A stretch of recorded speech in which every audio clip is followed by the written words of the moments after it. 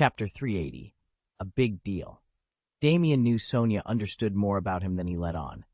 If she hadn't, he might have been as frank as Tony, announcing whenever he planned a night out chasing women. But Sonia was too perceptive. She noticed the nights he slipped away, yet never directly confronted him. That silence gave Damien a strange peace of mind. He could keep his habits without feeling like a traitor. Today, though, there was no work to do. No field missions, no clandestine errands. Damien stretched and tucked his boots under the shoe rack. "We actually have a day off," he said, glancing at the empty calendar slots on the wall. Sonia, already dressed in a vibrant red sweater and dark jeans, flashed him a bright smile. She'd swapped her usual uniform for something festive and was busily stringing paper lanterns across the living room ceiling.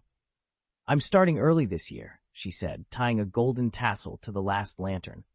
"In the past, I waited until after my evening rounds, but if we want a proper New Year's atmosphere, we might as well get a head start." Outside, members of the Void cult were erecting arches and hanging banners along the island's main street. The winter air crackled with anticipation.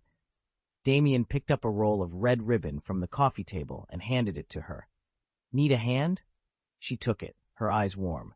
"Thank you. I'd love the help." Together they worked, Damien tying neat bows on silk banners that wished prosperity and peace, Sonia carefully aligning paper cutouts of the Fu character on the wall. As the afternoon sun filtered through the frosted windows, their living room blossomed into a sea of red and gold. When they paused, Damien studied the transformation and Sonia's satisfied expression. "Will tonight be different?" he asked quietly. She paused, holding his gaze. "It's a big deal to me," she admitted softly. "I want us to start the year together, on the same page." He nodded, feeling the weight of her words settle in his chest. Outside, distant laughter and the beating of drums drifted in on the cold breeze. Inside, under the glow of their newly hung lanterns, Damien realized this new year could be the one where things finally went right. The past didn't have to define them. With the house shining around them, they were ready to make a fresh start. Together. Time inched forward until the clock struck midnight, and the great bell tower on Void Island began to toll in steady, resounding peals. On the balcony of the villa, perched atop the mountain, Damien and Sonia stood side by side, gazing out at the tapestry of lights that blanketed the island, each one sparkling like a jewel beneath the velvet night sky. "Happy New Year, Mr. Cassidy," Sonia said, her scarlet gown shimmering with every breath. Her smile was radiant, her eyes bright with hope. "Thank you for all you've done. I look forward to your guidance and your continued support of the Void God cult this coming year." Damien inclined his head, watching the final echoes of the bell fade into the cool air. With the stroke of midnight, 2015 had arrived, and with it the 5th anniversary of the Void God cult's founding. In merely 5 years, a fledgling faith had grown into a formidable force. Under Sonia's tireless leadership, the cult's membership had swelled, its influence tightened, and talk of territorial expansion no longer seemed a distant dream. All of it, he knew, was a testament to Sonia's unflagging devotion. He met her gaze, calm and resolute. "As always, I'll stand by your side," he promised. Together, under the stars, they watched the lights of Void Island dance, ready to shape the future of their faith, hand in hand. "Don't worry, Cassidy has taken a liking to you. I'll remain by your side for as long as I live." Sonia's eyes lit up at his words. "The Void God Church couldn't ask for a more capable steward," she replied, a warm smile playing on her lips. He caught the hidden meaning behind her praise and returned her smile. "With praise like that from you, how could I refuse?" Sonia raised her glass. "To the new year." Damien Cassidy didn't directly address the question she'd hinted at, but his agreement was unmistakable. He would stand by her, come what may. In that quiet moment, he shared more of his true feelings than he ever had before. Their relationship remained undefined, but for Sonia, the promise in his eyes was enough. Damien lifted his glass to hers. "To the new year." Their crystal goblets chimed sharply. Once the wine was gone, they stepped inside the grand hall, where a sumptuous feast awaited them, an evening of celebration to welcome the year ahead. As the final chime of midnight rang out, Tony's experimental complex exploded in color. brilliant firework shells burst overhead, turning the ink-black sky into a kaleidoscope of reds, blues, and golds. Down below, every corner of the island seemed to come alive with laughter, music, and the scent of festive spices. On the rooftop terrace of Tony's main lab, Damien stood among a circle of friends, Renoli, Alex, and the others, raising his glass to toast the new year. For the first time in his life, he felt truly at ease. His recent induction into the Void God cult had been fraught with tension, but tonight that burden melted away in the glow of friendship and celebration. Damien remembered past New Year's in Asgard, solemn rituals, stiff courtiers, and a sense of obligation rather than joy. He'd always found himself too distracted or too empty to savor the feast or join in the revelry. But now, with fresh vitality coursing through him, every bite of roast boar and every sip of spiced mead seemed to recharge his very core. He laughed freely, trading stories of narrow escapes and impossible discoveries with the team, delighted by how good it felt to be so alive. When the fireworks finally faded, Renoli offered Damien a warm smile. "I'll see you tomorrow at dawn," she said. "Pilgrimage to the Void Temple officially starts at first light." Alex patted Damien on the shoulder. "Rest well tonight. We leave early." Damien nodded, his heart brimming with anticipation. The road ahead was uncertain, but for the first time, he welcomed it. With new allies at his side and the power of the Void God flowing through him, he was ready for whatever the new year and the mysterious pilgrimage might bring. Damien headed back to finalize his offering. This time, he would contribute 700 million credits, 100 million more than Tony and Alex. He'd been fortunate enough to secure Soul's assistance. Without it, even his best efforts wouldn't have yielded such a sizable sum. Steve, meanwhile, had borrowed 10 million credits from Tony. He intended to lay down 5 million as his tribute, a gesture of gratitude as he didn't plan to settle permanently on Void Island. Failing to offer thanks on his first visit to the temple would have left him uneasy. None of the Void cult members slept that night. They kept the celebration going well into the early morning, and by dawn they were already on the move. One by one, they poured into sleek transports bound for the Void Temple. Tony summoned Jarvis to pilot his space battleship, and Steve, Paige, Banner, and Pepper all joined the voyage. As the vessel approached, the Void Temple emerged from the darkness like a colossal monument of light. Brilliant beams radiated in every direction, illuminating the sky and ground alike. It was Steve and the others' first glimpse of this legendary sanctuary, and as the temple's glow washed over them, their eyes widened in awe. All around the Void Temple, cultists floated down from the hovering battleship, each bearing chests overflowing with rare artifacts. On the temple's soaring platform, piles of glittering treasures grew by the minute, and a mound of lustrous cosmic coins began to take shape. At that moment, Tony Stark's interstellar warship glided into position, its massive cargo bay doors swinging open. A glittering torrent of purple-hued coins poured out, piling high until it rivaled the statue of the Void God itself. "Whether you give or not, you'd be a fool to stay on the Sam. Idolines," one acolyte whispered, eyes shining. "Tony Stark never does things by halves," another replied. "Last year, his donation nearly bankrupted half the galaxy, and look how our coffers swelled."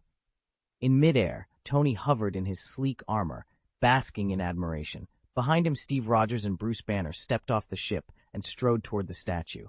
Bruce knelt first, laying 10 million space credits at the base. Steve followed with 5 million.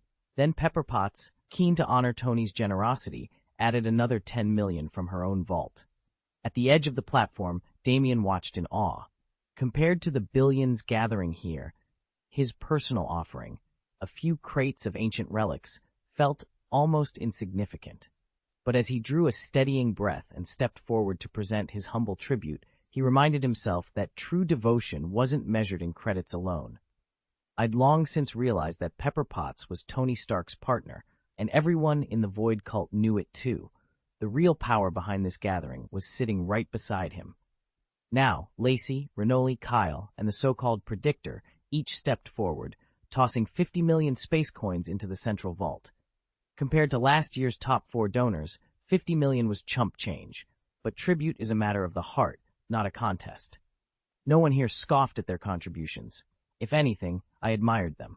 Most cult members barely scraped together a few million or tens of millions. Billionaires like Stark and Alex were in a class by themselves. Sure enough, Alex's Star Cruiser then eased into the hangar. With a single sweep of his hand, he unleashed a 3 billion coin pile, nearly as towering as Tony's earlier offering. Just as we were still gawking at that spectacle, the unmistakable silhouette of Asgardian warships broke through the atmosphere. Their golden runes gleamed in the hangar lights. God King Odin, the Lord of Asgard, was one of the universe's greatest power players, and everyone knew his tribute would put every other donation to shame. How much would he give? No one could guess. Together we all looked up, hearts pounding, eager to see the King of Asgard take his place in the ceremony. Chapter 12. The Offering of 7 Billion. Damien stood atop the obsidian dais, the murmurs of the Void Cult pilgrims swirling around him like restless specters. Before him loomed the massive, runic altar, a gaping vortex of purple energy that pulsed with otherworldly power. Clutching his ceremonial staff, he cleared his throat and raised his voice so every worshipper could hear. I give thanks to Asgard's god king Odin for securing the blessing of Lord Kassadin, god of the void, and restoring us to prominence. Though the realms of Asgard and the Void Cult lie ever farther apart, I vow that our devotion will never waver, even if I cannot make this pilgrimage each year. He paused, letting the hush fall over the crowd. Then, with deliberate solemnity, he announced his offering. Behold, 7 billion cosmic coins, presented in earnest hope that Lord Kassadin will look kindly upon Asgard in the days to come. In return, Asgard pledges greater contributions to the Void Cult, and extends the hand of fellowship to all our void-bound kin. A wave of cloaked figures pressed forward, their eyes bright with anticipation as Damien intoned the final words, "Long live the void." Before the last syllable had left his lips, the sky above the altar tore open. A brilliant rift of violet light snaked through the air, illuminating every upturned face. From that crack in reality poured a torrent of glowing, purple-tinged coins. They tumbled like meteorites, clinking against stone as they rained down in a shimmering cascade. Gasps and whispers swept through the congregation. 7 billion. That's more than Tony Stark ever offered. Incredible generosity. If this marks Odin's return to power, the universe will tremble beneath him once more. And at the center of that brilliant tier stood Odin himself, resplendent in armor wrought from starlight, his voice reverberating across the plain. Rise, children of Asgard and the Void. Your tribute is received. Let this union herald a new era of cosmic ascendancy. As the pilgrims knelt and the coins settled around their feet, Damien allowed himself the smallest, triumphant smile. The alliance was sealed. The next age of gods had begun. It seems he's truly embraced the Void Cult. His strength is intimidating, but his sincerity and devotion make him a steadfast ally. Before them, Odin's offerings rose into 2 colossal heaps, completely dwarfing those of Tony and Damien. Damien, having been tipped off by Tony about this dramatic gesture for Odin's first New Year's pilgrimage, merely smiled. As expected of Mr. Odin, what incredible generosity. Kyle stared in awe. Tony had explained that once the pilgrimage concluded, Odin would formally join the Void Cult, but none had imagined he'd bring such prodigious tribute so soon. It was heartening to see that the Polygod King not only commanded immense power, but also placed unwavering faith in Lord Kassadin, the Void God, and proved remarkably munificent. Cultists gathered around the towering piles, voices hushed with reverence. Welcome to the Void, Odin, king among gods. With his arrival, the Void Cult gains another mighty champion. With them as examples, one disciple murmured, we'll have to pick up the pace. And just look at the scale of their gift. Over 10 million, another added in awe. The Void Cult members stood in stunned silence. Watching Odin's astonishing generosity had cut through every excuse they'd clung to over the past year. Shame washed over them for their earlier complacency. Determined to prove themselves worthy, they set to work at once. Moments later, Damien's second report, a detailed 3,000-word petition, was dispatched to the grand altar, its pages brimming with new offerings and promises of greater efforts to come. Chapter 381, an opening for dialogue. We don't have the authority to admit the Asgardians, one council member protested. They're not fellow devotees of the Void Faith yet, added another. A third voice piped up. But Mr. Odin, you pledged yourself to the Void Cult already. If anyone can vouch for them, it's you. At that moment, King Renaud of Asgard moved forward. He gave Odin a courteous nod and extended his hand with a confident smile. True, Renaud conceded, it isn't an easy decision to welcome an entire nation into our ranks. But I speak to you today, not merely as a fellow member, but as the King of Asgard. Believe me when I say the hearts of my people are ready to embrace the void. Odin clasped Renaud's hand firmly, returning the smile.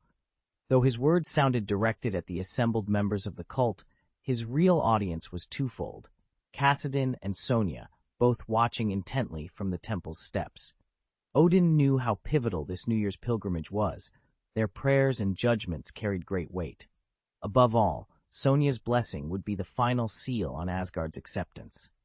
Meeting Renaud's gaze, Odin took a steadying breath. Your Majesty, he began, voice rich with resolve, the path you offer is one of tremendous responsibility. But if everyone present agrees to uphold the tenets of the void, then let us consider this union. A ripple of murmurs washed through the courtyard as the Void Cult's members exchanged glances. Far above, the temple bells tolled, marking the dawn of a new year and the possibility of a powerful new alliance. Lacey glided forward, her smile bright as a spring bloom. Odin, would you teach us Asgard's magic? She asked, her voice gentle. It's always felt so mysterious. Only members of the royal family are ever allowed to learn it. Odin regarded her for a moment, pleasantly surprised by the request. Then he returned her smile.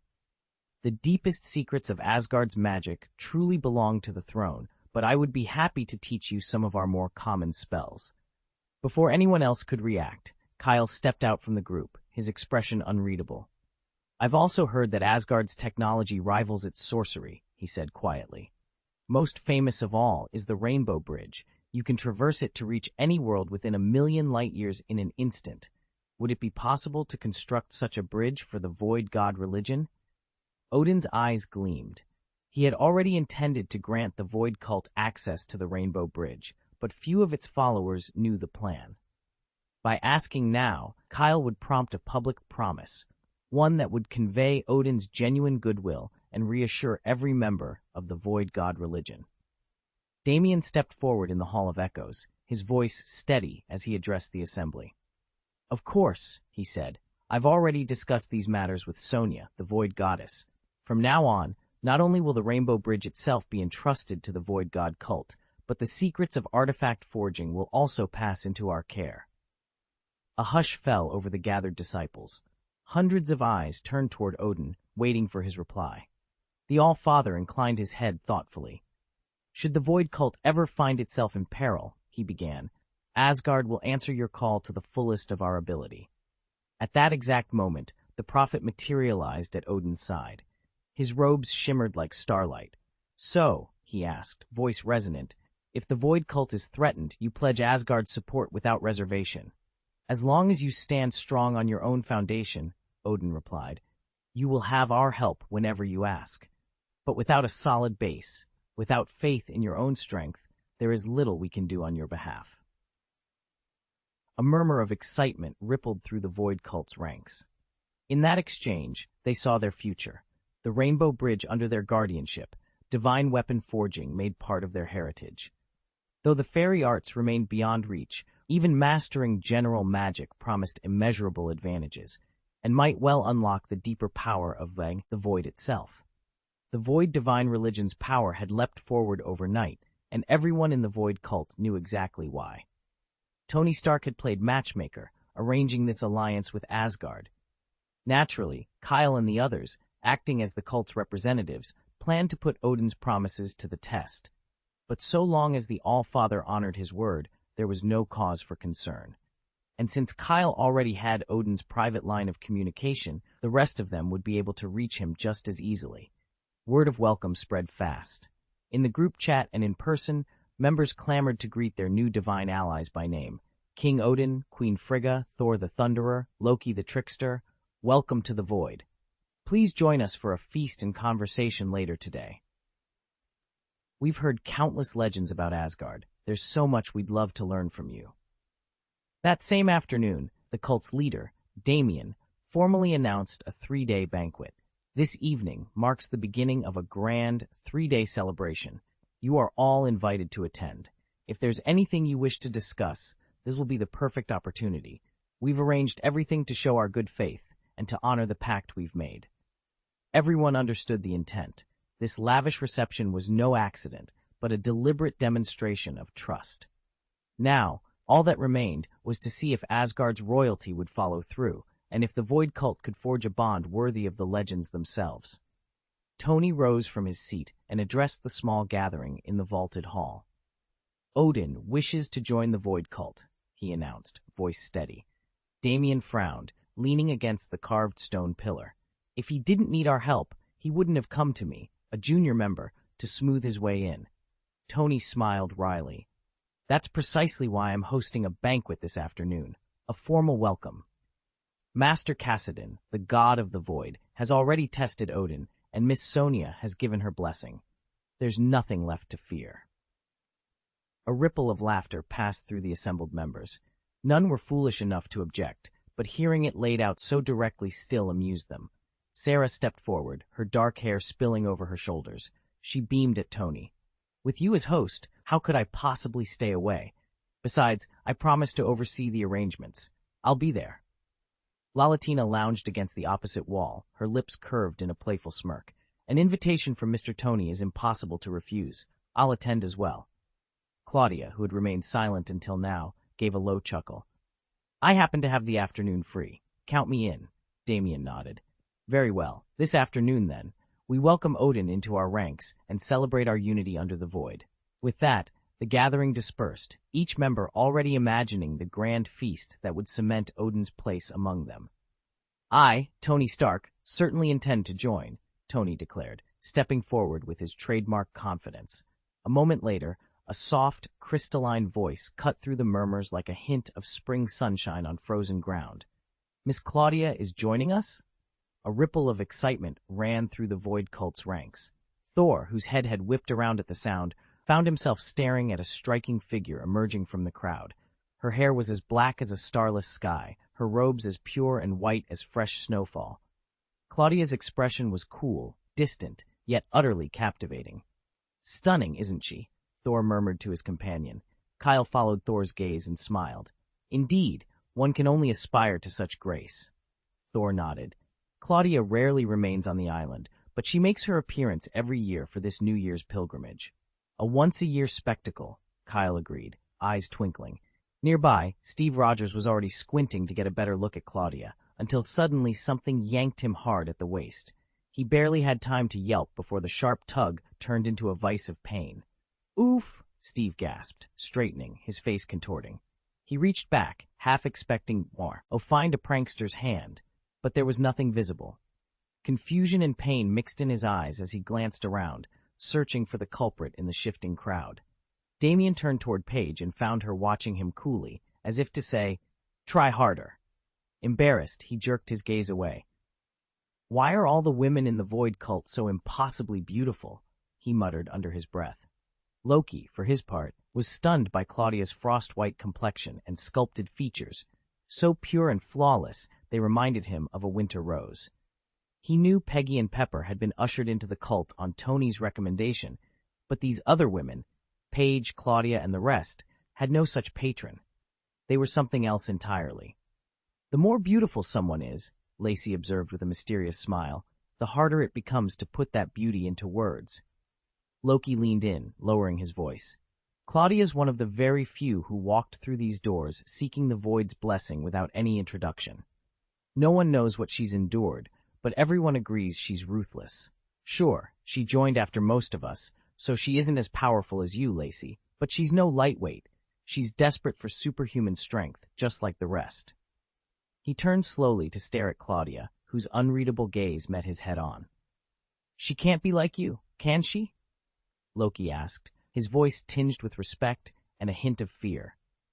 Damien flinched as Loki's voice cut through the air. You guessed right, Loki said, tapping the bruise on Damien's shoulder. She hits you just the same way I do. There's no difference. You can't beat either of us. Lacey, standing nearby, caught each word and let a slow smile spread across her face. That's true, for now, she teased. Loki bristled at Lacey's smooth confidence and fired back without missing a beat. Damien caught the spark in his eyes, but Lacey merely glanced at him, still smiling, and fell silent. "We'll see," she murmured. At that, Loki felt a surge of competitive fire. He knew Lacey was right. At this very moment, he couldn't outmatch her. Her blows felt almost as punishing as they did when she'd beaten Steve. Yet Steve had started from a far weaker position, and Loki himself had a higher base level than both Steve and Lacey. With his upbringing and the Void's blessing on his side, he refused to believe he'd never overtake her. Lacey's grin only widened as she noticed the determination flashing in Loki's eyes. The more challengers she had, the harder she could push herself, and the stronger she'd become. Soon enough, the New Year's pilgrimage was over. I, Damien, stood among the throng, offering my tribute and waiting for Lord Cassidy's divine sign. But as the minutes passed and no miracle appeared, I realized he wouldn't be canonized this year. Murmurs spread through the pilgrims, and one by one they drifted off in search of a bite to eat, planning to meet again at Tony Stark's grand banquet that afternoon. When Odin finally descended from the heavens, he surprised everyone. In past pilgrimages, a lone priest or two was enough to send him fleeing in fear. This time, however, he strode forward and greeted them with an easy nod. That simple change filled the Allfather's heart with hope.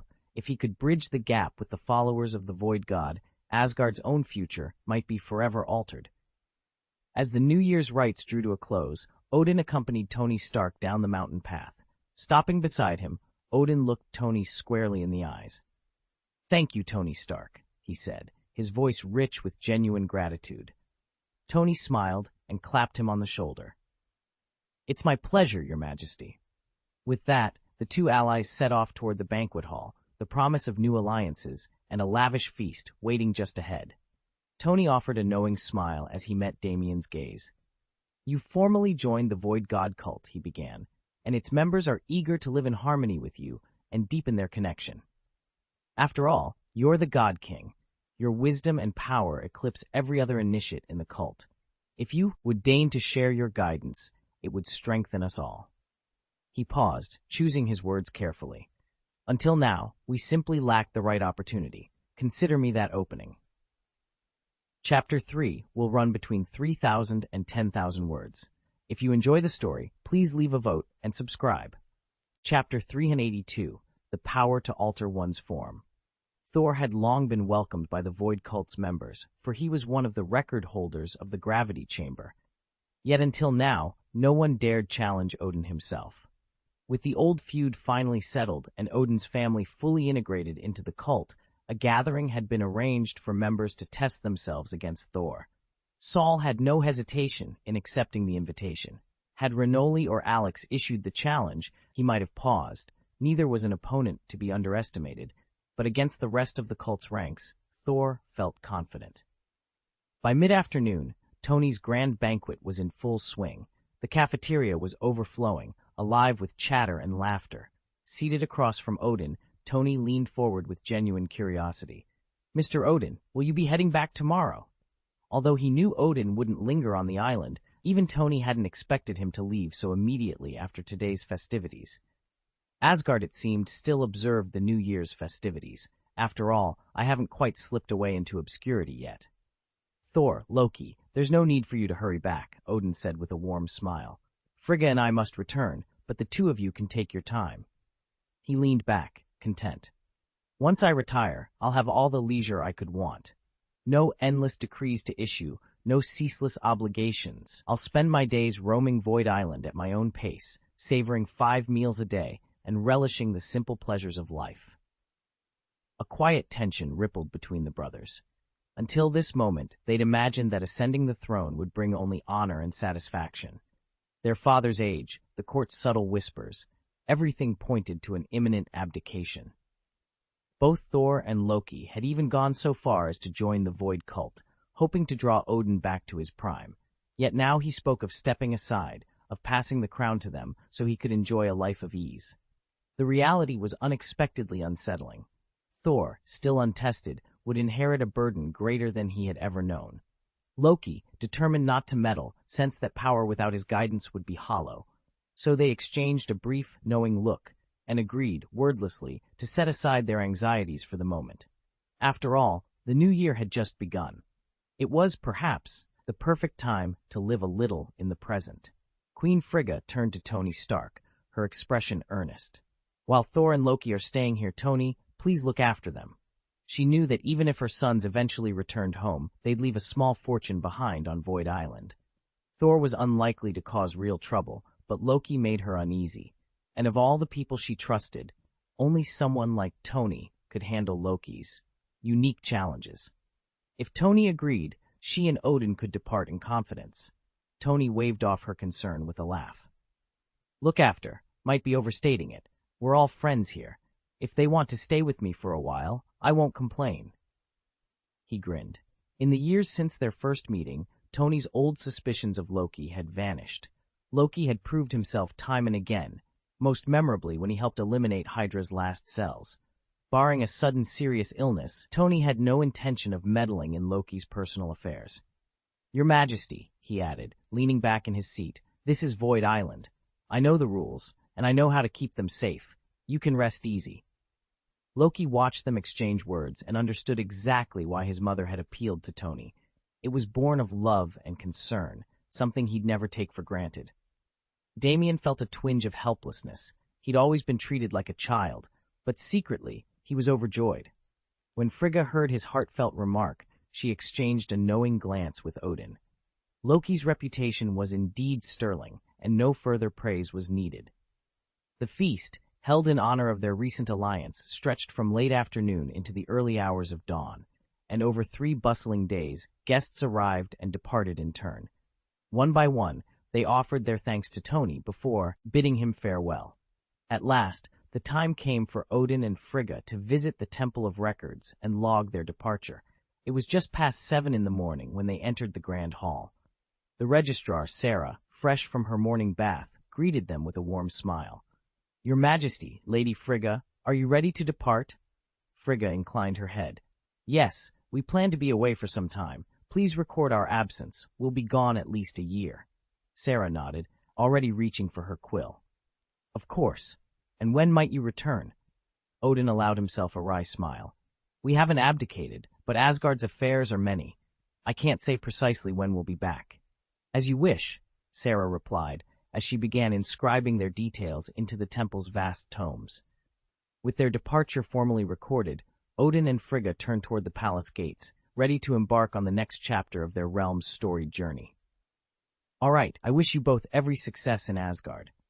I'll always be here, waiting for your return to Void Island."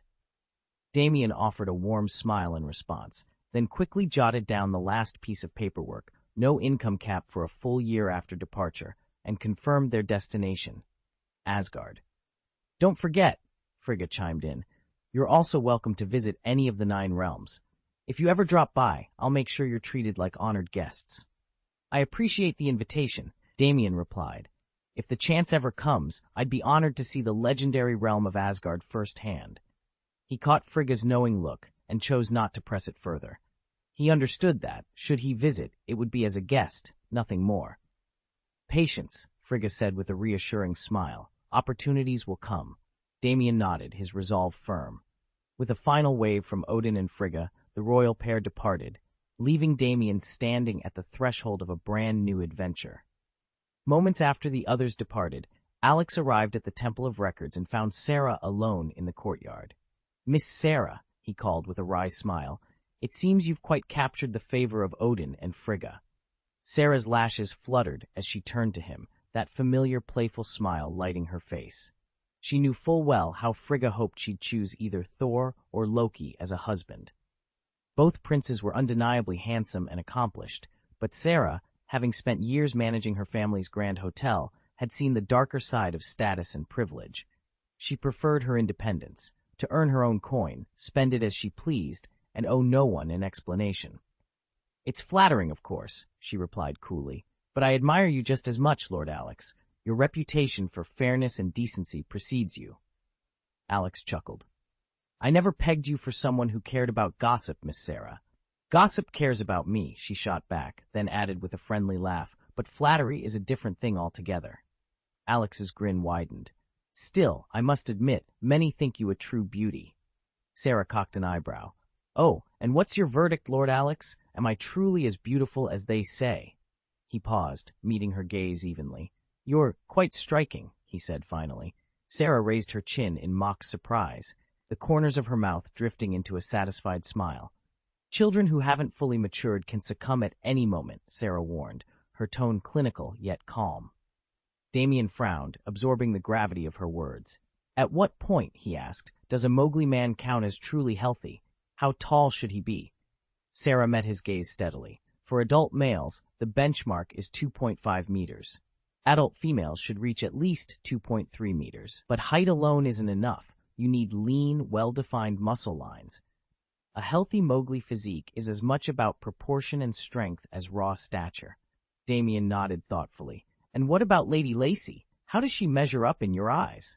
Sarah considered the question, tucking a strand of dark hair behind her ear. Lacy hasn't quite hit the height standard for a woman, yet I've never seen anyone her size display such raw power. Her strength is more than admirable, it's exceptional. A small smile tugged at Damien's lips. Among the Xandar, our ideal development blends both form and function, a commanding presence, harmonious proportions, and a striking appearance. At that moment, a cool voice drifted in from the room beyond. So now I'm underdeveloped, am I? Lacy stepped into view, arms crossed, her eyes flashing with outrage. The challenge in her stance made it clear she wouldn't let Sarah's measured assessment go unchallenged. Damien was heading home when he paused just outside the Temple of Records and overheard Alex talking about him.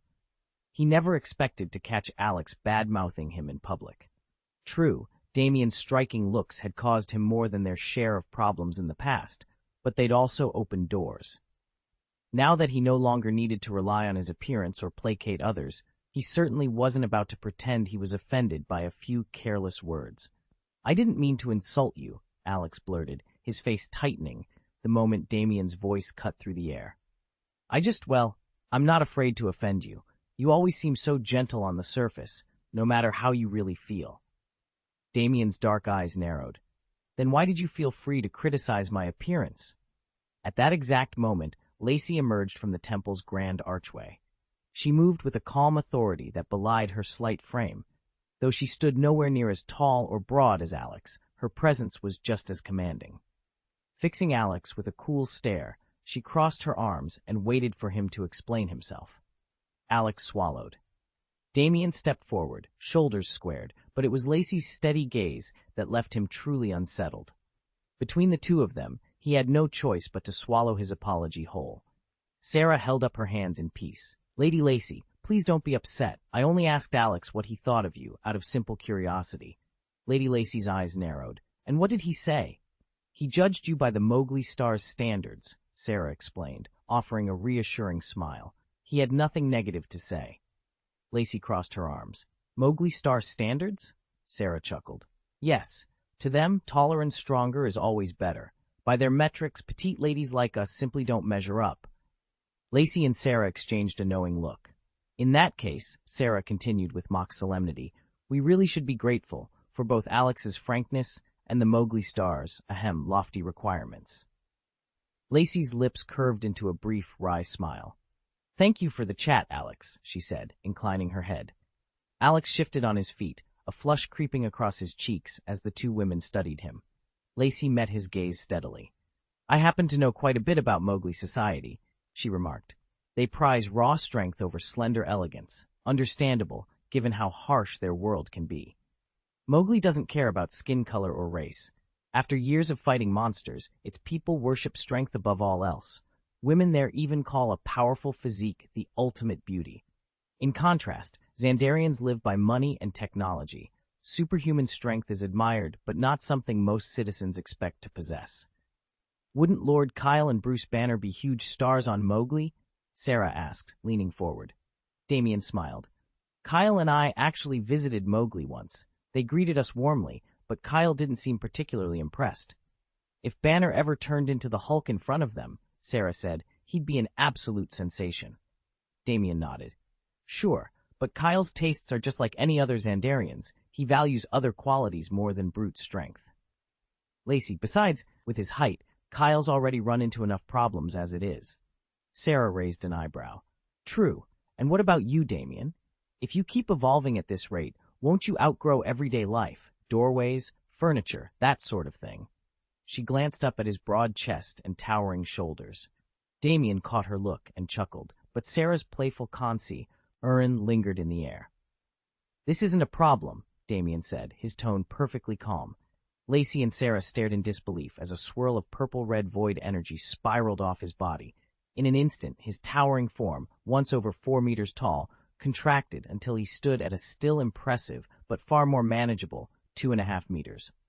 You can actually change your size at will? Lacey gasped, her eyes wide. She'd fought alongside Damien on the monster planet for months, but had never suspected he possessed such an ability. Sarah, still recovering from the shock, added, I thought your smaller form was your natural state, and the giant form just an overdrive. Damien flexed his fingers, testing his new proportions. I've faced Lord Cassidon both as a tiny figure and as a colossal behemoth. Once I realized the Void's potential for altering form, I adapted my own body type. Trust me, existing perpetually at 4 meters tall brings its own set of inconveniences.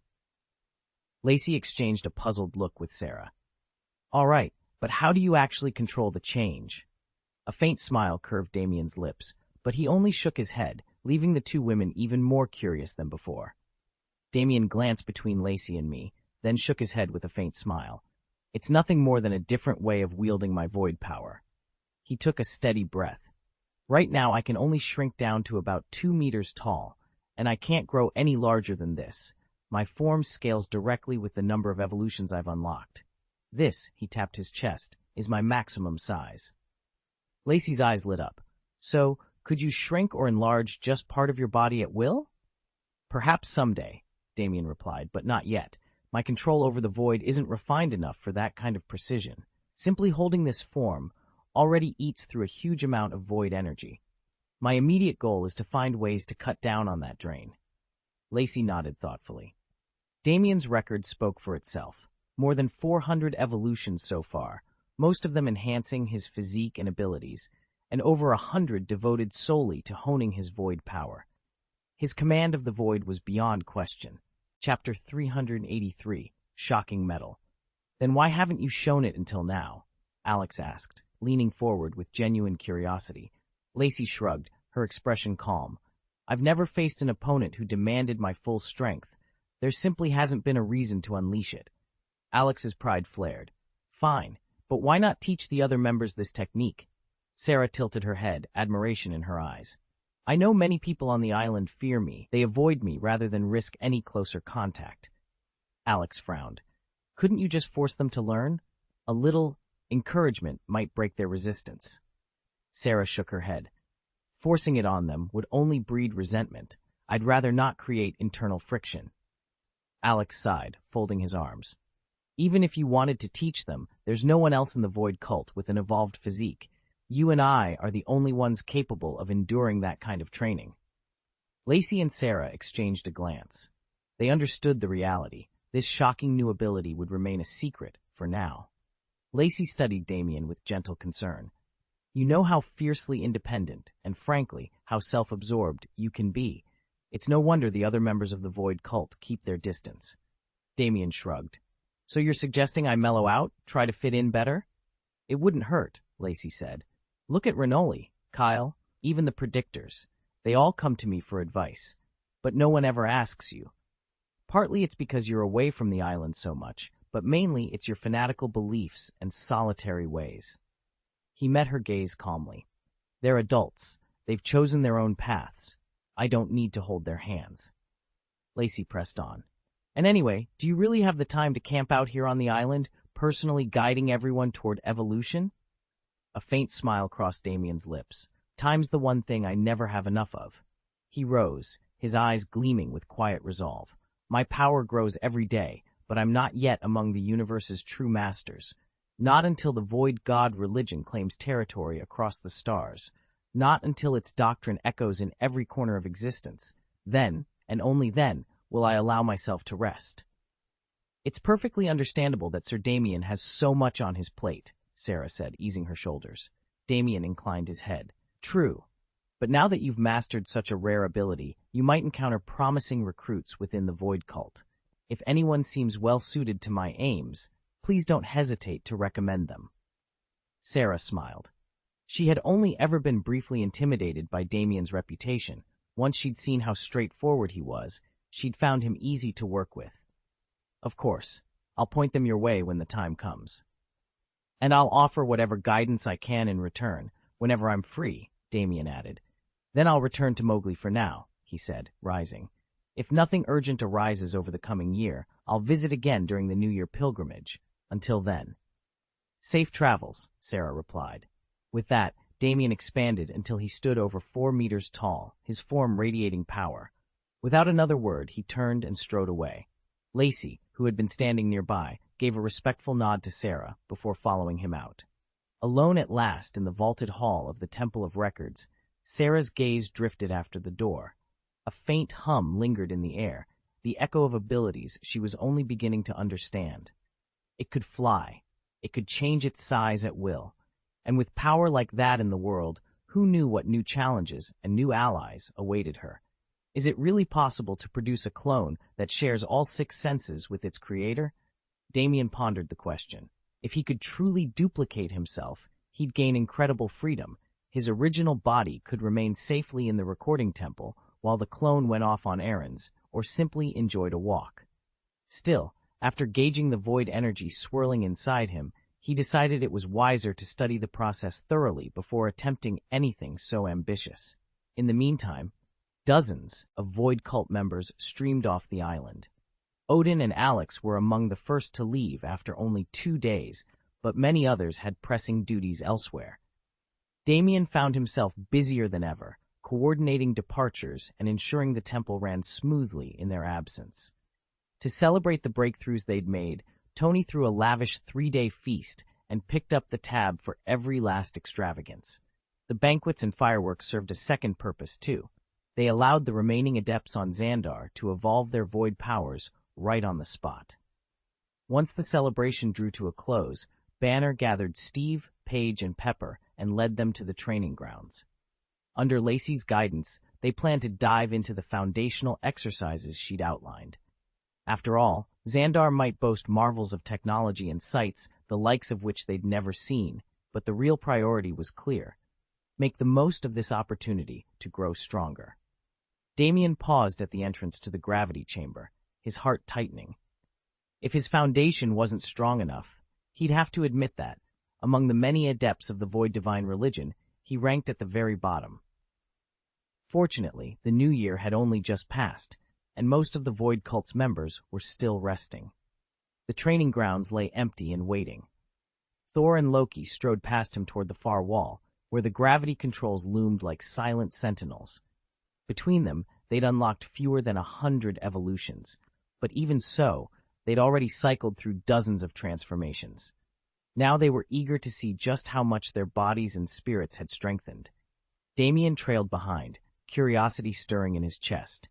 Damien watched as Banner, once a student of Steve Rogers, stretched out his massive arms. Though the Hulk's fighting style had been shaped in part by Steve's careful instruction, Banner's raw power and instinct had long since eclipsed his mentor's technique. Steve stepped up beside him, rubbing his chin. "Banner," he asked, "what's our training regimen today?" Banner blinked, then turned to face them. "The metals here are graded by weight," he explained. He waved toward a series of hulking plates lining the far wall. "They range from 50 tons all the way up to 2,000. Your task is simple. Strike them, any way you like, and shake them. It doesn't matter if you punch, kick, slam, or blast. The point is to prove you've got the strength to move that iron." As Banner laid out the plan, Damien felt a surge of determination. No more doubting his place in the Void Cult. He would endure every crushing 100, every punishing 1,000 tons, until he knew, beyond question, that his foundation was unbreakable. How many tons is the metal mountain left behind by Lacey's attack? Steve's gaze went wide as he processed the figure. He shivered at the thought, then, steeling himself, asked, 500 tons? You're not seriously thinking of using Lacey herself to test it, are you? Banner shook his head. No, as terrifying as Lacey's raw strength is, she didn't shatter that metal mountain purely through brute force. Steve frowned. Then what did she do? She's mastered a refined energy control technique, Banner explained. She can induce precise vibrations in the metal mass, causing it to resonate and crack apart. Steve ran a hand through his hair in frustration. So you're saying she can rattle that 500-ton structure with power comparable to mine, yet I can't? Banner gave him a sympathetic look. That's exactly right. Steve let out a long, exasperated sigh. I still can't wrap my head around it. Banner simply nodded. I know, but it's the truth. Damien had once believed that sheer power was the ultimate measure of strength, until he watched Kyle rip open that reinforced door with a single palm strike. He now understood that two fighters of equal might could still wield their strength in very different ways. I'll give it a try, Damien said. At Banner's nod, Damien advanced on the sea, colossal metal formation looming before him, a half-kilometer-wide base rising tens of meters into the sky. He balled his fists, veins standing out on his forearms, and fixed his gaze on the unyielding surface. With a sudden crack in the air, he vanished from sight. Moments later, Damien reappeared at full sprint. He charged, shoulder and palms driving into the mountain's face, channeling every ounce of power he had. A deafening bang shook the air, but when the echo faded, the steel massif only trembled once before falling silent, utterly unmoved. The force of his own blow recoiled through Damien's body, hurling him backward. He sailed through the air, landing hard and upside down, fully aware that this mountain was far more resilient than he'd anticipated. Damien hit the ground hard. His palms and shoulders went numb, and bright red blood welled from the fresh wounds. Lying flat, he stared up at the towering metal monolith before him, a structure so immense it felt more like a mountain than a mere alloy construct. Shock and frustration warped his gaze. He'd unleashed everything in a full-speed sprint, slamming into the thing with all his might, yet it barely trembled. Worse, the explosive recoil had blasted back at him, leaving him battered and bleeding.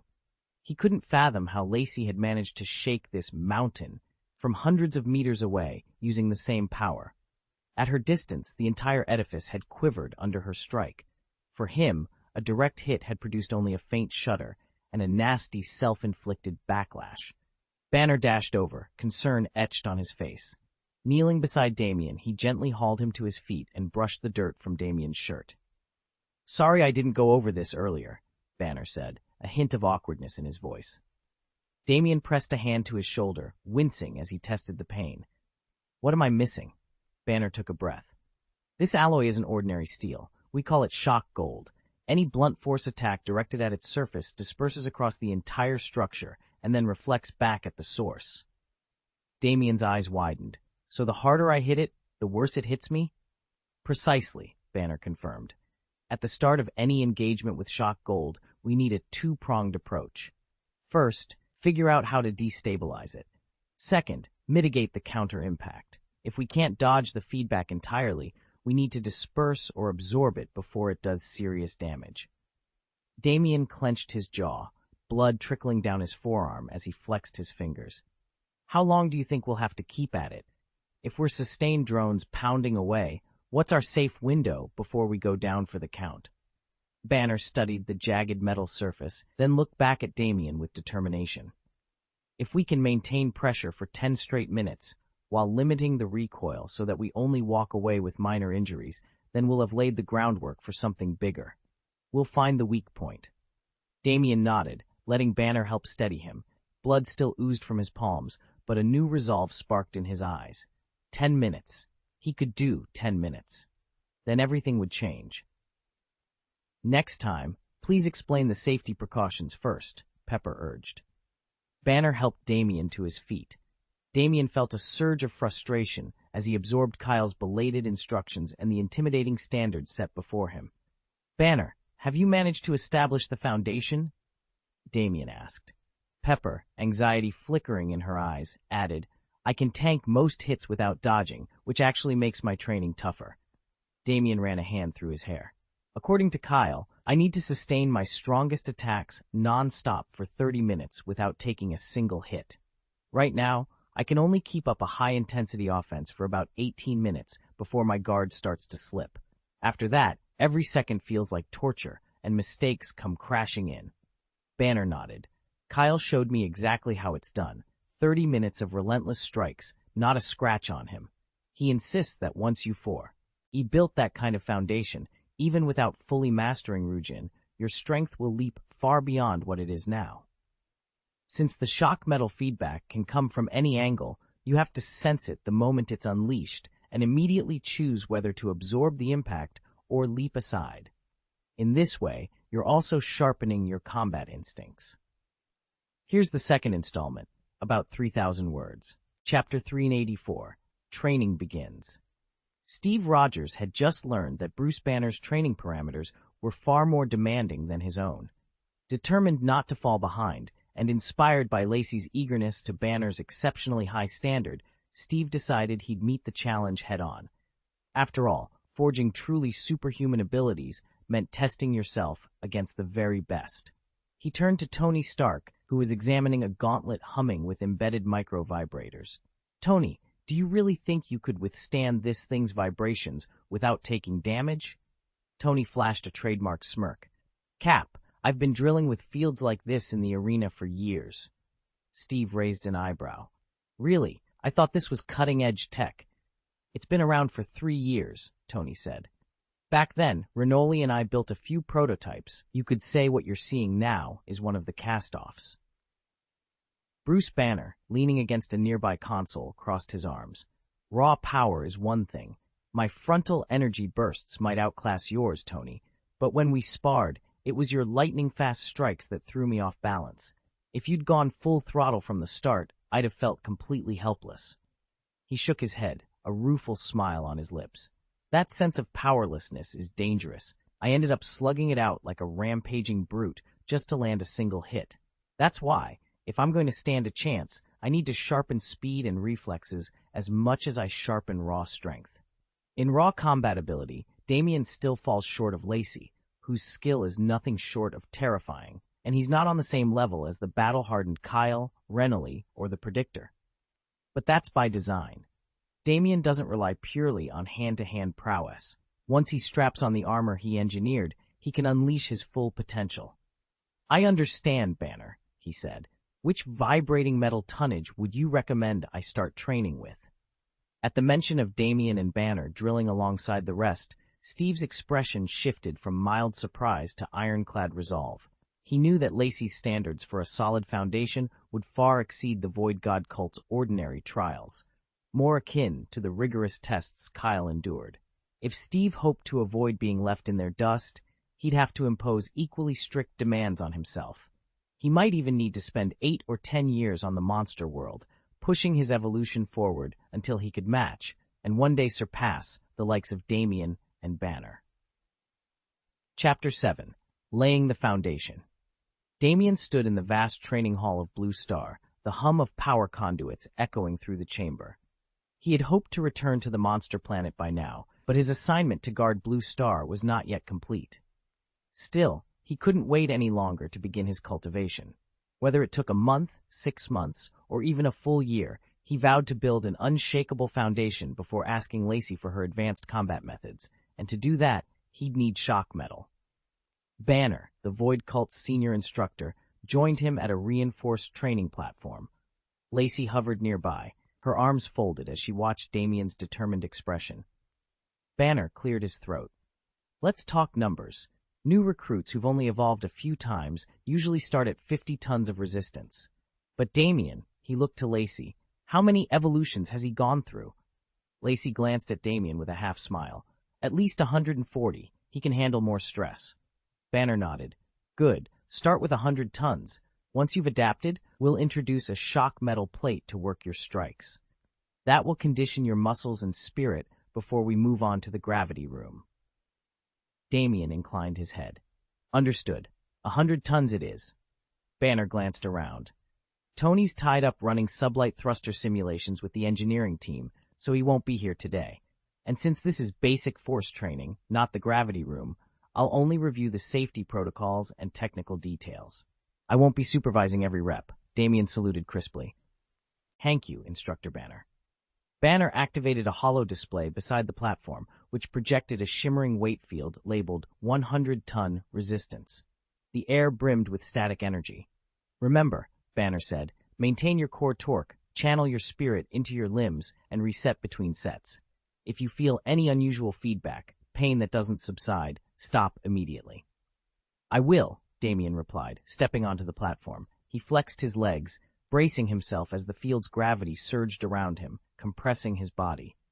Sweat glistened on his brow, but his gaze remained steady.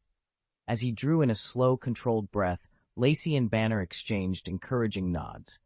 This was only the beginning, but Damien was ready to push beyond his limits. And so, beneath the low hum of the training hall, Damien's journey to true strength began. The new year had just passed, and most of the Void God Cult's members were still taking their annual rest. Once they resumed daily training, you'll have the chance to study their techniques in action, or approach them directly and trade tips. Even a casual sparring session can teach you a great deal. If you really want to survive in this strength-driven world, you must seize every opportunity to learn, Banner continued, addressing Damien, Paige, and Pepper. By joining the Void God Cult, they had left behind a safe, ordinary life and entered a realm where power rules above all. In that realm, one could choose to lie low and simply get by, but if your ambition was to become the strongest of the strong, there was no room for idleness. All right, that's enough for today, Banner concluded. Steve gave them an encouraging nod. Miss Pepper, Miss Paige, if any questions come up, you can contact me or Tony at any time. Banner watched the two young women with a warm smile. Take your time, he added. Learn as much as you can. We all start from zero. With that, he turned and walked away, leaving Damien, Paige, and Pepper to prepare for the challenges ahead. Pepper gave a curt nod. Understood. She knew that if Tony guided her personally, her progress would accelerate, but he was swamped with high-priority research. She resolved to bother him as little as possible and push herself. Paige, too, nodded in agreement. Once Banner finished his instructions, he headed straight back to the lab in search of Tony. On the training floor, Steve, Paige, and Pepper stood poised before a chunk of pulsating metal. They took turns striking it, the vibration biting through their shields. Within minutes, all three were cut and bruised, blood trickling down their arms. Yet the pain only fired their resolve. None of them was willing to back down. With every wound, they pressed on harder, perfecting their timing, refining their footwork, growing stronger. Soon Banner returned to the lab. Tony looked up from his workstation and asked without preamble, "How are they doing?" Damien's first attempt was almost his last. He'd refused to trust Xi's caution and insisted on lifting that 500-ton iron block himself, only to have it collapse on him. Ever since, I've passed every detail along to Xi, and Damien has finally reset his mindset. He's wiped the slate clean and gone back to the basics of his training. Banner cracked a smile. That's classic Damien, always diving in headfirst. Tony laughed softly. Right, but if he truly wants to earn a place in the combat division and eventually catch up to, even surpass us, he'll have to push himself mercilessly. I just don't know if he's ready to be that ruthless. They both glanced over at Lacey, the division's living legend. With someone as fearsome as her setting the bar, Tony knew that a warrior's starting point meant little. Damien had no innate gifts to fall back on. His only path to real power lay in training that would break ordinary people. As the Void God sect continues to evolve, its influence will outpace countless factions across the universe, but compared to many of its peers, it still isn't among the elite. Only by enduring hardships beyond any normal reshape can Damien raise both himself and the sect to that higher level. Tony leaned back in his chair, swirling the amber liquid in his glass. Deep down, he wanted Steve, another recruit from Blue Star, to establish himself in the Void Cult and rise among its top elites. Whether Steve would push himself that far, Tony couldn't say. How far he goes, he mused, is his own choice. Bruce Banner, ever the pragmatist, nodded. Let's set Steve's future aside for the moment. We've got more immediate concerns, the sublight thruster engine. Tony raised an eyebrow. Damien won't just point us in the right direction, he said. He's digging up all the specs, blueprints, test data, every scrap of information we'll need. He should be back with it any minute. No rush. Tony added with a grin. We'll let him do his work. Bruce reached for a bottle of vintage bourbon and poured himself a generous glass. He settled into the seat beside Tony, and the room's holoprojector sprang to life. Damien's hologram flickered into view, his expression apologetic. Just so you know, Damien began, voice steady but tinged with regret, what I can provide you now, technical overviews, performance metrics, schematics, is pretty much the limit of what I'm authorized to share. The actual prototype hardware, the deeper R&D files, I'm afraid those stay on my end. He paused, as though weighing his words. I'll send everything I can, engine specifications, subcomponent analyses, even the latest test simulations, but the physical models and the full-scale experimental data remain off-limits. The team absorbed that, trading glances. Tony leaned forward, determination flashing in his eyes. Understood. Send it all the way you can. We'll take it from there. Damien offered a brief nod of acknowledgement before the holo vanished. Bruce took a sip of his bourbon and glanced at Tony. Well, he said, looks like our next step's clear. Let's see what he's dug up. Tony clinked his glass against Bruce's. To sublight breakthroughs, he toasted, and to Steve, wherever he ends up, may he aim as high as he can. Damien leaned back in his chair and forced himself to calm down. After all, he said, glancing between Tony Stark and Bruce Banner, we're still part of the Nova Corps. I understand. I never meant to betray you. Tony gave him a small, reassuring nod. You're right about that. Sharing general theory, background research, even preliminary data, that's fine. Any Nova Corps officer with the proper star-level clearance can recruit others and discuss those things freely. But our production blueprints, the status of classified experiments, the final test results, that's top-secret material. If you were to help the Void Cult haul any of that out, Bruce Banner picked up the thread in a low, measured tone. It wouldn't just bar you from ever rejoining the Nova Corps. You'd be violating the Corps' deepest red line. Up to now, they've turned a blind eye to some of the Void Cult's underhanded tactics, always hoping to avoid an all-out war. But if you smuggle out our highest-level tech, if the Void God Cult actually shows it intends to consume the Nova Corps, they won't just stand by and watch. They'll muster the fleet, even move into the Void sector, and prepare for a full-scale war. Damien met their steady gazes, every word settling in his chest. He understood perfectly. He could never risk dragging the Nova Corps into open conflict, especially not when he was still one of their own. As long as you can process it, I'll transfer the data now. Damien let out a breath he didn't realize he'd been holding. Tony Stark and Bruce Banner hadn't imposed any further conditions. They'd trusted him implicitly.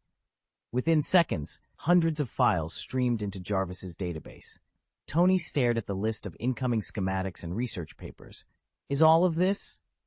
Every document on the sublight thruster engine, Damien confirmed. It's the most advanced propulsion technology in the galaxy right now.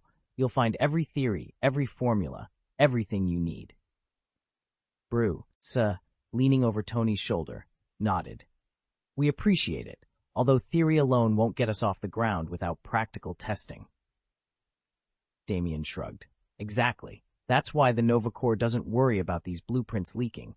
No one can just copy it in a lab. They'd need test facilities and rare materials, too. Access is pretty open. You only need a first-level security clearance to retrieve it. Tony exchanged a glance with Bruce, then turned back to Damien. Well, you've been more than generous. When this is all over, you owe us a favor, and you're invited to my next gala.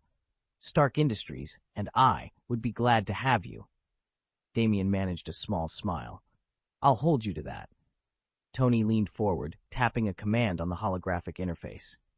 All right, gentlemen, let's see what Jarvis can do with this. This is just a small favor, Damien said with a light smile. As for the banquet, let's wait until the New Year's pilgrimage. You'll be there, and we can iron out all the details in person. I won't keep you any longer. With that, he ended the transmission. That marked his third 3,000-word update. 10,000 words in total. Please subscribe and vote. Chapter 385. I'll Teach You Tony Stark and Bruce Banner had thrown themselves into the sublight thruster project with renewed determination. As they pored over every fragment of theory Jarvis could dredge from the net, they realized just how much crucial data was missing. No wonder their designs had stalled at the same performance ceiling for months. Both men, renowned geniuses who thrived on solving impossible problems, were electrified by the challenge. They raced to absorb the unfamiliar mathematics and physics, determined to master every principle as fast as they could. For Banner especially, success with a working sublight engine promised more than scientific glory. It meant the financial freedom he'd dreamed about for years. Meanwhile, I, Damien, headed to the training bay to see what the new prototypes could do in real life. Strapped into the experimental thruster harness, I faced a series of concussive metal plates rated from 100 to 500 tons. I braced myself and lunged at the heftiest. 500 tons barely budged.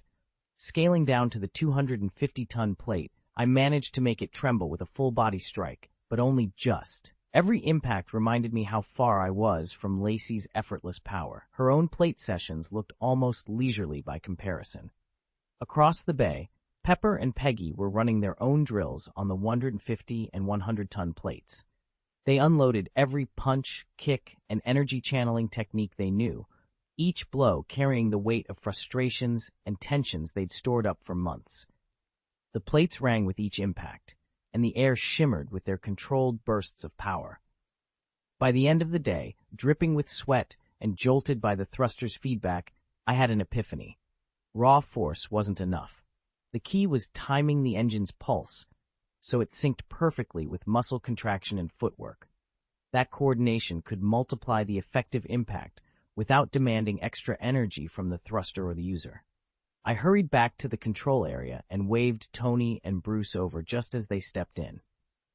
"Guys," I called, excitement in my voice, "I've found a way to channel the thruster's output through your core and limbs far more efficiently. You get more power with less strain. Let me show you how it works." They exchanged intrigued glances and followed me to the harness station. As the thruster hummed louder, we readied ourselves at the plate station, combining Tony's and Banner's scientific genius with my hard-won combat insight. In that moment, it felt like we were on the brink of something unstoppable. Pepper's evolution count had already climbed to 220, far beyond Tony's, and placed her squarely at mid-rank within the Void God sect. On Blue Star, few could match her strength, so she'd learned early to rein in her power and conceal who she truly was. Unable to stray too far from New York, she'd never found a worthy sparring partner, until now. The peculiar resonance of the metal apparatus thrilled her. No matter how fiercely she struck, it held together and snapped back into place. Feeling the raw power surge through her arms and shoulders reminded Pepper of her younger days, when she pushed herself mercilessly to master every aspect of combat. Crack! A thunderous report split the air over the courtyard, echoing like distant artillery fire. 10 days slipped by in the blink of an eye. By then, Sonia had assumed her official duties and was busy collecting the New Year's tributes from Void Sect members. When the final tally came in, the sum was staggering, 18.1193 billion. As the numbers settled on the ledger, Sonia's lips curved into a satisfied smile. These funds come from the Void God religion's development budget. After Sonia briefed Mr. Cassidon, she had been laying out this year's project plans. The more resources she secured, the more initiatives she could fund. Just then, Sonia sensed a presence nearly 30 miles away. Her mind raced as she recognized the signature aura of Mr. Tony, sweeping directly toward the mountaintop villa. "Mr. Cassidon, Mr. Tony is arriving in purse." "On," she announced, setting her papers aside.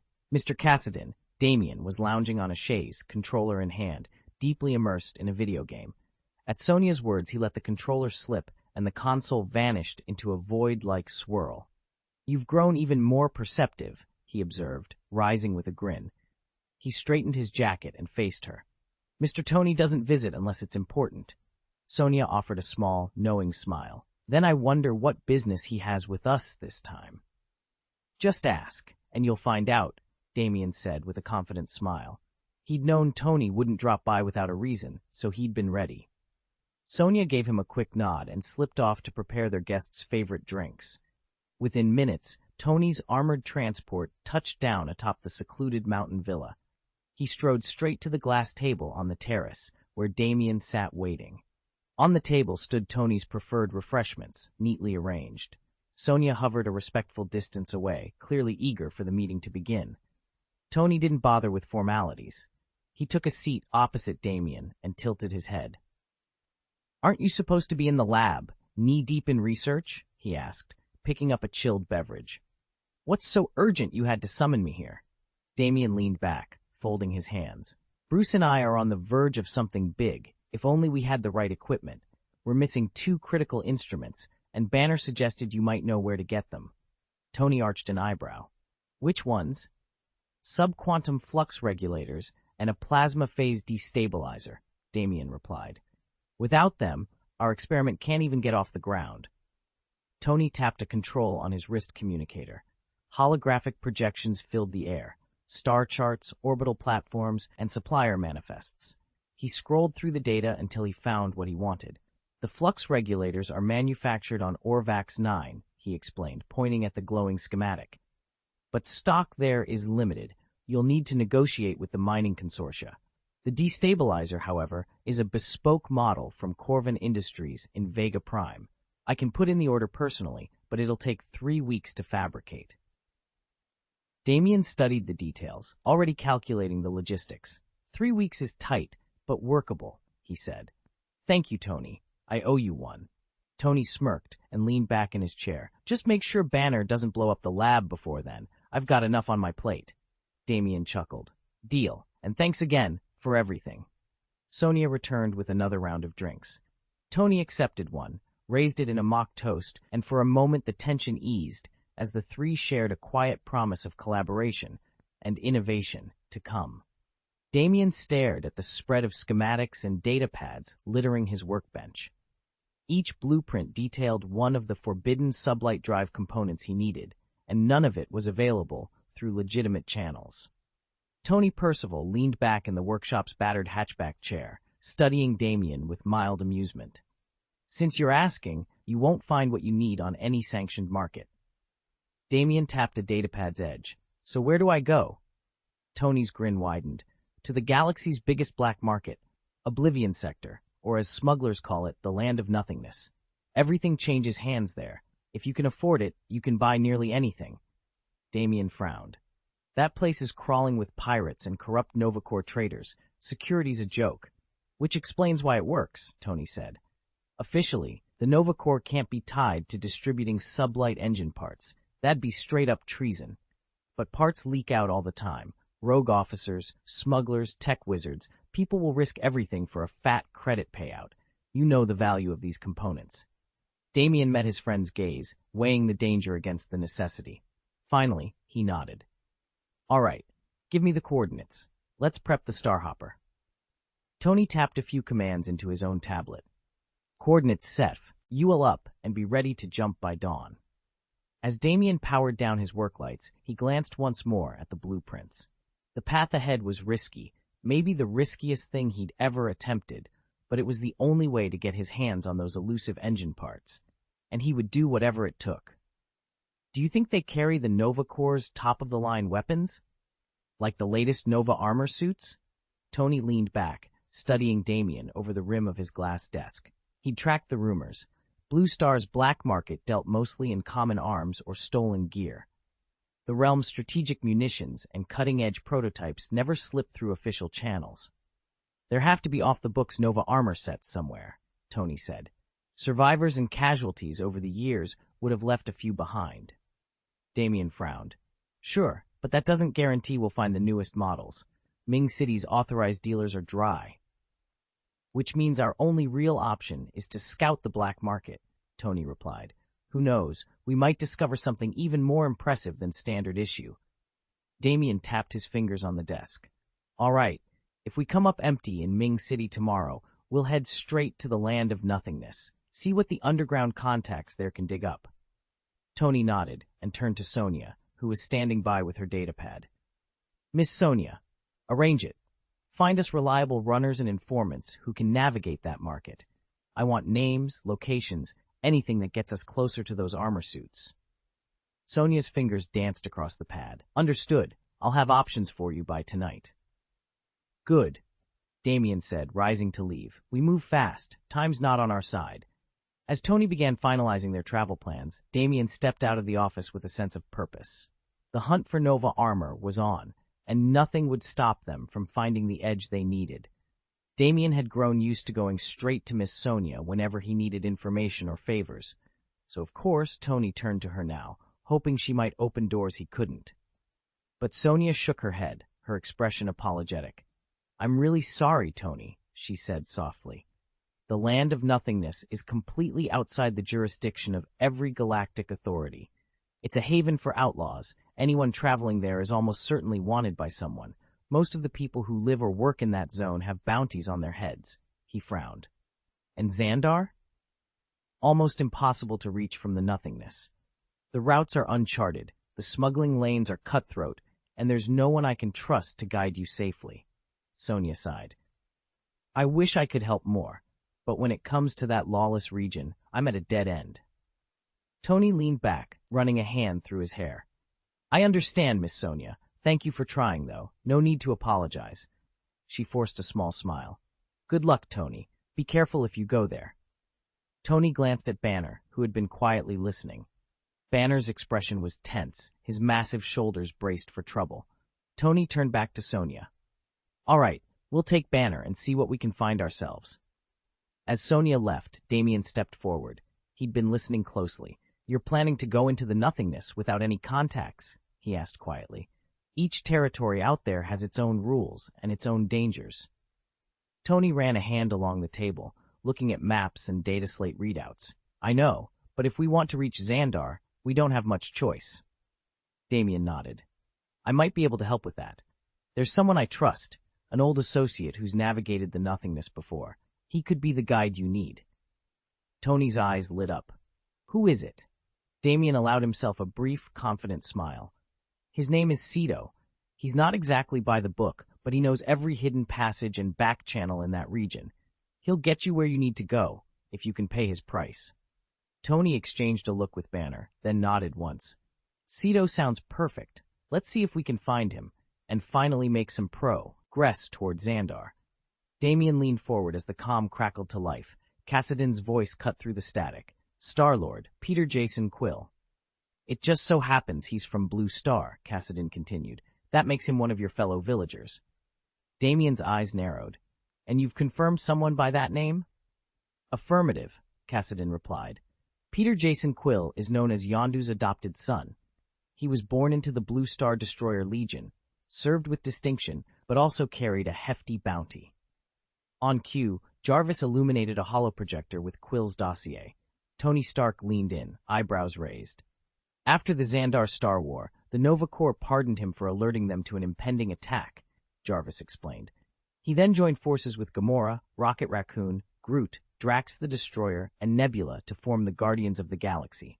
Once an outlaw, he now works as a licensed bounty hunter, responding to distress calls all across the galaxy." Tony tapped the side of his helmet, intrigued. "A fellow Blue Star native, huh? Cassidon, what else do we know about him? Anything unusual?" Damien studied the floating image of Star-Lord's profile. If Quill really shared his origins, that could change everything. Damien knew that anyone capable of winning his attention had to be extraordinary. Tony leaned forward, eyes bright with excitement. "He carries the body of an unawakened demigod," Tony explained. "Once he truly awakens and masters that power, he'll rank among the universe's fiercest beings, provided, of course, he can unlock his abilities." A slow smile curved Damien's lips.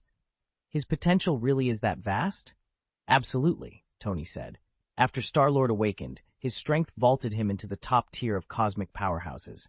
His father is the very embodiment of a planet, a living god, if you will."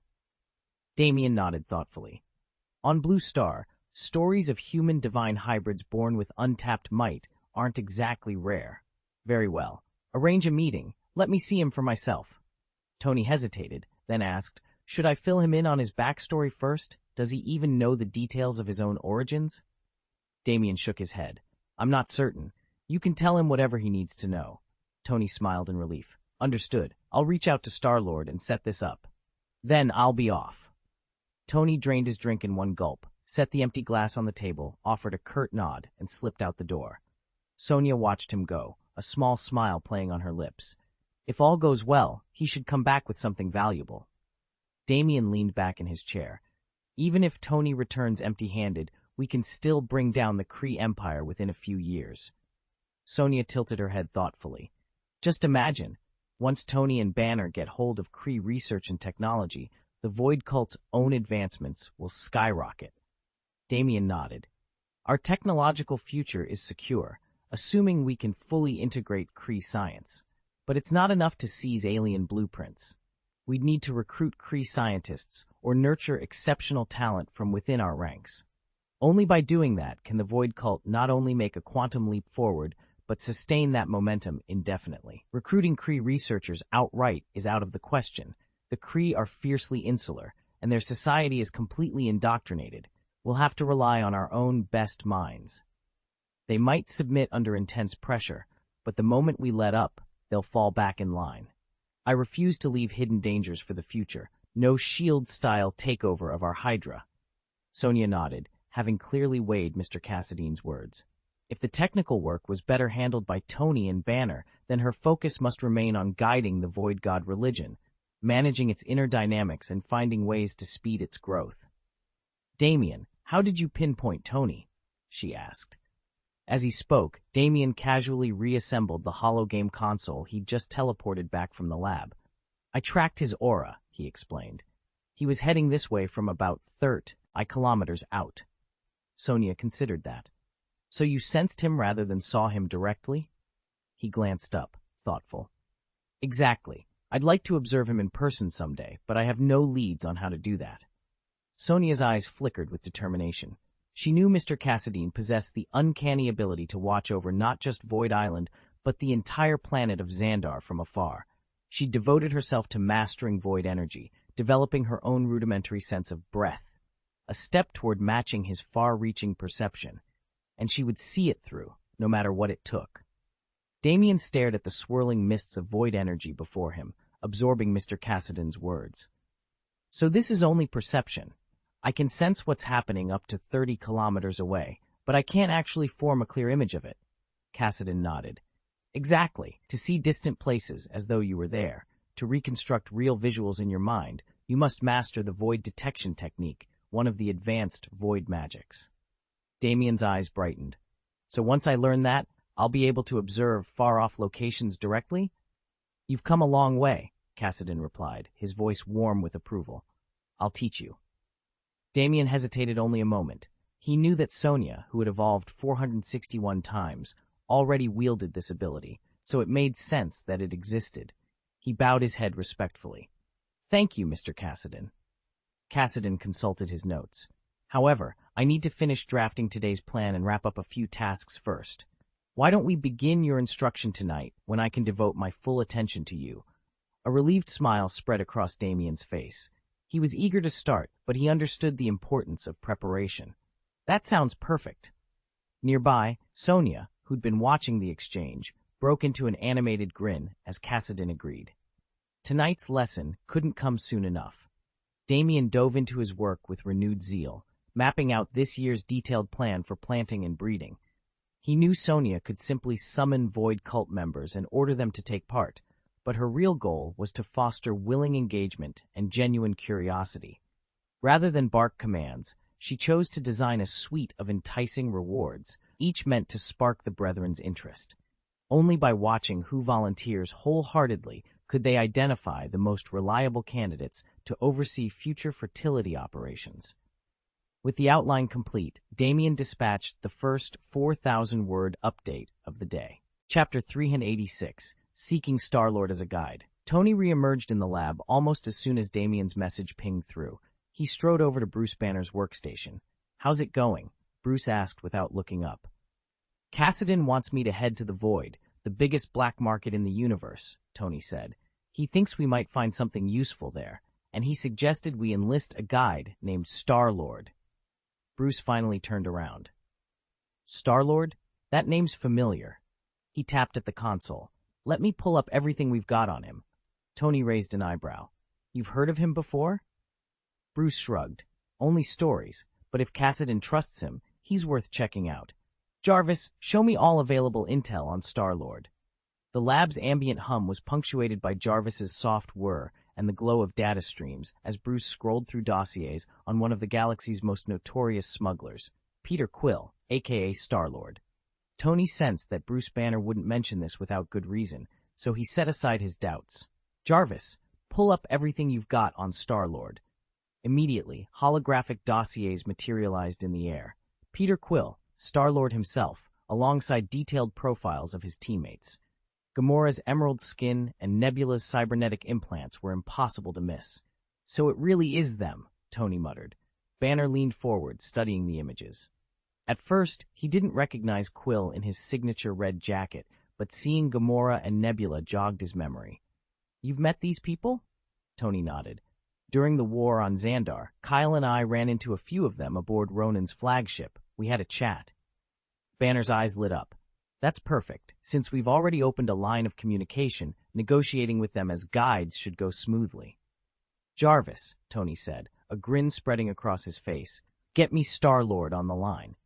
On it, sir, came the AI's calm reply, as it tapped into a cosmic frequency channel to reach the Guardians. Meanwhile, on the jungle world of Rockland, aboard the Guardians' battered spaceship, Damien and the Guardians had just wrapped up a particularly tough gig, and the payout was a cool 5 million cosmic credits. That wasn't pocket change. Even if they splurged a little, it would still cover their meals and drinks for more than half a year. It was proof positive of how far Damien had come under Yondu's uncompromising tutelage. He was rapidly earning a reputation as one of the most capable rogues in the galaxy. The 6 of them, Damien, Gamora, Groot, Nebula, Rocket, and Drax, were sprawled around a battered table in Pat's Bar and Grill, debating whether to treat themselves to exotic off-world delicacies or scout out some affordable hideaways when Damien's cosmic communicator suddenly whirred to life on its own. A pair of impeccably dressed, strikingly handsome young men flickered into holographic focus above the device. Everyone tensed. Ming Mingjoy hadn't authorized the call, yet here it was, crystal clear and unbreakable. Before anyone could reach for a disruptor, one of the figures spoke, smooth and confident. My Damien, Captain of the Guardians of the Galaxy, do you have a moment for us? Damien leaned forward, unruffled. He recognized that bypass signature. Top tier. I know who you are. Please, introduce yourselves. The second youth stepped forward in the projection, a roguish grin on his face. I'm Tony Stark of Blue Star. A heavy silence fell over the table. Tony Stark, from Blue Star, was a name that could reshape alliances, rewrite bounty boards, and, well, probably get them all into a world of trouble. Yet here he was, calling on Damien and the Guardians for who knows what. You can call me Iron Man, or the Void Herald, Tony said with a courteous nod.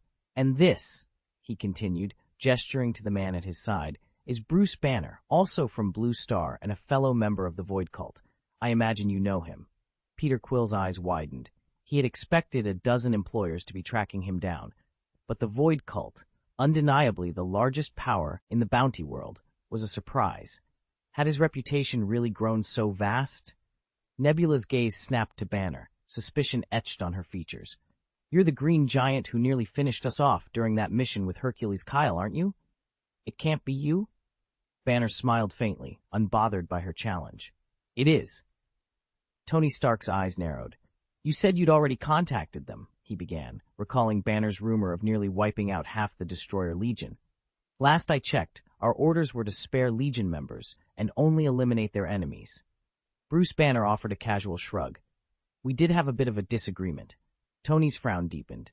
Banner stepped forward, meeting his gaze. Tony Stark, a pleasure at last. Tony lifted his chin. Bruce Banner, and thank you for holding fire when you could have burned us to ash.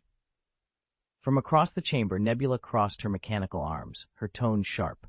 So what exactly do you two heavy hitters want from us? Star-Lord exchanged a quick look with her before turning back to the Avengers.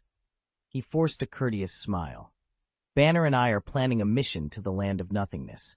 I've heard you have intel on that realm. Nebula's cybernetic eye glinted. And you're saying you came all the way from Blue Star for that? You're from the same hometown as we are, Damien began, his voice steady. Which is why I'd like to ask you to guide us. He let the offer hang in the air for a moment, then added, 500,000 apiece. 6 of you. That's 3 million credits total. Damien watched Star-Lord turn to Banner and nod politely in thanks. He knew Peter wouldn't dare bring up the last time Banner nearly wiped them out, so he said nothing, and Damien didn't press. Money was no object for him. A journey to Void Island wasn't going to break his bank. But he wasn't about to waste credits either. All he wanted was a reliable escort, no heavy lifting required. 500,000 credits to show them the way through uncharted void space was more than fair. Nebula cast Peter a sharp glance, concern flickering in her eyes. Any entanglement with the cult of the void was dangerous, and Banner, the Hulk in their midst, had already nearly crushed her on a previous encounter. She frowned, but Peter merely returned her look with a confident wink. Star-Lord stepped forward and squared his shoulders. "It's an honor," he said, voice smooth. "We'll take the job." Damien allowed himself a small smile. The mission was theirs. "Where should we meet?" Damien asked, keeping his voice steady. Tony Stark's reply crackled through the comm unit. His tone left no doubt. He meant no harm. They just wanted to escort himself and the others into the Void Realm for a few days. No danger, no catch. Free credits, after all. Damien didn't hesitate. "Sounds good, perfect for a demigod," Tony added with a chuckle. "All right," Damien said. "I'll see you at Starfall Harbor on Xandar. I'll ping you when we arrive. See you soon." Tony's grin flashed across the screen, then the feed cut out. Damien stared at the darkened display, puzzled by Stark's odd compliment. Why invoke demigod instead of his code name? He opened his mouth to ask. Too late. The connection was gone. "Are you out of your mind?" Nebula's voice snapped through his helmet speaker. He turned to see her storming over. "That was a Void cult fanatic. Banner almost got killed because of him. You really want to deal with the Void God's devotees?" Damien shrugged, forcing a grin. "Credits and zero risk. What's the problem?" Nebula folded her arms, unconvinced. "That's exactly the problem." Damien frowned as he paced the edge of the landing platform. "He almost killed us last time," he began carefully. "But wasn't that just a misunderstanding?" Thor, his massive frame leaning casually against the bulkhead, snorted. "Once that confusion was cleared up, Banner and I showed a friendlier face. I didn't sense any malice in Stark's voice just now," Damien added. "If they really wanted us dead, why lure us here with an invitation?" Nebula's lips curled in a skeptical twist. "You know how the Void cult operates. If they send people in blindly, we'll all end up as stew." "Trust me," Star-Lord said, stepping between them with a disarming grin. "All we're doing is acting as guides, leading them to the so-called land of nothingness. They pay us 3 million credits, and we go home. What's the downside?" Nebula's eyes narrowed, but her posture softened slightly. Star-Lord seized the moment. "Look, I get it. The Void cult sounds terrifying. But if we keep this strictly business, they won't turn on us. And here's the kicker. They slaughtered Ronan. That means they're indebted to Banner and Thor now." Drax's muscles tensed. "Indeed. Last time, when one of their emissaries protested, Banner ignored every warning and nearly crushed Nebula when she tried to intervene. We all believed she was their enemy, but after we talked it out, Banner and Thor didn't hold back. They ended up avenging Ronan's death themselves." Damien exchanged a glance with Nebula. She drew in a slow breath, then glanced back at Star-Lord. "Fine," she said curtly. "But if they turn on us, I'm putting a blast of antimatter right between their eyes." "Deal," Star-Lord agreed with a salute. Thor clapped his hammer against his other hand. Even Banner, popping in late with a strand of green hair showing, gave a terse nod. Damien allowed himself a small, wry smile. "All right, then. Let's get this over with." Damien had been itching to thank Banner and Kyle ever since they'd offered to help. He lingered in the dim corridor of the ship, hands shoved into his coat pockets, until he finally caught Nebula's attention. "Nebula," he said, voice steady, "Peter was right. The cult of the Void won't let the Kree Empire push everyone around. When the time comes, we need to stay sharp, so thanks for having our backs." Nebula regarded him coolly, but Damien pressed on. "I really appreciate it. I owe you one." He offered her a small, earnest smile before turning his gaze toward Gamora, who was folding her arms against the bulkhead. "If you ask me," Gamora said with a sigh, "I'd rather steer clear of the Void cult altogether. Ever since they started working as bounty hunters, they've taken over the field. Guarding assignments that last months? Fine, they leave those alone, but any job with a big payout, they snap it up before anyone else even gets a chance to bid. They won't touch the official boards. Instead, They chase down distress signals themselves, and after solving the problem, let the clients shower them with rewards. It's unfair competition. Damien nodded. He could see her point. Turning back to Nebula, he added, "So we're in this whether we like it or not." "Right," he muttered as he walked away. "I've agreed, despite my reservations." Rocket paced nervously in the cockpit. "If I back out now, he'll kick me off the ship, so let's cut the idle threats." He turned to Damien. "What I really want to know is why Tony Stark, of all people, the pioneer of the Void cult, just called you a demigod. Damien, what did he mean by that?" No one dared underestimate how formidable the Void cult was, including Rocket himself. He watched Damien expectantly. Damien shrugged, looking genuinely puzzled. "Beats me. I'm just a Blue Star native." Rocket frowned. "But Tony also said I hail from the same world as them. What's that supposed to mean?" Damien offered a sympathetic smile. "I am Groot." Behind them, Groot's deep voice rumbled. "Rocket's right. If you still don't know, we'll find out as soon as we arrive." Rocket exhaled, relief mingling with anticipation. "All right, let's go. They're waiting." Damien nodded, just as eager to uncover why Tony had given him such a lofty title. With that, the ship powered up and shot off toward the Void Cult stronghold. Answers and adventure ahead. Chapter 387. I can't understand. The planet where Star-Lord and his team had taken refuge wasn't far from Xandar, only tens of thousands of light-years away. A few hours later, they arrived at the Falling Star Harbor orbiting Xandar. No sooner had they come into view than Peter Quill's cosmic communicator crackled back to life. "Did you spot that battleship over the eastern horizon?" Tony Stark's voice asked, brimming with satisfaction. Quill and the others followed the line of Tony's voice and soon made out a massive warship hovering about 100 meters above the landing platform. Its hull stretched nearly 500 meters in length. "I see it," Quill replied. "That's my ship," Tony said with a proud chuckle. "You're welcome aboard any time. Jarvis will guide you right to me. See you in a bit." Before they could ask another question, the comm line went dead. Quill raised an eyebrow at Gamora, both of them clearly puzzled. But their confusion faded when the starship began its slow, steady descent toward the pad. Gamora glanced at Quill. "So what do we do now?" "So we're here. What now?" "Let's move." Rocket spoke up first. There was no point turning back after they'd arrived. Drax chimed in. "Who'll stay behind to guard the ship?" "I will," Groot offered calmly. Rocket and Nebula exchanged glances. Groot had little love for Banner after that last encounter, and neither did they. Peter nodded. "All right, everyone else, let's go." Though Star-Lord suspected this was Void Cult territory and that the battleship could probably fend for itself, he wouldn't argue with Nebula's wish to head into the fray. The remaining Guardians strode toward Tony Stark's flagship. From dozens of meters away, the ship's hatch slid open on its own. Peter led the way across the threshold. No sooner had he stepped inside than the interior lights flickered on, and a smooth, cultured male voice greeted them. "Welcome aboard. I am Jarvis. Mr. Stark is expecting you." Peter froze in mid-step. "Jarvis? You're an artificial intelligence, not a person?" "I am the artificial intelligence created by Mr. Stark," the voice replied without a hint of pride. "This battleship is entirely under my command." With that assurance, the Guardians braced themselves for whatever awaited them, and trusted that their trusty AI host would guide them home when the time came. Damn, a space battleship running entirely on AI, Jarvis himself. I've never even set foot on one before. Star-Lord's eyes darted around the silent command deck. Not a single crew member in sight. "This is unbelievable." "Unbelievable is an understatement," Rocket replied with a wry grin. "This is Tony Stark we're talking about. Stuff we scrubs couldn't hope to afford is just another toy in his collection. You can pick up lesser AIs all day long. Nothing like mine, of course," Star-Lord argued. Rocket shook his head.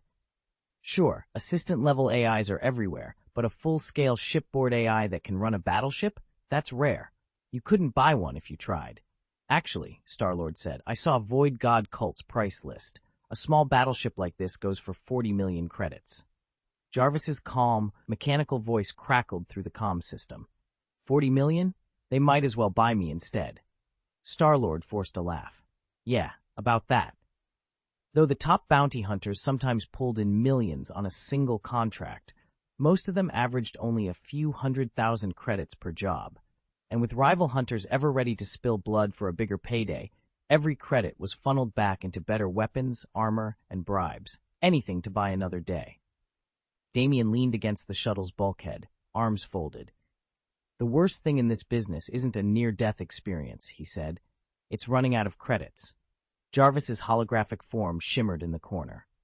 "According to your dossier, Damien, the highest sum I've ever secured for you didn't exceed 500,000 credits. Damien let out a wry laugh. "500,000 won't even cover a mid-range drive chassis. No one's going to buy me for that." "I apologize," Jarvis replied, voice soft. "I know it falls short of your expectations." Damien shrugged. "Save your apologies, Jarvis. We do what we can with what we've got." A moment later, under Jarvis's guidance, the shuttle slid to a halt at the edge of Void Island's sprawling research complex. Damien and his fellow hunters stepped onto a broad landing pad, staring up at gleaming towers, suspended sky bridges, and anti-grav transport tubes streaking overhead. Everything about the facility screamed one name: Tony Stark. The man's reputation for wealth and for building the impossible had never felt more real. Damien stepped off the space battleship onto the sprawling grounds of Void Island, the secret headquarters of the Void cult. That Tony Stark could claim so vast an area spoke volumes about his influence within the organization. Alongside Damien, a small group disembarked, and under Jarvis's calm guidance, they made their way into the experimental complex, where Stark awaited them. As they entered the cavernous main hall, Damien immediately recognized Tony Stark and Bruce Banner deep in conversation beside a long, laden banquet table. Nearby sat Thor and Loki, wordlessly sampling exotic dishes, pausing only to cast curious glances at the newcomers. Scattered around the room were several unfamiliar faces, including two strikingly beautiful women. "Tony," Pepper Potts called, her brow furrowed with curiosity. "Who are all these people?" Stark looked up from his meal, a mischievous grin spreading across his face. "These," he said, sweeping an arm toward the arrivals, "are the Guardians of the Galaxy." He nodded to a tall man in a leather jacket who was idly scrolling through his Walkman's playlist. "That's Peter Jason Quill, Star-Lord, direct from the 9 blue stars, just like the rest of us." Pepper leaned toward Damien. "He's agreed to guide Bruce and Tony on their trip to the land of nothingness." Tony clapped his hands together. "All right, enough chatter. Help yourselves to dinner, and once everyone's fed, we'll get down to business." He turned back to Star-Lord.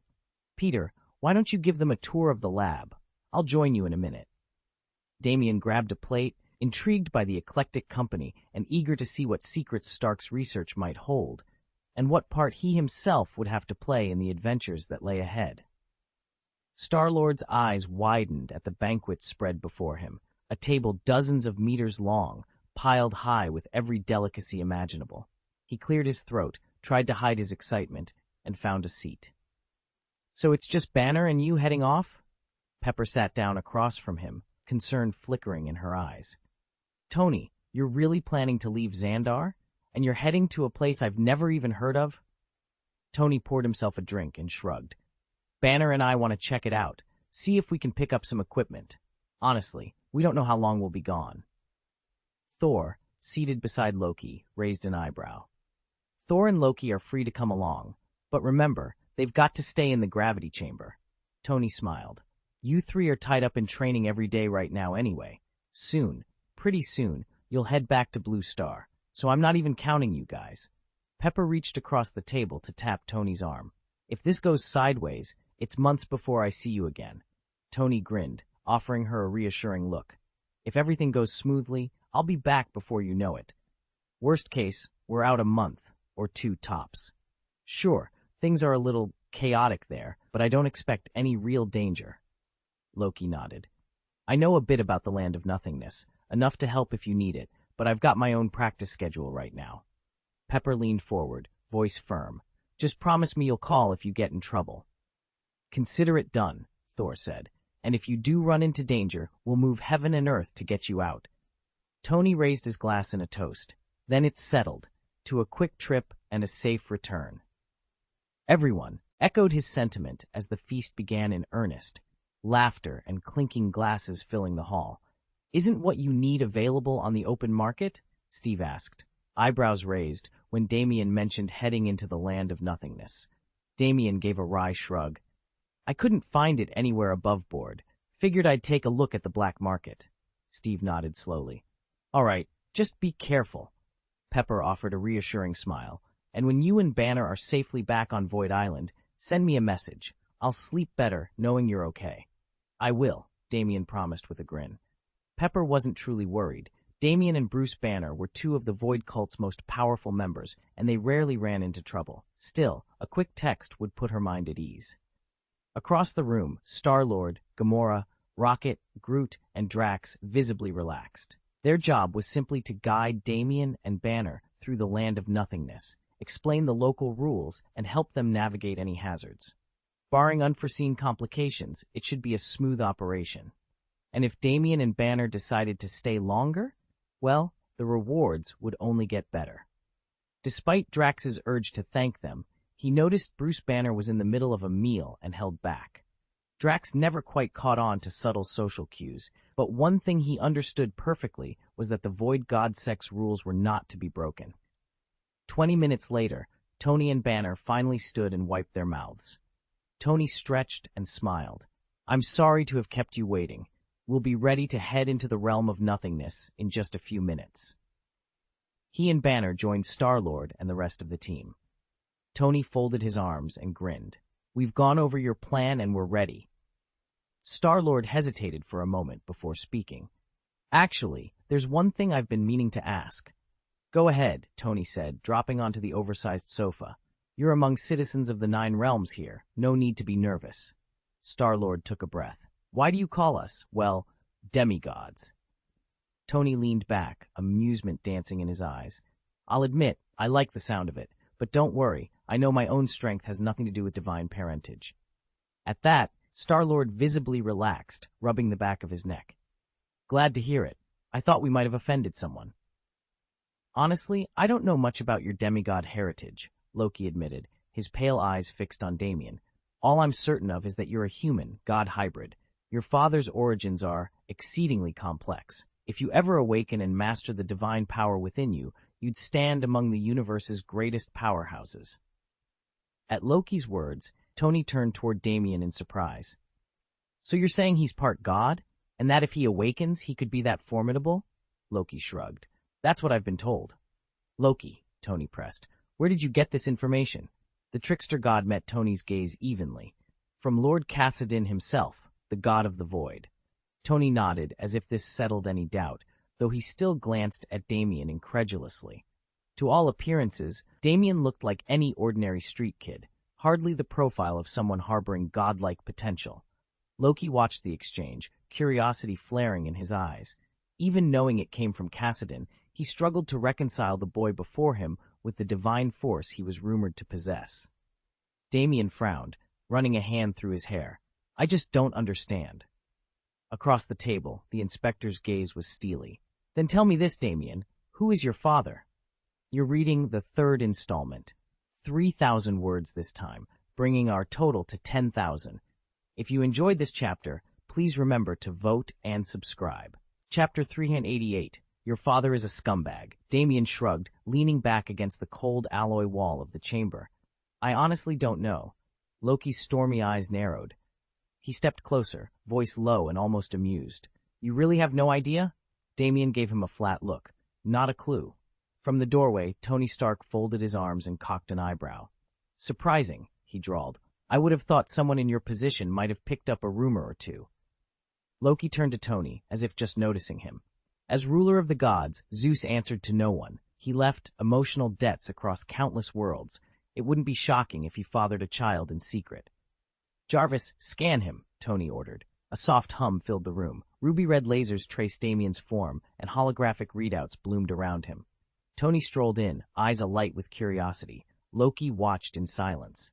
Within seconds, Jarvis's calm voice reported, Analysis complete. Subject's cellular density is 3 times that of a typical human. His regenerative response is exceptionally rapid. Standard combat trauma will not incapacitate him for long. Furthermore, no DNA sequence in our database matches his genome. His origins remain unclassified. Tony whistled. He's more than just durable, he's a biological anomaly. Loki's lips curved into a faint, knowing smile. Mysterious indeed. Damien crossed his arms. So, what does that prove? Tony glanced between the god of mischief and the defiant young man. Proves there's more to you than even you realize. Loki folded his arms, expression unreadable. Perhaps it's time you discovered who your real father is. Damien's jaw tightened. I don't care who he is. But as the red glow of the scanner faded, both God and Genius could sense that Damien's real parentage and his true power were only beginning to surface. Meanwhile, Damien's biometric data was run alongside that of ordinary humans, and Steve Rogers' post-super soldier readings were compared to the standard baseline for Xandarians. By every measure, Damien outperformed both Steve and the average Xandarian. In fact, there was nothing about him that resembled a normal human. If anything, he appeared to be an exceptionally advanced human-divine hybrid, though exactly which deity might lie in his bloodline remained a complete mystery. Have you ever been injected with something like genetic therapy? Bruce Banner asked, his eyes widening in genuine surprise as he studied Damien's readings. No, Damien replied, shifting slightly under their scrutiny. At least, not that I remember. Tony Stark exchanged a look with Banner, as if the two of them were about to say, well, that's even more intriguing, but neither spoke. Damien felt the weight of their curiosity, as though he were an exotic specimen under the microscope. Interesting, certainly, but decidedly uncomfortable. He'd never understood the full nature of his own physiology, or who his father really was, and now he doubted he ever would. Then you've never felt different? Tony finally pressed. Nothing in your childhood or training made you think your physical abilities were beyond normal human limits? Damien met Tony's gaze evenly. I've always known I was stronger, faster, more resilient than everyone around me. But I chalked it up to luck, training. I never imagined there might be something else at work. Damien settled back in his seat, fidgeting with the straps of his harness as he met Tony Stark's curious gaze. Look, finding out you're stronger than any normal human feels incredible, he began slowly. But it also makes you wonder why. What changed my body so drastically? I've thought it through 1,000 times, and I still don't have a clue. He paused, choosing his words carefully. Sure, by human standards, my physique is off the charts, but in the grand scheme of the galaxy, I'm barely above average. What really keeps me alive out here is my head and the fighting techniques Yondu drilled into me from day one. Tony gave him an amused smile. Ah, so it's brains and brawn, he said, leaning forward. Makes sense. Yondu's tutoring shows, your unarmed combat, your piloting skills, even your marksmanship, top tier. Whether you ask the Nova Corps or the Void Cult, they all know you as Yondu's ward. Damien shrugged, a modest flush creeping up his neck. Exactly. So when people hear that my survival kit is just street smarts and old-school tactics, they tend to nod, not gape. It's what any competent first-level bounty hunter would bank on. Tony chuckled and tapped his arc reactor. Well, you're more competent than most. Just don't forget, in this universe, there's always someone tougher waiting to test you. Chapter X, The Question of a Lost Father. Tony Stark leaned over the Milano's navigation console, eyes alight with curiosity. Star-Lord, when exactly were you brought into the universe? Your adoptive father, Yondu, never told you why he adopted you, did he? And have you ever asked who your biological father is? Damien rubbed his jaw, recalling memories he'd long tried to bury. I haven't seen my birth father since I was born.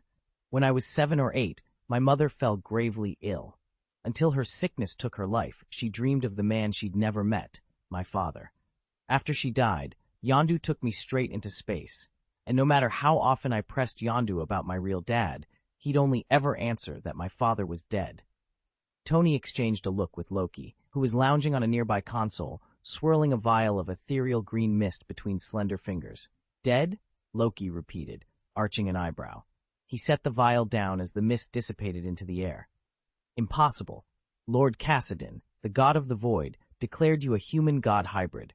If your father were truly a god at the summit of the cosmic hierarchy, he couldn't simply die by ordinary means.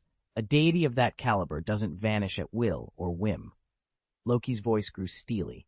There has to be more to this story. If Kassadin spoke the truth, your father remains out there, somewhere, alive, and far more powerful than any mortal enemy you've faced.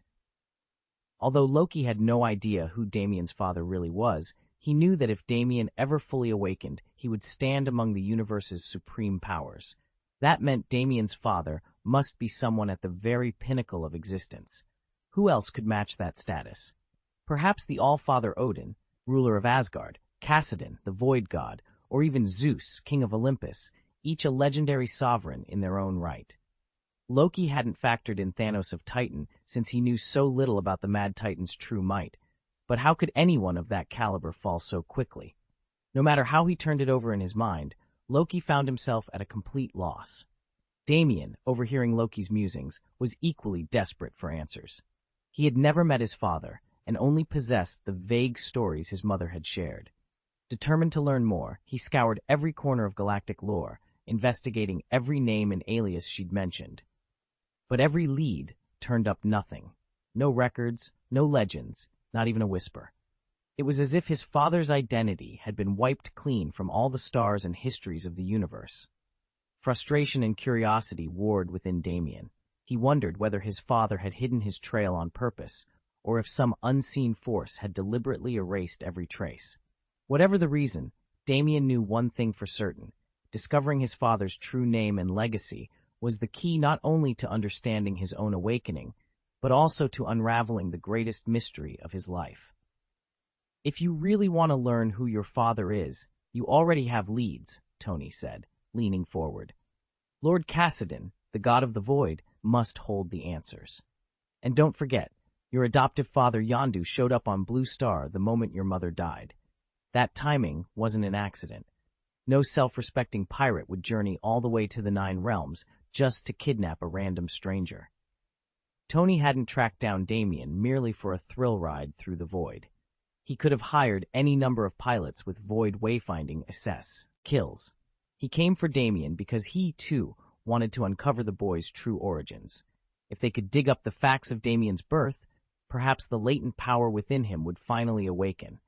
Damien had grown content roaming the galaxy, but if Blue Star ever fell into jeopardy, he wouldn't hesitate to return and defend it.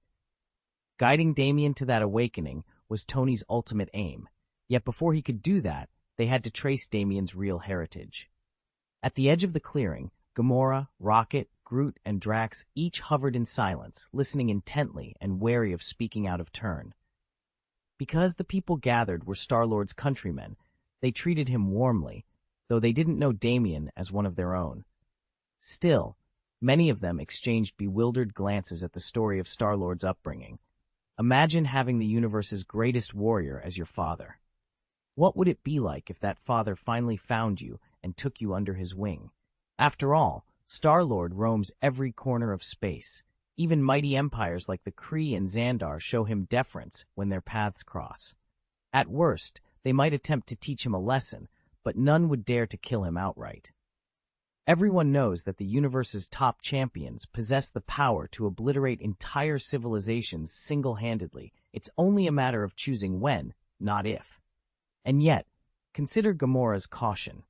Although she's fully aware of how cruel and unstoppable her adoptive father Thanos can be, she still bows her head in the presence of God King Odin and never dares confront him directly. Damien paced the bridge, replaying Tony's words in his head. If Thanos really wanted the Infinity Stones, he wouldn't have sent underlings to steal relics from the Nine Realms. He'd have gone there himself to seize every last one. Turning to Tony, Damien asked, "So, you want me to contact Yondu and get the answers straight from him?" Tony Stark nodded. "Exactly. If he won't talk, we'll make him." Damien's chest tightened at the thought of confronting his father's old lieutenant. He'd only just discovered that he was a half-human, half-divine hybrid with untapped cosmic power, and all he really wanted was to know why his father had abandoned his mother, why he'd vanished without a trace. Still, he steeled himself and keyed the calm. A moment later, Yondu's blue-skinned visage flickered onto the view screen. His face, rugged, scarred, anything but handsome, filled the frame. Behind him, a few familiar silhouettes leaned in, curiosity and amusement dancing in their eyes. Yondu's rasping voice crackled through. Well, look who decided to light up my holo call. What do you want, brat?" Damien forced himself not to flinch under that glare. Don't tell me you need me to wipe your butt now, too? That drew a rough cackle from Yondu's crew, and Yondu himself bared a row of yellowed teeth. But Damien held his ground, knowing this would be the first step toward getting the answers he'd been chasing all his life. Peter Quill flipped on his personal comm. Yondu, got some sensitive information. Need your take. The old Ravager leader's scratchy voice crackled back. Star-Lord, your kid's doing great. What have you unearthed now? Is it worth a bounty? It's not a score or a job, Peter said, settling into his chair. Damien's discovered things about his own origins, things that don't add up. Yondu's tone sharpened. Origins, huh? Where is he now? Living under some rich man's roof. Last I heard, he's at Tony Stark's estate, Peter replied. Stark's taken on the title of Void Herald for that cult of the Void. There was a pause, then Yondu's voice dropped low. Damien told you he's half human, half god? Do you have any clue who his father might be? Peter managed a shrug. Does it matter? He's more than capable of holding his own. But if you've heard anything at all about his father, I'd like to know. Silence answered him. Even through the static, Peter could hear Yondu weighing every word. Finally, the Ravager exhaled. I'll look into it. Don't worry. If there is a lead, I'll find it. Is it time to finally fill me in? Damien asked, spotting the flicker of recognition in Yondu's eyes. He knew the Ravager captain had learned something about his real father. Yondu bristled. Why the hell are you poking around with the Void cult now? Damien crossed his arms. Still got ties to Tony Stark? At the mention of Stark's name, Yondu's eyes went wide. He leaned forward, towering over Damien, and snarled, Watch it. Yondu Udonta of the Ravager fleet doesn't take insults lightly. Bruce Banner, standing just behind Damien, folded his arms. His expression darkened at Yondu's words about the Void cult. We spared you on Xandar, didn't we? No need for threats. Realizing he'd overstepped, Yondu let his shoulders slump. All right. Sorry, Bruce.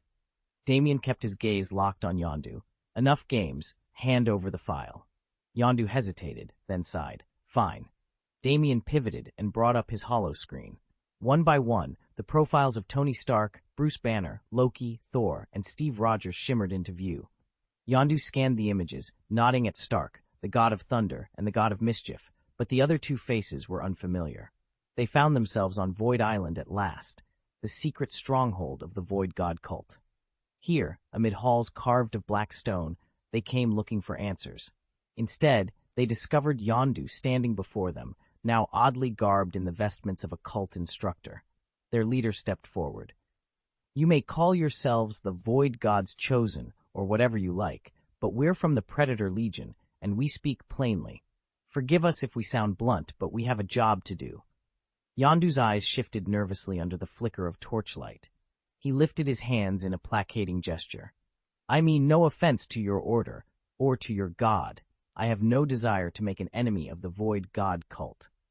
The Legion leader's tone turned sharp. Spare us the niceties. You've come here, across the galaxy, specifically to take people off-world. You didn't volunteer out of the kindness of your heart. You want payment.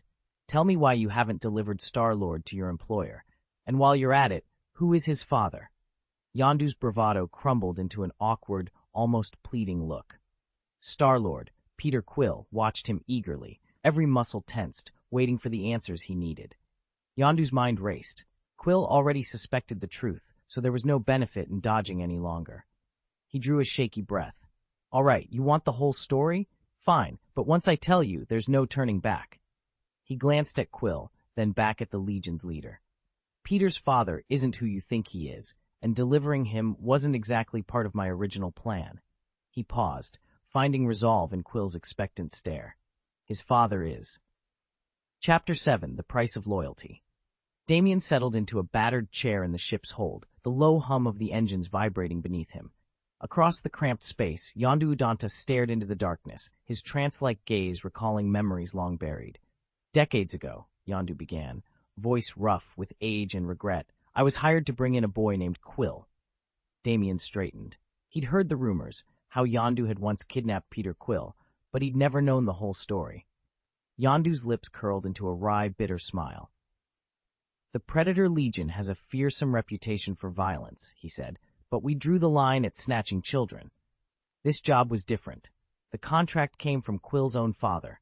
He wanted his son back, Dead or alive wasn't the point, just alive, and he offered a sizable reward. Yondu's eyes glinted with a strange mixture of pride and shame. I told myself that returning a child to his biological father, even on some forgotten planet, couldn't be called human trafficking, so I took it. He paused, running a scarred hand over the armrest. Over the years, I delivered scores of people like that, diplomats, traitors, even criminals. I was good at it, but bringing Quill in, that was the turning point. Damien watched him claw, ocily. What changed? After I handed Quill over, Yondu said quietly, the Legion accused me of betraying our code. They stripped me of rank, threw me out, branded me a pariah. Suddenly, I had no crew, no home, just the promise of a reward that never felt worth the cost. He leaned forward, voice thick. So I did what any proud Ravager would. I built my own crew from scratch, scrambled together a band of outcasts, outlaws, and broken souls. We took what we needed, we fought when we had to, and we lived by our own set of rules. Yondu's gaze dropped to his scarred knuckles. I don't fear death. I've stared it down too many times. But none of that comes close to the sting of disgrace, of hearing your name spat out by the people you once called family. A heavy silence fell between them as the ship slid through the void. For the first time, Damien saw the Ravager Lord not as a formidable pirate captain, but as a man haunted by past choices and determined to carve out a new destiny, no matter the cost. If Yondu had handed Damien over to his biological father back then, Damien would have been expelled from the Ravagers on the spot. For years afterward, he wouldn't have dared look any of his former leaders or crewmates in the eye, so when Damien finally confronted Yondu, he needed to know the whole story. Then why didn't you turn me over to my father? Damien's voice trembled with anger and hurt. Yondu stared out the cockpit viewport for a long moment before answering. Because your old man is a real scumbag. Damien's brow shot up. Excuse me?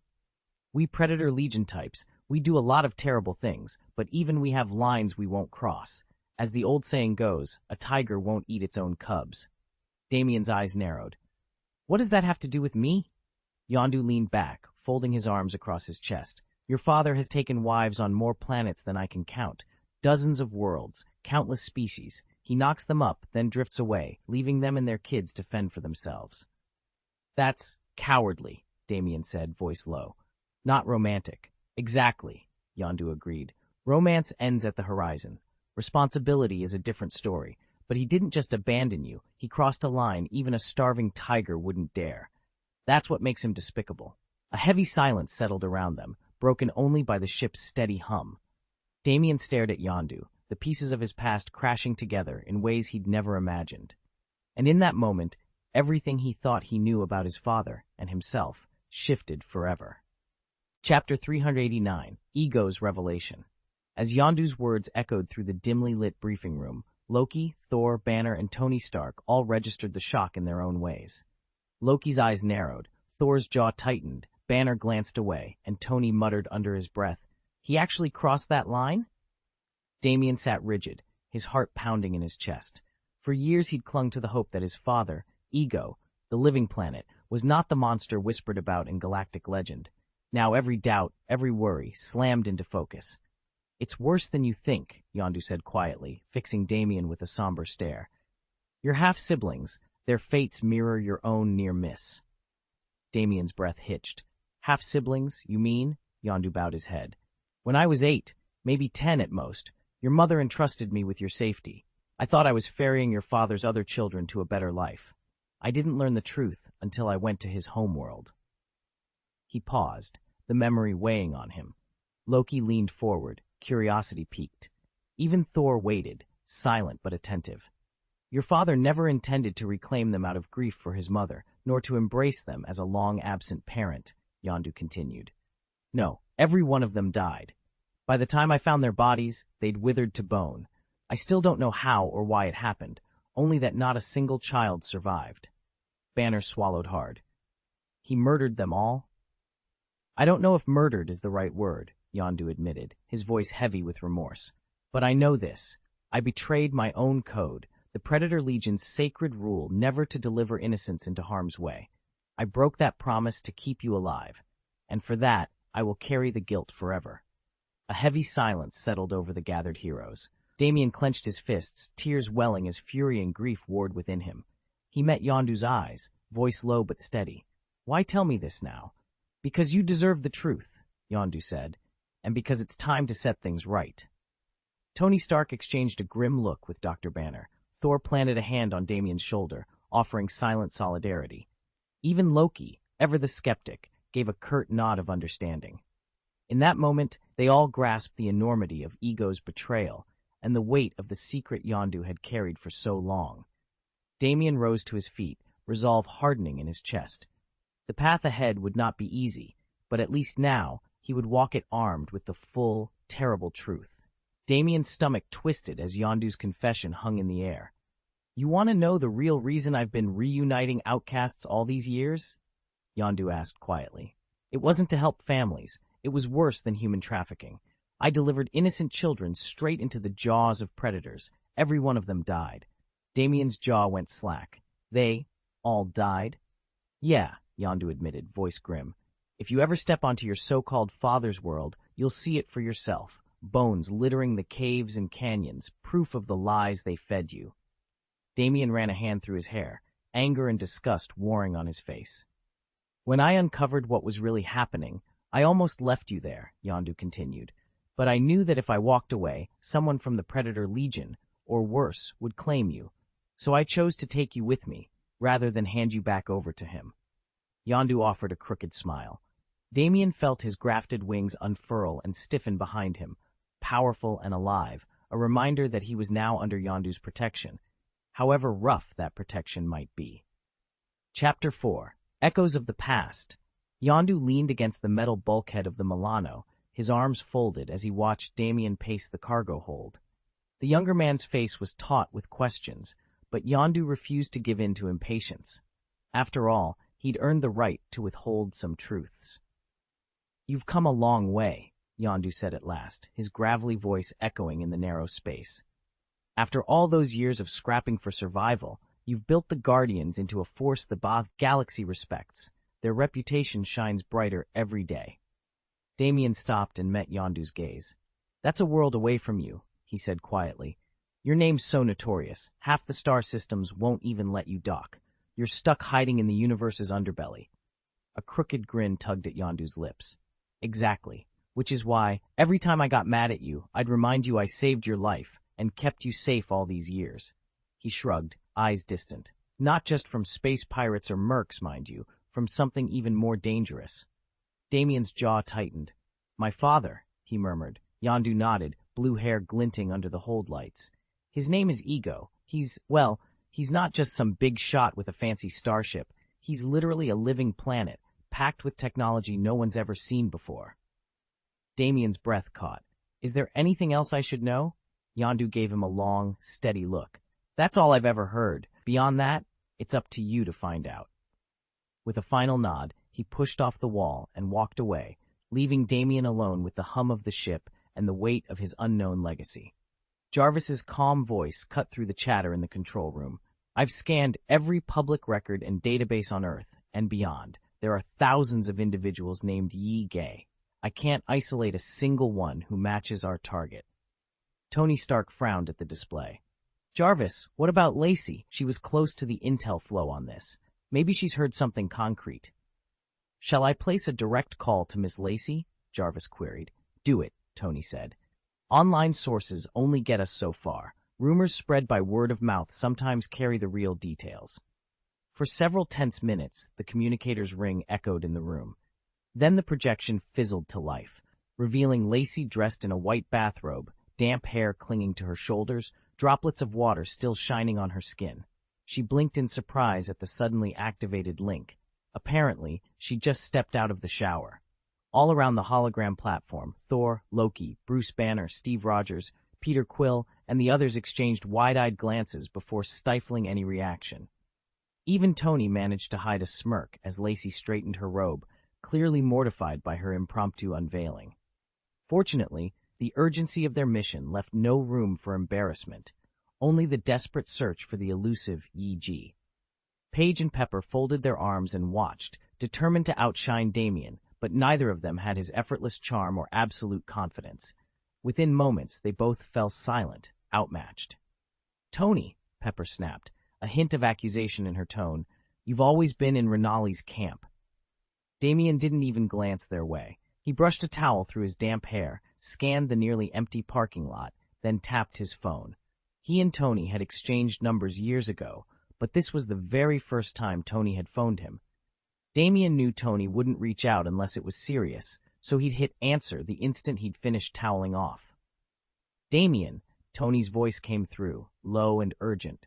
I've got something important to ask, but you should probably put some clothes on first. Damien smirked, towel still wrapped around his waist. Important or not, I can manage a quick change. What's up? There was a brief pause on the line. Damien could almost see Tony's surprised face. Then Tony cleared his throat. Right. I'll explain everything in person. Meet me at the old warehouse on 3rd Street in 20 minutes. Damien tossed the towel aside, grinned, and dropped the phone into his pocket. Got it. See you there. He strode off, already shifting into game mode. Please hold on a moment. At Tony's request, the hollow projection of Lacey winked out. A heartbeat later, she reappeared before Tony and Pepper, this time wearing a sleek short-sleeved top and matching hot pants. She brushed damp strands of hair from her face and asked, Okay, what's going on? Tony exchanged a quick glance with Pepper, then said, Have either of you ever heard the name Ego? Lacey paused mid-dry, tilting her head. Ego, she echoed. I know the name. Some of them are bounty hunters, others are mega-billionaires, and a few are barely scraping by. Pepper's gaze softened at Lacey's casual response, and Tony pressed on. There's one in particular, a very powerful ego who used to sit on the Universal Council of Elders. Lacey frowned and set her towel aside. Which ego are you talking about? Tony shook his head. That's all the information we've got, just the name. Lacey's eyes narrowed thoughtfully. Then tell me, what is this Universal Council of Elders? Tony leaned back, considering. It's an elite assembly, only a handful of members drawn from across the cosmos. Each elder wields a distinct and often extraordinary ability. Lacey cleared her throat and addressed the circle. Its most remarkable feature is an almost eternal lifespan. You've probably heard of Gao Tianzun and the Collector. Both sit on the Universe Elders Council. Over countless millennia, they've amassed wealth beyond imagination, so much so that they can't even spend it all. Tony Stark and Bruce Banner exchanged stunned looks. Even Loki and Thor gaped at one another. Damien and the others had dealt with the Collector before, hands down generous, but never once radiating a dangerous aura. Yet after traversing the cosmos for eons, anyone with the slightest drive inevitably picks up extraordinary abilities. Lacey hesitated, then continued. If I'm not mistaken, that egg is the work of Ego, a former member of the Universe Elders Council. At her words, Tony's face went rigid. Ego? You mean Damien's father? Silence fell over the group. After Cassidy's veiled references to Damien's lineage, it all clicked into place. Ego, the so-called living planet and ex-elder, was indeed the boy's sire. Ego, a former member of the Universal Council of Elders, leaned back and began his account. 1,000,000 years ago, the bounty organization put a price on Eon's head, yet in all that time, no one ever claimed it. From what I've gathered, the interstellar predator himself posted the reward. Damien frowned. What about his expulsion from the Universal Presbyterian Church? That made headlines across several systems. It certainly caused a stir, Ego admitted. The church never released an official explanation, but within those ivory towers, the gossip was rampant. The prevailing rumor is that Eon, despite his legendary longevity, was already nearing death 100,000 years ago. Once an immortal shows signs of decline, the church has a history of quietly stripping him of status and banishing him. It's far from the first time they've done it. Damien exchanged a glance with Lacey. After a moment's thought, she spoke up. I've cross-checked church records against the bounty organization's internal files. It's true that as Eon's vital signs deteriorated, certain elders pressured the council to erase his name entirely. In our world, immortality can be as precarious as any mortal lifespan, especially when power and politics are at stake. Her words hung in the air, leaving Damien to weigh just how far the church and the predator might have gone, and what it would mean for anyone who dared seek out Eon today. Ego once issued bounties on rival hunters when he was at the height of his power. That much is in the records. Damien scrolls through the files, pausing at one entry. They say he died 100,000 years ago? Tony Stark leans forward, eyebrows raised. But he surely isn't dead now, right? Damien glances at Yondu, who's been listening quietly. No, at least I met Ego in person less than 10 years ago. Yondu nods. Yeah, his hair and beard have gone white, and he looks every bit his age, but he's definitely still alive. Tony folds his arms. What about other details? His raw strength? Any nicknames we should know? Yondu thinks for a moment. That's all I've got, but it should be enough to get you started. Damien's jaw tightens. The idea that his biological father could have survived for so long, let alone accumulated unimaginable power, makes his blood run cold. Still, he forces himself to stay calm. Thanks, I'll reach out if I need anything else. He taps the console and ends the transmission. Across the table, Lacey barely spares Damien a glance. She's more interested in studying the Void cult members arranged along the far wall than in the conversation that just ended. Finally, she turns to Tony. That was surprisingly helpful, she admits, shrugging free of her disinterest. Well, I'm back to work. Tony offers a curt nod. As Lacey strides away, he and Damien exchange a look, unspoken acknowledgement that this was only the beginning. Let's have dinner together next time, Lacey said, her voice crackling over the comm. Tony nodded. Sure thing. He tapped the console to end the call, then turned to Damien. Based on what Lacey just told us, your father, Ego, is almost certainly the same former member of the Universal Elders Council she mentioned. Damien's face tightened. And you, Tony continued, you've inherited some of his power. It's inside you right now. You just haven't learned to tap into it. Damien's fists clenched at his sides. He wanted to storm off, to confront Ego, to demand answers or seek vengeance for his mother. Tony held up a hand. I get it. You're angry. You want to sever every tie with him. But until you figure out how to awaken your abilities, going up against an immortal who's existed for millions of years would be suicide. Damien's eyes burned with determination. Tony gave him a light, encouraging tap on the shoulder. Focus on unlocking what's inside you first, he said. Once you've mastered that, you'll be in a position to decide exactly what kind of relationship, if any, you want with your father. Chapter 390, I Can't Help You. Damien's heart pounded with rage as he stared into the holographic projection of his father. The man who had abandoned his family, whose schemes had spread corruption across every corner of the galaxy, was his father, and Damien vowed to make him pay. Yet no matter how fierce his anger burned, he knew he was still far too weak. According to Lord Cassadin, the Void God, Damien's father was, without question, the most powerful being in the universe. Tony Stark stepped forward, gently placing a hand on Damien's shoulder. Listen, he said, voice steady, you should have died 100,000 years ago. Somehow you didn't, and you're alive today only because someone kept you alive. Damien clenched his fists.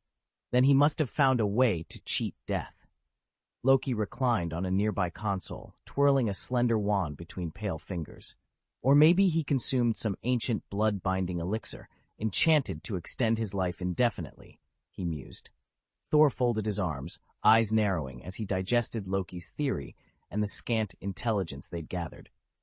Whatever the method, he rumbled, it won't be easy to track him down. But once we know how he's prolonging his existence, we may uncover the key to defeating him. Damien swallowed hard, his fury tempered by uncertainty. If his father truly had outwitted time itself, then revenge would require more than raw emotion.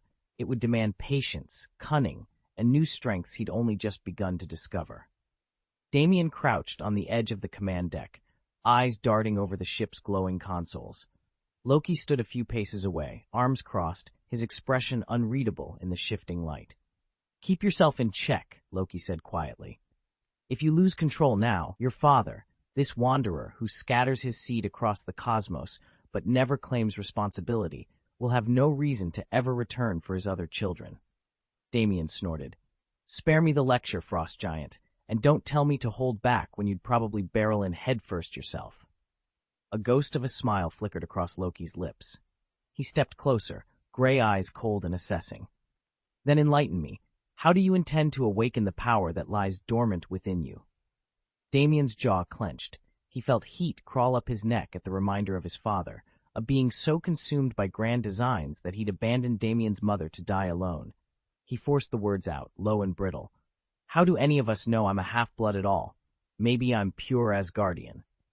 Loki raised an eyebrow. If that were true, you'd have manifested awe-inspiring power from birth. Instead, he tapped Damien's forearm. Your bones suggest you're no more than 30 years old by Earth reckoning. A humorless laugh escaped Damien. 30. By human standards, that's nearly middle age. Loki's shoulders lifted in a casual shrug. Yet in Asgard, you'd still be considered a child, hair the color of a moonless night, no silver streaks in sight. And let's not forget, Damien countered, voice low and fierce, my father can live for millions of years. For a long moment, they stood in silence, two demigods bound by blood and secrets, aware that the next step they took together might very well reshape the fate of worlds. Damien stood in the dim light of the cavern, Loki's words echoing off the stone walls. Loki spread his hands in a gesture of reluctant admission. Maybe right now, you're still just a child, he began. There's no ritual or training manual that can guarantee your power will awaken fully. The only one who can truly spark your gift is your father. But seeking him out, it's like a lamb marching straight into a tiger's den. Damien's jaw tightened. He felt the raw pulse of potential within him, too chaotic, too dangerous to harness without guidance. So even if my blood is half divine, he asked quietly, I can't unlock that power without risking everything I am. Loki sighed. Yes, you're a hybrid, part mortal, part god. You didn't inherit your father's full lifespan, but even a diluted divine bloodline grants you centuries, tens of thousands of years if you play it right. That's plenty of time to learn control, to grow strong. A bitter edge crept into Damien's voice. Plenty of time? If I want revenge, I have to wait that long? For a moment, silence fell between them. Damien's fists curled at his sides. He had suffered betrayal at the hands of his father, and the need for retribution burned hot in his chest. Yet beneath that flame flickered grudging acceptance. Loki's words, harsh as they were, offered a path forward, even if it was a marathon rather than a sprint. Damien lifted his gaze. Then I'll take that time. I'll train. Someday when I'm ready, I'll face him. Loki nodded, a faint, almost approving curve to his lips. Good, because rushing into his lair now would be certain death. But centuries from now, you might well be the storm he never saw coming. Damien was technically an adult by human standards, but against a lifespan measured in the millions of years, he was still nothing more than an infant. How could someone so unseasoned hope to awaken the power buried deep within him? Loki gave a wry smile. It's not impossible, he said. After all, your biological father was expelled from the Universal Council of Elders 100,000 years ago. Damien's expression darkened. Even if I discover a way to lengthen my life, it would only be a stopgap. My years would still run out. Indeed, Loki agreed, his smile unfazed. True longevity demands a long-term solution, such as pledging yourself to the Void cult and tapping into Void energies. But if your aim is merely to buy time, Asgard has alternatives. Dark magic brims with forbidden spells, each more unspeakable than the last. Yet pride is a powerful force. No man or god wants to sacrifice his honor for the sake of survival. That's why Odin, your father, brokered a deal with Kassadin, the Void god, before he ever accepted the Void's power. By doing so, he preserved Asgard's autonomy and safeguarded his reputation. That is the true art of extending one's life. How can I just sit here and wait indefinitely for news that may never come? Damien snapped, pacing the length of the chamber. Loki regarded him coolly. Because until you awaken your power, even thinking about killing your father is a fantasy. Damien spun on his heel, eyes blazing. And if I don't awaken? Then you stand no chance, Loki said bluntly. Your greatest strength lies in the future, if you survive long enough to claim it. Right now, on Xandar, you're only marginally stronger than an ordinary civilian. Damien's fists clenched at his sides, but Loki merely smiled, as if amused by the frustration he'd stirred. Listen to me. Potential and actual power are worlds apart. You may carry a spark inside you, but until it ignites, you can't wield it. I spent millennia honing myself before I finally tapped into the Void, and that's when I became truly formidable. So don't confuse untapped potential with real strength. Until you awaken, you're nowhere near ready. Although it's hard to hear, it's the truth, Steve said quietly, meeting Peter's eyes. Peter's jaw clenched, but Gamora reached out and gently tilted his chin until he looked at her. That doesn't mean we can't get our revenge, she told him. Breathe, Peter. Earlier today, Gamora had absorbed revelations she never fully understood before, and each one had shaken her to the core. Now, seeing Peter's face, she felt that familiar fire of vengeance flare up again. She too would kill her adoptive father Thanos, no matter how impossible it seemed. She would find a way. Peter's shoulders shook. What if he joins with the Void? He wondered aloud. Will his power awaken prematurely? Steve exchanged a troubled look with Thor. As unfamiliar as this Void force was, they both knew enough about Peter's mixed heritage to be wary of untapped potential. If he can merge with and control that power, Steve said, there's no telling what hidden strength might emerge. Thor nodded gravely. I feel it myself, he added. My physical strength has grown, and the divine spark within me has flared ever brighter since I touched the Void. Silence fell over them all, each lost in the dangerous promise and peril of the mysterious power that could make or destroy them. Damien's Asgardian power had swelled far beyond the ordinary growth one gains with age. This wasn't just the slow, natural accumulation of divine energy. It was the result of his body becoming ever stronger, drawing out hidden potential he never knew he possessed. If he could harness the power of the Void, his possibilities would be limitless. Evolution itself would be child's play compared to what he might achieve. But that's a big if, Thor grumbled, scanning the young god's dossier. He first has to gain entry to the cult of the Void, and from what I'm reading here, his exploits so far won't earn him a passing grade. Loki lounged on the settee, one leg draped casually over the other. Ah, but you forget, he said, voice smooth with amusement, that neither you nor I ever faced those trials. As Odin's sons, we slipped in on his authority, a well-worn back door. Only a very few others received that exception. He flicked his gaze toward the holoscreen projection of Earth's champions. Bruce Banner and Steve Rogers were granted direct admission when Lord Kassadin himself, the Void God, observed their valor on our blue star and deemed them worthy. Everyone else, Peter Quill included, must endure the formal tests before they're admitted. Thor folded his arms, staring at Damien's profile. Then it's clear. If he's to tap into the Void's power, he'll have to prove himself in their crucible. No royal favors this time. Damien paced the shore, fretting that he might not qualify for the Void cult at all. His reputation was tarnished by past misdeeds and a mercurial temperament, hardly the qualities a secretive order would welcome.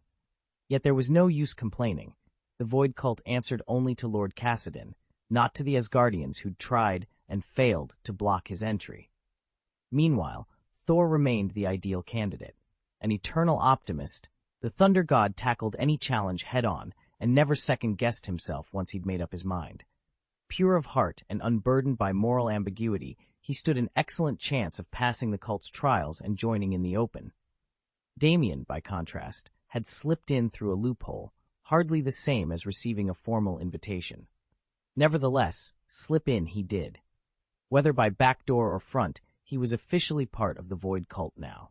Still, Thor's formal acceptance meant a higher starting rank, something that rankled Damien's pride. He reminded himself that rank could be earned. Every evolutionary milestone would narrow the gap. Take Lacey, the female tyrannosaur on the island. She'd begun with humble roots, but her relentless training and evolution had catapulted her to greatness. So Damien made up his mind. Day after day, he would stay on the island, devour every evolutionary meal the cult had developed, and pour every ounce of his energy into training. If his starting point was lower than Thor's, well, he'd simply out-evolve him. In the end, no trial, no rank, and no Asgardian skeptics would stand between Damien and the power he hungered for. Damien paced the length of Tony Stark's workshop, brow furrowed. How do I pass the test and join the Void? He asked at last. He'd heard that induction into the Void could unlock the latent power within him, potentially hastening his awakening by years. Damien trusted Tony. The Iron Man had shown nothing but genuine concern for him, never the cold clinical interest of a researcher. Tony folded his arms and regarded Damien thoughtfully. To join the Void, you need the blessing of Lord Kassadin, the god of the Void himself. Beyond that, The ceremony's rules are a secret of the Void worshippers. No one outside their inner circle can tell you how to earn his favor. Damien's shoulders slumped. So you really can't help me? Tony shook his head. I'm sorry. I've offered introductions before. I put Bruce Banner and Steve F. Rogers on the path to the Void, but I never promised them acceptance. Bruce drew Cassidon's attention without my say-so. His intellect and inner turmoil made him a perfect candidate. And Steve, well, his unwavering spirit spoke for itself. The only person I ever helped indirectly was Lalatina, and even then, it was her own determination that carried her through. Damien stared at the floor. The answer was as frustrating as it was simple. If he wanted to join the Void, he'd have to find his own way to catch Cassidon's eye. No shortcuts, no favors, just the trial that awaited him. Damien never imagined that Lalatina's decision to join the Void cult would rest entirely on his shoulders. All he had done was bring her to Void Island and give her the chance to make contact with the cult of the Void God. In the end, it was her genuine piety that won over Cassidon. Without that display of faith, no matter how confident Damien felt about her, he could never have swayed Cassidon, and without Cassidon's approval, neither of them would gain entry. After all, Damien himself had been admitted not by renouncing Cassidon, but precisely because he could and would channel the Void's blessing to others at Cassidon's command. Chapter 391, Feigning Mastery Through Silence. I understand, Damien said, rising from his seat. There's nothing more we can do at the moment, so let's leave it there for now. We're ready to jump into the Void whenever you are, Tony Stark added, folding his arms. Just give me the word, Damien replied, forcing the usual easygoing grin. On the surface, he looked relaxed, and to Tony and the others, he certainly seemed so. But Rocket, Drax, Gamora, and Groot could all see the tension simmering beneath his expression. Their earlier discussion had touched on secrets far beyond the reach of ordinary people. Learning that you're a human-god hybrid should be cause for celebration. In an enormous, perilous universe where most beings struggle just to stay alive, a body pushed to the absolute limits of human physiology and infused with divine essence is a tremendous advantage. Damien already possessed strength beyond anything an average person could hope to attain. And in the years to come, his lifespan would stretch on almost indefinitely, unlocking potentials no one could even imagine. Now, though, all that power meant nothing until he chose to wield it. So he swallowed his frustration and waited, eyes flicking to Tony. Whenever the Avenger was ready, they would set off into the Void together. And when that moment came, Damien would be ready too. Damien stared at Jarvis's holographic form as it steadied above the Milano's command console. The AI's cool voice sliced through the hum of the ship's engines. Damien, Jarvis began, your life isn't over. As long as you survive, you can still reshape your destiny. Damien nodded, though his thoughts were miles away. He'd just learned two brutal truths. First, that he was a human-god hybrid. Second, that his own father, a cosmic drifter, had sown children across the galaxy, then abandoned them to feed on their life force. The knowledge of half-siblings he'd never met, scattered and fatherless, stoked a furious ache in his chest. Revenge, he knew, was the only justice that would ever suffice. Tony Stark rose from his workshop alcove and brushed a lock of hair from his eyes. Here's the play, he said. Head for Falling Star Harbor. We'll rendezvous there within the hour. Damien cinched his coat and exchanged a look with Peter Quill, Star-Lord himself, who was already leaning back in a battered captain's chair, one boot dangling over the armrest. As captain of the Guardians of the Galaxy, Peter took pride in his haggling. He gave Damien a cocky grin. If you want me to guide you past the basics, it's going to cost extra credits. Tony's smirk was all confidence. Don't sweat it. Whatever fee you set, we'll double it. No questions asked.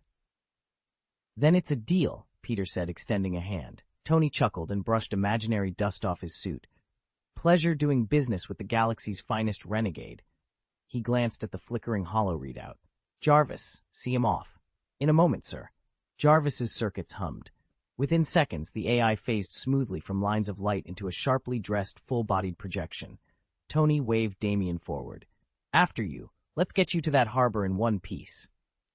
Damien took a steadying breath. Cloaked in uncertainty but armed with newfound purpose, he stepped toward the airlock.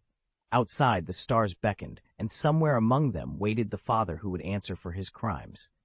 This time, Damien swore he wouldn't let vengeance slip away. Star-Lord, Gamora, Drax, Groot, and Rocket climbed aboard Jarvis's vessel. As the engines hummed to life, Jarvis's voice crackled over the comms. The void realm you're entering falls under the Collector's domain. He's a member of the Universal Council of Elders, with a near-immortal lifespan. Centuries of study have made him extraordinarily powerful, though not quite on the level of the universe's absolute top-tier entities. As operatives of the Void Cult, you have little to fear. Remember, Lord Kassadin, our Void God, is a force so formidable that even my creator would hesitate before challenging him. Once the Guardians had vanished into hyperspace, Loki turned to Tony Stark. "I understand," he said, folding his arms. "We're only here to see if there's anything worth buying. We can't afford to cross a collector." Tony gave a slight nod and an easy smile. The Void Cult might not be flexing its muscles to seize new territory. Rarely do they strike first, but that didn't mean they feared other powers. Even if Lord Kassadin stayed his hand and the cult's strongest champions remained on the sidelines, Tony was more than confident in his ability to navigate this universe on equal footing. "As a member of the Nine Realms, you need to keep an eye on that boy," Loki said, his tone cool. Thor shrugged. "I'm not too worried about what danger Damien might walk into. My real concern is Star-Lord. Ever since Asgard was absorbed into the Void God cult, all Asgardians, even those who haven't sworn to the Void, belong to the Asgardian faction. If Star-Lord can awaken his power and grow stronger step by step, that only bodes well for Asgard." Loki rolled his eyes. "Brother, you worry too much. When you face someone truly formidable, no amount of plotting can replace raw strength." Thor nodded. "And if he's foolish enough to throw himself at them head-on, we won't be able to stop him." Loki's lips curved into a half-smile. "It all hinges on whether he understands one simple truth. The strong survive, the weak endure." Despite his sharp words, Loki harbored no real ill will toward Star-Lord. He merely wanted him to learn fast and to survive. Damien listened intently as Loki outlined his reasoning. He understood that Star-Lord still needed time to grow into his role. That was why Loki had been so thorough. No matter how eager he and Thor were to claim Asgard's throne, it wouldn't happen for another year or two.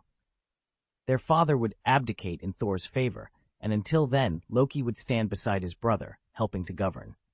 That timeline had been made crystal clear to them, and even before officially taking on those royal duties, they already bore responsibility for protecting the peoples and realms of the Nine Worlds.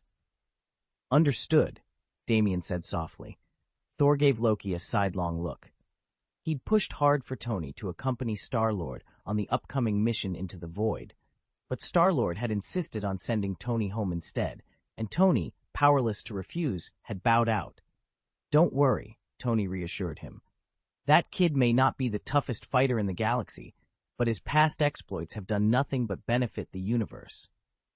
"There's also no question about his mental acuity," Loki added. "And I'll be there to guide him whenever he needs it," Tony concluded. "He won't be out there alone." Damien stood quietly as Tony surveyed the holographic display before them.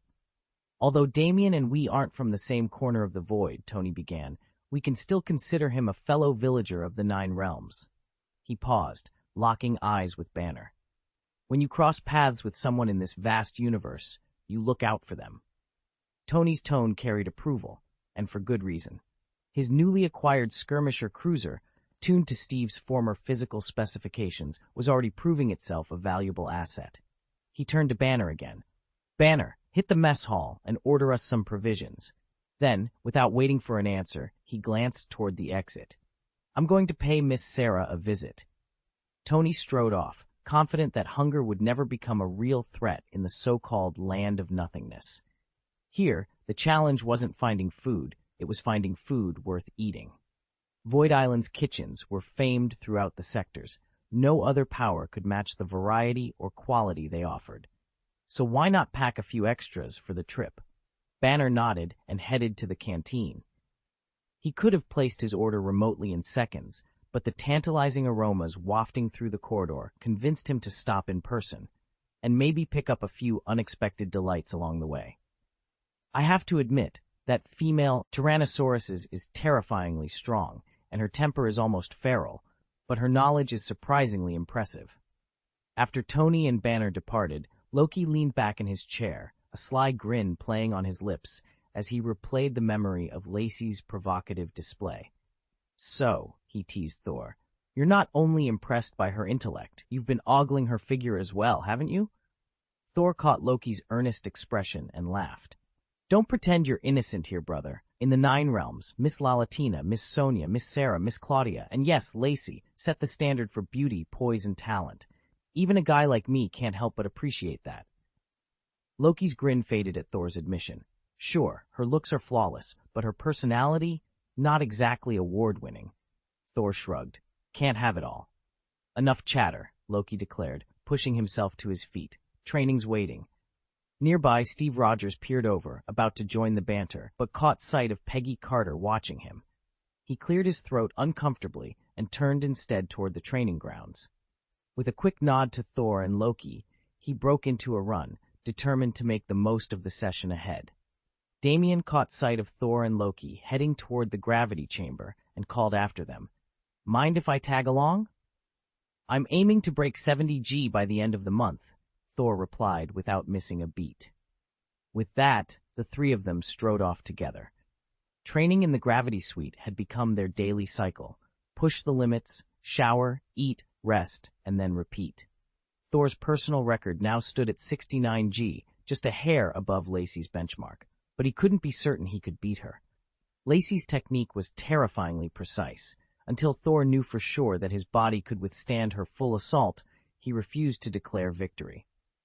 Elsewhere on the station, Paige and Pepper had retreated to their own training quarters. With their extended lifespans, they could afford a more measured approach, building strength steadily rather than in sudden bursts. Tony, for his part, was preparing to journey into the Void Realm, a place of absolute nothingness.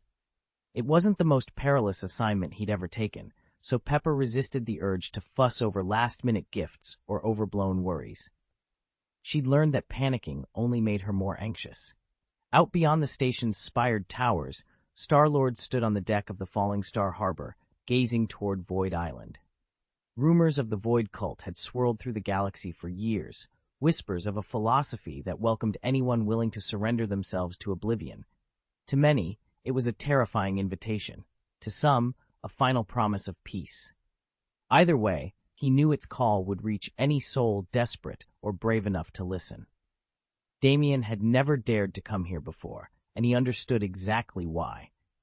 As a former member of the Marauder Legion, he knew all too well what it meant to walk straight into the tiger's den.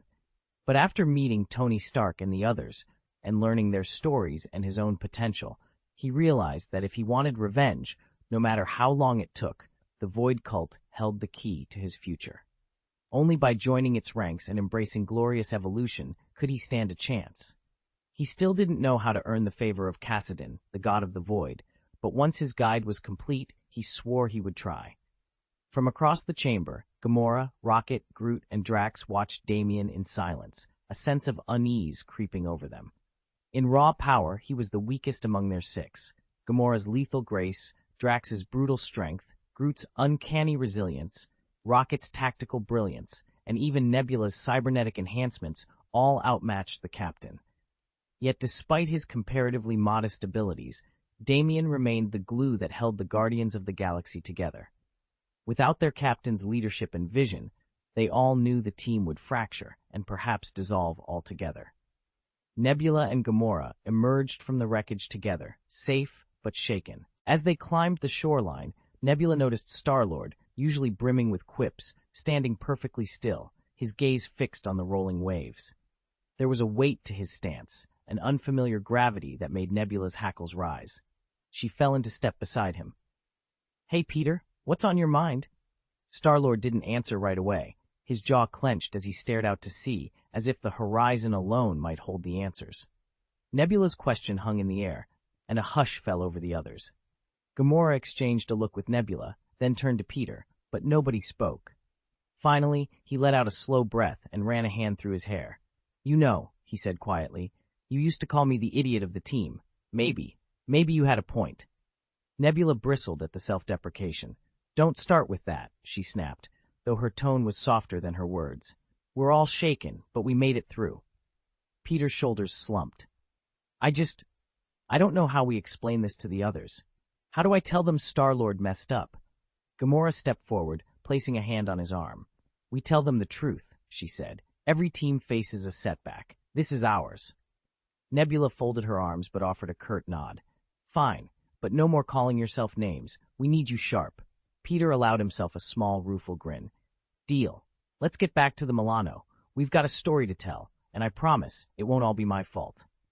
Together, the three of them headed down the rocky shore, ready to face their teammates, and whatever fallout awaited them back on board. Chapter 392. I reveal my hand. I am a demigod.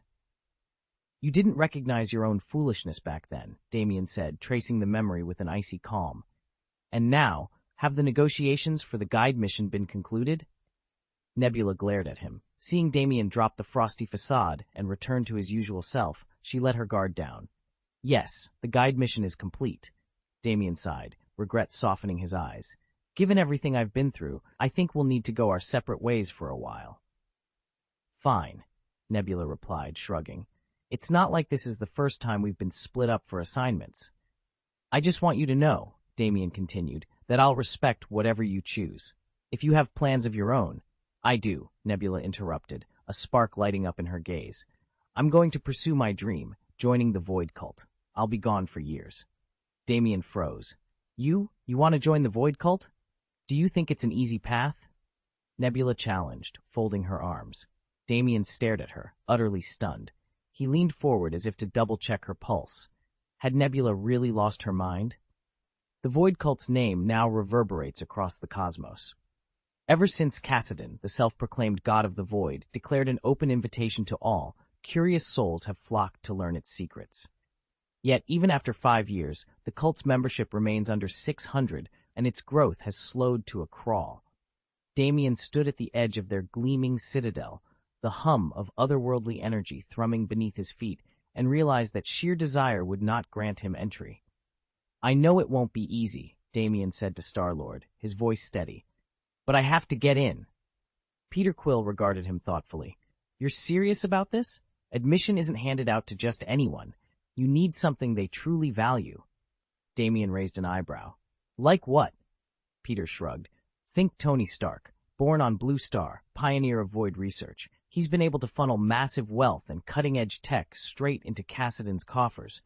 That's exactly the kind of clout the cult demands." Silence fell as Damien absorbed Peter's words. If he aimed to walk through those doors, he would need to find his own way to match Stark's influence, and then some. Damien stood before the trio, Nebula, Gamora, and Star-Lord, his heart pounding with every harsh word. "Your weapon crafting," Nebula sneered, arms folded, "isn't even as good as a handful of off-the-shelf rockets." She let the words hang, her dark eyes glittering. "Your raw strength? You're the weakest of the lot. Sure, you have a sharp mind, you can spin up clever plans, adapt on the fly, lead others." She paused to let that sink in. Then her lips curled. "Do you know who commanded the Void Cult back on Xandar? The one who fought their perfect war." She shook her head, disdain clear in every movement. "A precog, a true seer, born with the gift of foresight. Your battlefield adaptability and leadership, worthless to the Void God's followers."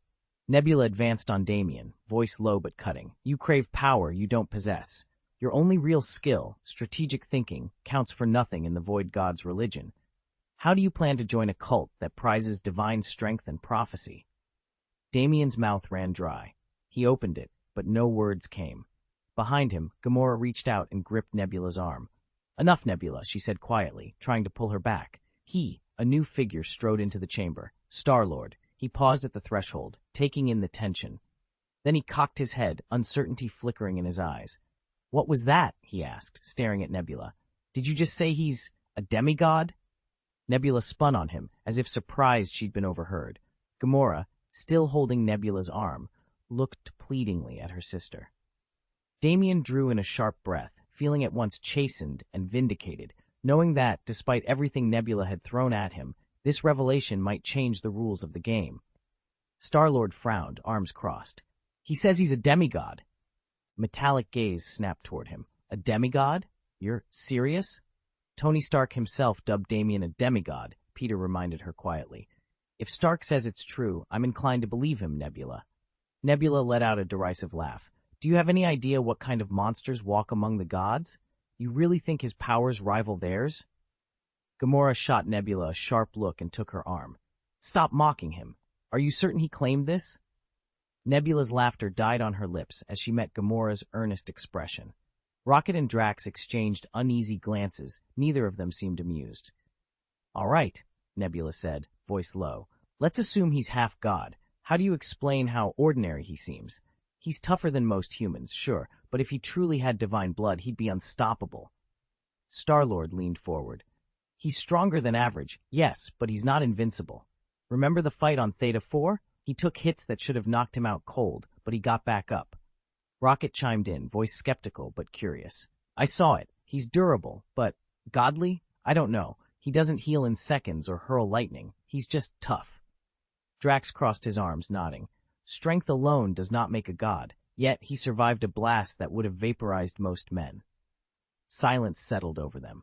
Nebula's smirk faded as she stared at Peter. If Damien truly was part god, everything they thought they knew about him, everything they'd relied on, might change. And with that, a dozen new questions crowded her mind. Because Peter hasn't awakened yet, and given his age and bloodline, he's still essentially an infant. Tony Stark and the others have just confirmed his true heritage. He's a human-divine hybrid, a demigod with enormous potential. Once he fully awakens, he could become the single most powerful being in the universe. And his, let's say, less reputable father, whom I'm sure Peter would rather forget, ranks at the very top of the cosmic hierarchy. An ancient entity that spreads its essence across countless worlds and has endured for millions of years. Rocket cleared his throat, translating with careful precision. I am Groot. What I'm saying is, it's all true. Groot let out his characteristic rumble, as if to underscore Rocket's words. Nebula, who had volunteered to remain aboard the ship rather than deal with Bruce Banner, now felt a jolt of regret. This morning's Peter Quill had seemed nothing more than a scrappy Earth kid, but in just a few hours his entire history had been rewritten. A human-god hybrid? Demigod? It was almost too shocking to believe. Drax met Damien's gaze and said, I understand your drive for vengeance. If that's what you really want, go for it. After this mission, I plan to leave the Guardians for a while and return to Void Island. I want to see if I can join the Void cult and hasten the awakening of my true power. It might take a few years, or even a decade, but if I succeed, I promise I'll come straight back to you. Damien listened carefully. At first, Drax's words felt blunt, almost cruel, but then he realized how right they were. A separation of a few years wouldn't last forever.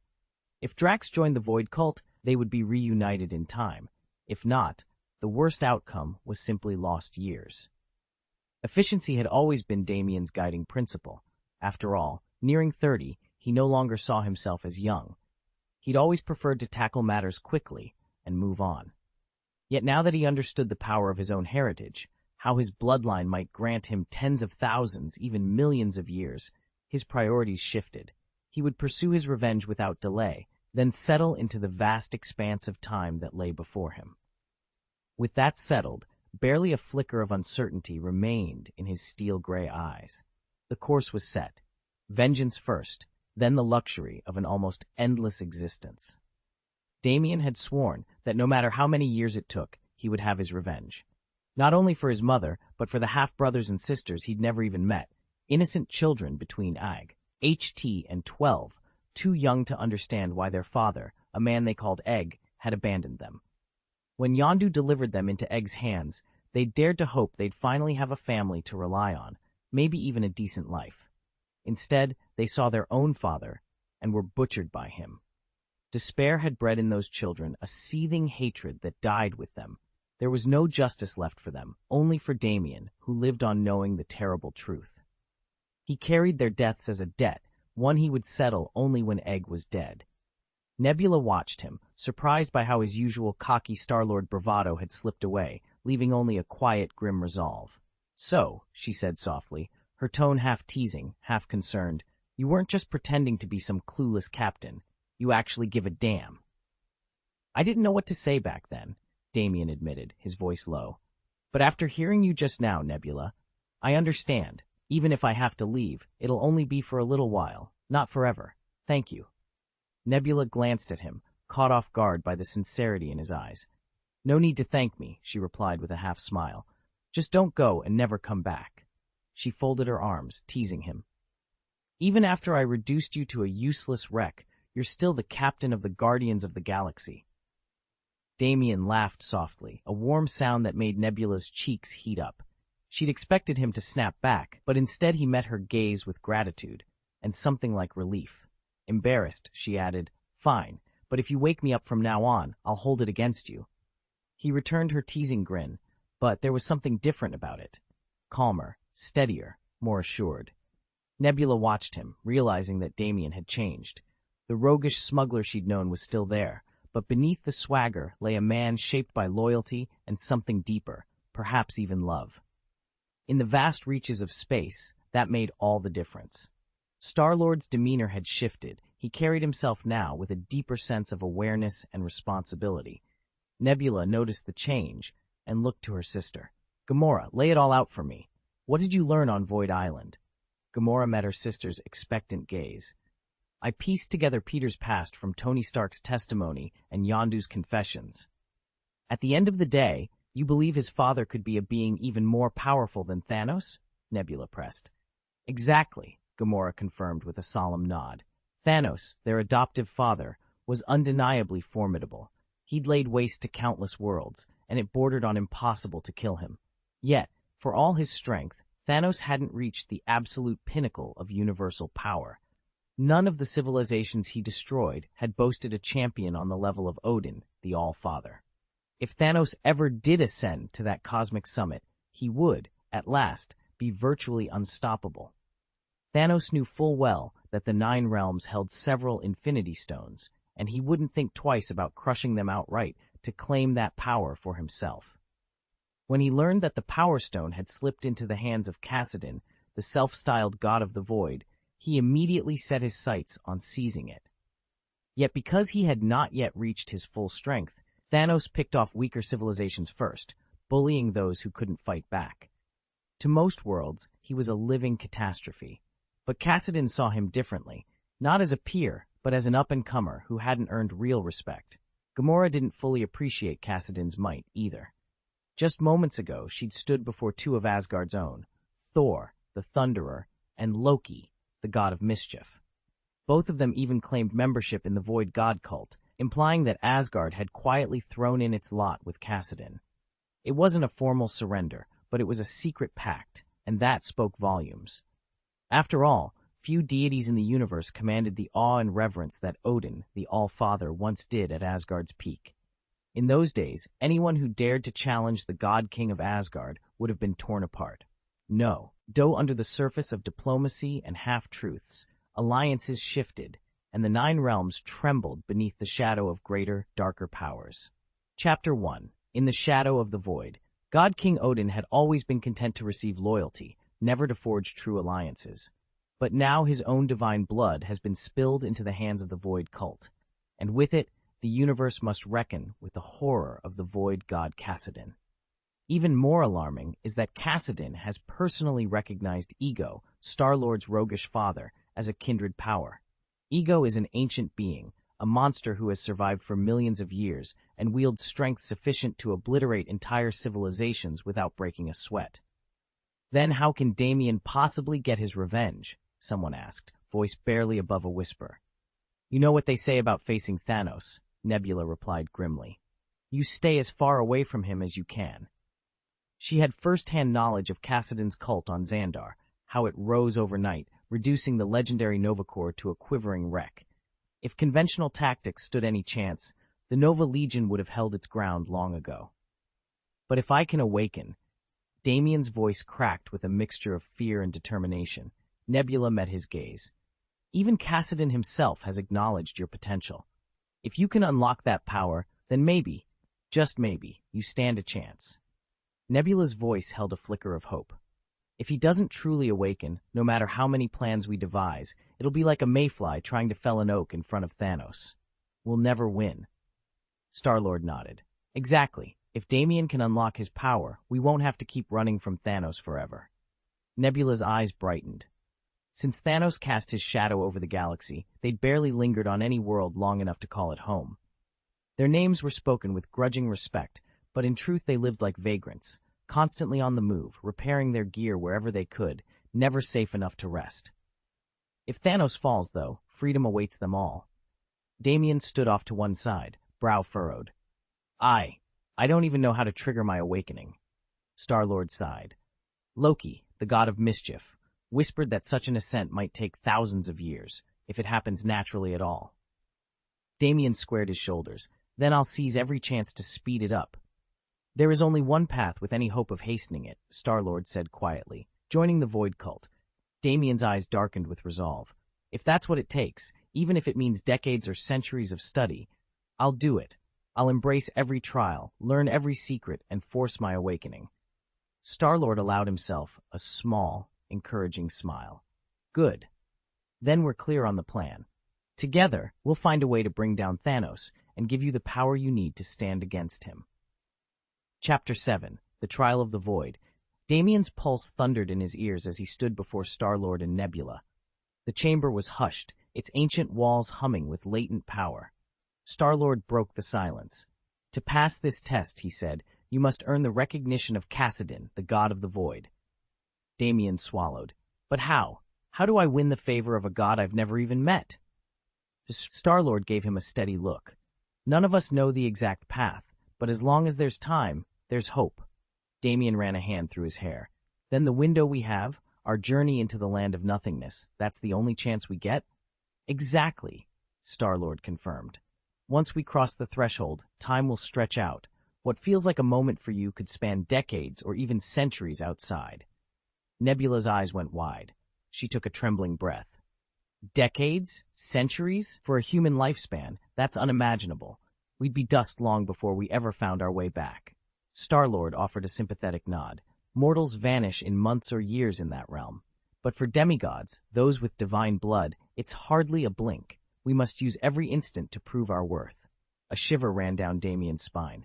His RT pounded at the thought of being trapped in that timeless expanse, cut off from the world he knew. Yet refusing the trial was not an option. Then we leave at dawn, Damien declared, resolve hardening in his voice.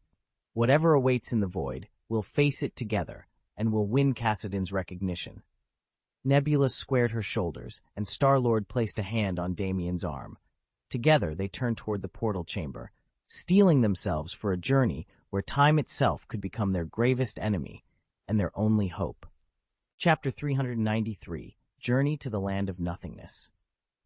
Rocket paced restlessly on the deck, unwilling to let Damien slip away. He knew Damien felt it was his duty to confront and destroy ego. No amount of arguing would change that. Any attempt to hold him back now would only weigh on Damien's mind and slow him down. Just then, Tony Stark's battleship appeared in orbit, its hull gleaming against the blackness of space. Tony's voice crackled over the comm system. All right, everyone, ready to go. Damien, why don't you pack a change of clothes and join me on the Stark? I'd like a proper talk before you set off. Rocket seized the opportunity. Park your ship in Falling Star Harbor, he advised. That's Void God cult territory. Even the Nova Corps won't touch a vessel docked there. Your ship will be perfectly safe. Don't worry about losses while you're away. Damien glanced at Gamora and the others. He intended to take a break from the Guardians of the Galaxy soon, but not just yet. Before making any final decisions, he needed to hear his team's opinions. After all, whatever lay ahead in the land of nothingness, they would face it together. You all made it back from Void Island in one piece. I have no objections. Nebula caught the quiet scrutiny drifting through the docking bay and glanced at Damien. Let's move. You'll be needing Tony Stark's support more than ever now. Rocket slung his weapons pack over one shoulder. He'd already seen how Stark looked after Damien, the human from Earth, and knew exactly how the genius inventor would welcome them aboard. I'll pass on extra supplies, Rocket said, grinning. I've got everything I need right here. Drax tapped the hilts of his twin daggers. My blades are enough. Groot stood beside him and gave a firm nod. I am Groot, he rumbled. If we go with them, Groot supplied in his quaint translation, we'll face no danger unprepared. Gamora folded her arms and smiled. Then it's settled. Let's join Stark. A warm glow spread through Damien's chest at their show of faith. He led the way back to their ship, grabbed his satchel, and prepared for the next leg of their journey. Almost immediately, a gentle tractor beam locked onto their starship and guided them across the void. Moments later, the Guardians stepped onto Tony Stark's sleek flagship. Jarvis's calm voice bridged the silence. Please follow my guidance to Mr. Stark's quarters. Freed from the cramped hatch, Damien, Star-Lord, Drax, and the rest stepped into the heart of Tony Stark's battleship for the very first time. As they wound their way through the labyrinth of corridors, they spotted Tony and Bruce Banner seated at a long table, casually enjoying a meal. Drax, now truly at liberty and with only a few people nearby, strode forward and addressed Banner directly. Bruce Banner, thank you for helping us take down Ronan. Banner set down his utensils and offered a warm smile. Glad to do it, Drax. But I should be the one thanking you all. Drax folded his massive arms. Destroying Ronan was the Void Collective's prime objective from the start. Even if Kyle and I hadn't joined the fight, someone else would have ended him. Tony leaned back in his chair and added, honestly, from the moment Ronan set his sights on Xandar, he was already marching straight into the jaws of hell. Banner nodded in agreement, so there's really no need to worry about what comes next. Drax's stern expression softened into a grateful nod. Words alone wouldn't have been enough to kill Ronan. We needed all of us working together. Banner returned the nod. I get that, and I appreciate every one of you. Tony waved them toward the long table. Please, take a seat. Sit wherever you like. Banner caught Drax's stubborn glare, blinked, and then gave Tony a grateful nod. Thanks, Tony. Tony, casually munching on an appetizer, turned to Damien. So, Damien, what are your plans after this? Damien chewed thoughtfully before answering, his expression growing serious. I intend to head straight to Void Island and stay there. 10 years, maybe even 100. My goal is to earn a place in the Void. If I can successfully awaken its power, I'll set out for revenge. If I can't, I'll simply wait. Wait for the day I finally awaken. He paused to let his words sink in. You're smart enough not to chase vengeance before you're ready. I can't tell you exactly what trials lie ahead, but here's my advice. Give yourself no more than 2 years. If after that time Lord Cassidon still won't acknowledge you, cut your losses and go home. On the other hand, if he does recognize you, even if it happens in a single hour or minute, you'll be invited straight into the Void. But if he refuses, no amount of time on that island will do you any good. Tony listened, a slow smile spreading across his face as he considered Damien's plan. Good. Damien's eyes flickered at the mention of a 2-year deadline, but he trusted that Tony Stark meant him no harm. After a moment's thought, he inclined his head. Understood. These are the teammates I'll be taking with me? Tony Stark let out a low chuckle as he scanned the ragtag crew before them. Right, we've got a treant, a coerced experimental subject, and, well, a fool. He gestured toward the 2 women standing slightly apart. Then there's Thanos' adopted daughter, and 2 junior assassins with a little training. Damien raised an eyebrow. Small team, but plenty of talent. Tony's grin widened. And don't worry about Gamora or Nebula. Yes, they're Thanos' adopted daughters, but they hate him now, and they want him dead. They won't betray us or leak our location. Damien turned to Gamora and Nebula, his gaze steady. You'd better be telling the truth. From across the room, Tony exchanged a knowing look with them. He already understood that the greatest threat looming over Blue Star would be Thanos himself. Nebula and Gamora would have been dead long ago if Star-Lord hadn't guaranteed their safety. After all, they are Thanos' adopted daughters. Thanos only took us in after he wiped out more than half our people, Nebula reminded the others. I'd give anything to see him lying dead at my feet. Gamora met Tony Stark's sharp stare. You can doubt us all you like, but this isn't some made-up story. There are records and eyewitnesses to prove that we're truly his daughters. That doesn't just vanish because you don't like it. Tony's eyes narrowed. Your family ties to Thanos aren't a rumor you can sweep under the rug. You both know he once ordered the Chitauri to stage a full-scale invasion of Blue Star. True, Nebula added. The Void Cult and their god, Kassadin, haven't challenged him yet. But for those of us born on Blue Star, Thanos has been our enemy from day one. Tony's tone went ice-cold. So watch yourselves. One wrong move, and I won't hesitate to kill you both. Gamora's lips tightened, but she refused to back down. Thanos is after some Infinity Stones rumored to be hidden on Blue Star, she said. We had nothing to do with revealing their location. Nebula exchanged a tense glance with her sister as Tony studied them both, weighing every word. I said it in jest, no need to be so uptight, Tony Stark said with an easy smile. At least, not until you betray us or send word to Thanos. He held up his hands in a mock show of innocence. I promise I won't lay a finger on you. I just want our journey to go smoothly. Despite the warmth in his tone, Gamora and Nebula both felt a cold shiver. News of Tony Stark as the Void Herald had spread to the furthest reaches of the galaxy. Beneath the genius inventor's veneer lay the power to annihilate entire Kree fleets in an instant. The Void cultists were unimaginable monsters, and Nebula would rather have avoided any dealings with them. But now they were aboard a pirate ship headed straight into Void-held territory, and there was no turning back.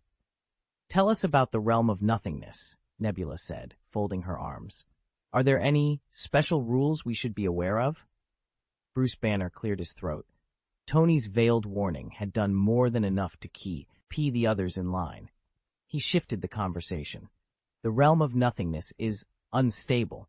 Its strange energies can play tricks on your mind, and the locals, if you can call them that, have customs you'll want to respect. He paused, looking to Tony for guidance, but the man known throughout the universe as the Void Herald simply nodded. The real challenge, they all knew, lay ahead. The only rule in the Void is that there are no rules, someone reminded the crew. But the land of nothingness is strictly the Collector's domain, another voice added. Any faction operating under his banner must tread carefully. You won't insult the Collector's forces while you're inside his territory, at least not without severe consequences. And once you step outside, all bets are off. A final warning followed. Never flaunt your wealth in the nothingness. Flash too many credits, and every outlaw lurking around will swarm you. That kind of attention only leads to headaches. Peter Quill, Star-Lord, was already settled into the captain's chair, smirking. Sounds like a load of space superstition to me. No big deal. Bruce Banner shrugged. Those desperados don't bother me unless I give them a reason. As for the Collector's people, yes, there is a way to spot them. But if you want the details, you'll have to talk to the black market dealers. Quill leaned forward, interest piqued. The Collector's operation is that massive, you say? Banner nodded. Massive, and dangerous if you cross them. Reading a gang's hierarchy on the surface is one thing, Banner said, but uncovering what's hidden deep down, that's a whole different challenge. Even in a lawless wasteland, Peter Quill added, there are darker networks and secret enclaves that no outsider ever sees. Tony Stark leaned forward, eyeing Banner. He'd witnessed how Banner swaggered around Ronan, enough to know the man wasn't bluffing. So, Peter asked, do you actually know how to find this underground broker? I do, Banner replied. Most people don't realize it, but the Predator Legion has extensive ties with the land of nothingness's black market traders. They don't just peddle stolen tech, they buy and sell classified intel you won't find anywhere else. Tony glanced between Peter and Banner, a half-smile playing on his lips. I can guide you to him, he said. Just be prepared to pay for the privilege. Information like this doesn't come cheap. Peter nodded. In a place like the land of nothingness, if you wanted off-the-books news, you needed an inn. Otherwise, no matter how long you wandered those shadowed corridors, you'd never stumble upon the deals struck in the darkness. I know the rules, Damien said coolly. I'll pay, provided your information checks out. Tony's lips curved into a thin smile when he heard that Star-Lord could be delivered the moment their contact arrived. If the tip proved genuine, the money would be handed over without a second thought. If it wasn't, well, Damien had no intention of letting a lie slide. Either they produced Star-Lord, or they'd pay in blood and still owe the fee. Chapter 394. Return to Consult, Master Kassadin. Damien sat alone on the bridge of the eclipse, its panoramic windows framing the flickering lights of the spaceport below. The holo report from his second-in-command hovered before him, each line of data crisp and urgent. He studied it in silence, weighing every word. "If they honor our agreement, I'll honor theirs," he muttered, voice low and steady. "But if they break the rules, I'll be the one setting them." He tapped the datapad, deleting a line of false leads. There's no profit in lies. No one with credit would pay top price for rumors. The holo screen shifted to reveal their contact's dossier, the collector. Real name Tenariel Typhon, head of the Typhon Consortium. "His true abilities remain a mystery," Damien said, leaning forward, "but his wealth is known across the quadrant." He recalled the whispers about Typhon's private fleet and his cadre of superpowered bodyguards. He commands battle cruisers and an army of elite operatives, each one a deadly specialist. Damien straightened. "The Void Lands are a den of cutthroats and gold seekers. It's ripe for the taking, assuming you can trust anyone." With a final click, he closed the dossier. "I need Master Cassidin's guidance. Plot a course for our hidden station at Sector 9. The eclipse hummed to life, engines spiraling into the void. As the stars blurred past, Damien's resolve hardened. In a universe built on power and secrecy, he would master both. "There's every kind of desperado out here," Zhu Wenyan explained, lowering his voice. "Human traffickers, gamblers, smugglers, even people exiled from society, all eking out a living in the land of nothingness. It's a lawless zone, utterly cut off from the outside world." Damien frowned. "So it's basically a free-for-all?" "Exactly," Zhu Wenyan said. "If you master the unique cultivation methods here, you can make fortunes no legitimate business in the outside world could ever offer. But you have to be willing to cross your own moral bottom line first." He paused, then added more soberly, "And don't think the Nova Corps will come to protect victims of human trafficking. Their mandate doesn't extend into this dimension." Banner's expression darkened. He and Damien now fully understood the land of nothingness for what it truly was, a magnet for society's scum, where every ounce of power and money came at the expense of one's humanity. Damien listened as the others spoke in the Milano's briefing room, trying to piece together the bigger picture.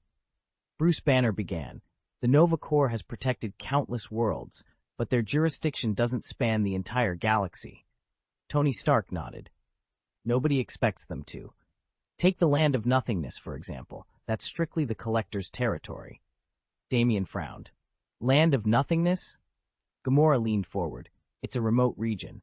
No Nova Corps ships patrol there. The Collector owns it lock, stock, and barrel." "And the galaxy," she continued, "needs a few no-questions-asked zones for criminals and mercenaries. The Predator Legion, for instance, often lays low on Blue Star, a planet so lawless they practically invite trouble." Bruce shook his head. "Even if the Nova Corps wanted to, they simply can't police everywhere. The universe is too vast." Damien glanced from Gamora to Banner. "Are there other lawless areas like that?" Gamora's eyes darkened. "More than you can count. Worlds get wiped out all the time, and most of the time nobody cares until it threatens the balance of power." Tony tapped his fingers on the table, which is exactly why Thanos picks his targets carefully. He avoids anything near strong defenses. Xandar and its neighboring systems are well guarded. Instead, he goes after the most remote, unprotected planets. Bruce managed a wry smile. "Planets nobody else is bothering to protect." Damien exhaled.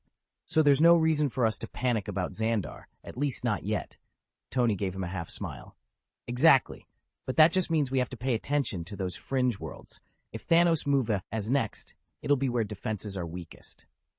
Damien surveyed the situation carefully. Even if the Nova Corps wanted to strike at Thanos, they'd find it almost impossible. Thanos himself hadn't yet set foot anywhere near their borders.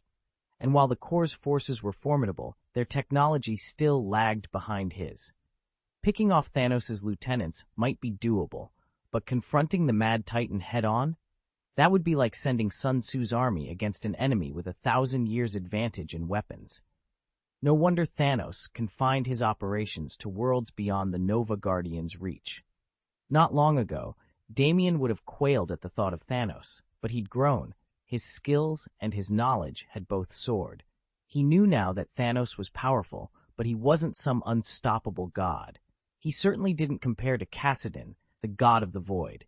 an opponent so terrible that hardly anyone dared dream of facing him. If Thanos ever felt bold enough to invade Xandar directly, he'd have to confront the Void cult and wrest the Infinity Gems from their vaults first. In that case, Damien admitted, Thanos would be a fearsome foe. But as long as he dared not act without the Infinity Stones, Thanos' reach and his danger remained limited. Tony once believed Thanos was invincible. Only in retrospect did he realize it was his own weakness that made the Mad Titan seem unbeatable. As Cassidon had pointed out, Thanos only dared set foot on the Blue Star after Odin succumbed to old age and the Supreme Mage, the Ancient One, had spent years teetering on death's door for reasons no one could explain. Only when those two pillars fell did Thanos venture into the Nine Realms in person. Now, the Ancient One may still be at risk, but God King Odin shows no sign of dying soon. In fact, he's regaining his strength and nearing his prime once more. Standing before an Odin at the height of his power, all of Thanos' grand designs amount to nothing. And in a few years, if Thanos still lacks the nerve to strike at the Blue Star, Tony will lead the charge to track him down. It's time to end Thanos for good, the so-called conqueror who raises civilizations, yet cowers before true power and bullies the weak. Let him discover what it feels like to be on the receiving end of that kind of terror. Damien sighed, folding his arms. I know I'm no saint. My kindness doesn't exactly compete with the Buddha's. Tony Stark leaned forward, fingers steepled. Exactly. Since the Nova Corps won't bother with the land of nothingness, why don't we step in and claim it ourselves? We install a new authority, outlaw human trafficking, and let the rest carry on as usual. Bruce Banner, who'd been standing just out of earshot, cleared his throat. His latest power upgrade had shifted his outlook. He still meant well, but he was far more pragmatic and, when necessary, ruthless. He tapped the glowing star chart hovering between them. Look, countless people die in these lawless zones, innocents and criminals alike. But human slaves? Those are lives we can save. He traced a route on the map. Controlling the Void Land's ungoverned regions would open up untold wealth and supply lines, critical for the growth of the Void Divine faith. The Kree Empire is a fortress. We won't touch that. But this lawless sector, that's an easy target. A small strike team, me, Kyle, Alex, could secure it in no time. Tony raised an eyebrow. What about the Collector? Banner gave a wry smile. He's rich, sure, but he's never cracked the universe's top powerhouse lists. Wealth doesn't equal firepower. We can handle him too. In the universe at large, wealth is merely one form of power, and far from the greatest. Damien sat quietly in the briefing room, committing every word to memory. Master Cassidon, the god of the void, has commanded me to journey to the land of nothingness, he reported. He wants me to observe its structure, its rules, and its current state. Once we understand how the void realm operates, it will be far easier to conquer it, but the moment isn't right just yet. He paused, me eating Tony's gaze. Miss Sonia hasn't given her consent for territorial expansion, and the void god cult mustn't overreach until she does. Lix's hot-headed aggression only complicates things. His zealotry could derail us if we let it. Tony Stark, ever blunt, nodded thoughtfully. He'd heard Bruce Banner's private concerns and didn't hesitate to address them, even with Gamora and the rest of the team within earshot. Banner's right to worry, Tony said, voice level but firm. But among the six of us, only Star-Lord has the real potential to become truly formidable. His heritage grants him a near-immortal lifespan. Even if he never formally joins the Void cult or awakens his powers early, his strength will only grow, provided he lives long enough. Gamora shifted in her seat, arms crossed, while the others exchanged glances.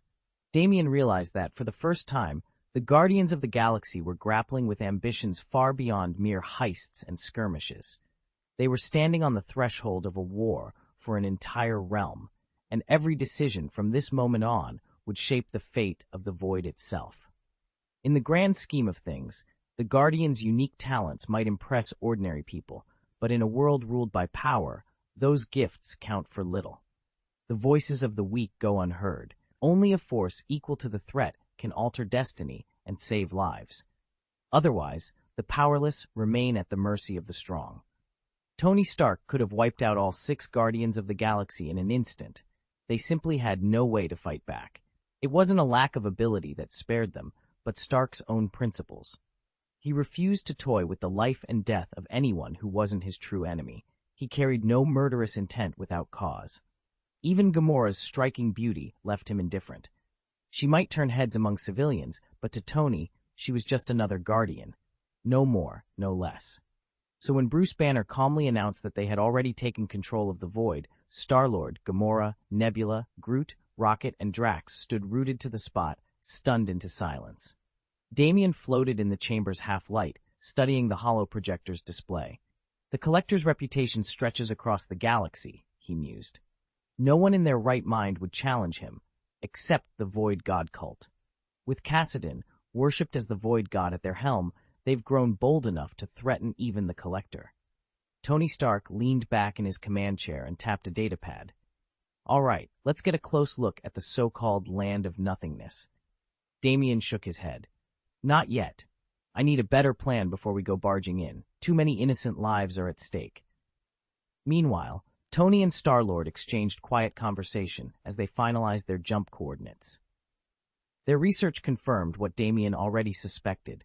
The Land of Nothingness lay only a few 100,000 light-years beyond Xandar, a hop of roughly 12 hours in Tony's new suit-powered cruiser. By early evening, they dropped out of hyperspace above a desolate system. Through the viewport loomed a world like no other, a vast, grim sphere that resembled a colossal stone skull. Why does it look like that? Damien whispered, unease tightening his chest. Because it is that, Tony replied, eyes gleaming behind his visor. Not a planet at all, but the fossilized cranium of an ancient god, turned to stone when it died hundreds of thousands of years ago. Welcome to the Land of Nothingness. Damien stared at Gamora, trying to absorb what she'd just said. They occupy that world solely to mine materials left behind by the death of those ancient gods, she explained. Damien frowned. You mean the planet itself is built on the corpse of some long-dead deity? That's exactly it, Gamora replied. When the god died, its body disintegrated into raw elements, strange, pure substances untouched by corruption. The Collector claims those deposits are priceless for scientific research. Do we even know who this god was? Damien asked, curiosity and concern warring on his face. Gamora shook her head. No one really does, least of all the Collector. All he's admitted is that the materials on that world hold enormous value, and he'll go to any length to control them. Tony Stark stepped closer, arms crossed. So he enslaves people to dig through that void for the rest of their lives? There's no harsher sentence, Gamora said quietly. The void is brutal enough, but the Collector is worse. He doesn't just collect odd trinkets, he turns living beings into museum specimens. Specimens? Damien's voice dropped. A whole illicit market trades in live samples from every corner of the galaxy, Gamora continued. Alien species, mutants, you name it, and the Collector is their biggest buyer. Damien's jaw clenched. He'd faced cruelty before, but it was something else entirely. Gamora's words hung heavy in the air, a grim reminder of the horrors awaiting anyone who crossed the Collector's path. Gamora's voice was ice-cold. So you're really not going to do anything? Bruce Banner's eyes glittered with restrained fury. Our mission here is to make a purchase, not slaughter Collectors. Tony Stark grimaced. We can argue about ethics later. He hadn't finished speaking when the void before them erupted in activity. Scores of starfighters poured out, followed by hangar doors peeling open on massive warships. In seconds, Tony's flagship was completely surrounded, every weapon turret trained on them. An alarm klaxon sounded. Jarvis's measured voice cut through the chaos. Sir, hostile fleet detected. Identification? Tony barked. Tifeng Group, Banner replied, tapping at his console. They're about to deploy even more capital ships. Counterattack or retreat? Tony asked. Jarvis responded without hesitation. Our current armaments are insufficient. Scans show dozens of additional warships preparing to launch. Recommend immediate evacuation. Tony's expression hardened. Agreed. All hands. Prepare for jump. We're getting out of here. Now. As the bridge crew scrambled to their stations, the flagship's engines spooled up, ready to leap into the void and away from the Tifeng armada. Why are they attacking us? Tony Stark leaned forward, brow furrowed. Jarvis, have we been hacked? No signs of intrusion, the AI replied. But they've learned of our plans by other means. All sensors confirm one thing. The rulers of Void Prime do not welcome our arrival. Jarvis, should we fall back or strike first? Before the question even finished, the ship shuddered as a colossal holographic figure materialized above the distant planet's surface. Clad in flowing obsidian robes and surrounded by writhing black energy, the figure's voice boomed through the comms. "Attention, I am Collector Tanariel Tiffon of the Void Cult," the projection announced. "Alongside Bruce Banner, the Hulk, and you, Tony Stark, the Void Herald, you are forbidden from entering Void Prime. Depart this system at once." On the bridge, Tony's eyes flashed with defiance. "You have no right to bar our passage. Explain yourself." Silence followed, an ominous prelude to whatever answer the Collector would send next. The Voidlands are a lawless realm, a dark paradise of nothingness. You, the stranger spat, Void God cultists who dare walk in the light, are not welcome here. You take your path through Yangguan. We'll stick to our rickety plank bridge. Our roads do not cross. The Collector, standing nearby, hid his true motive and instead hurled barbed remarks at Tony Stark to drive him off.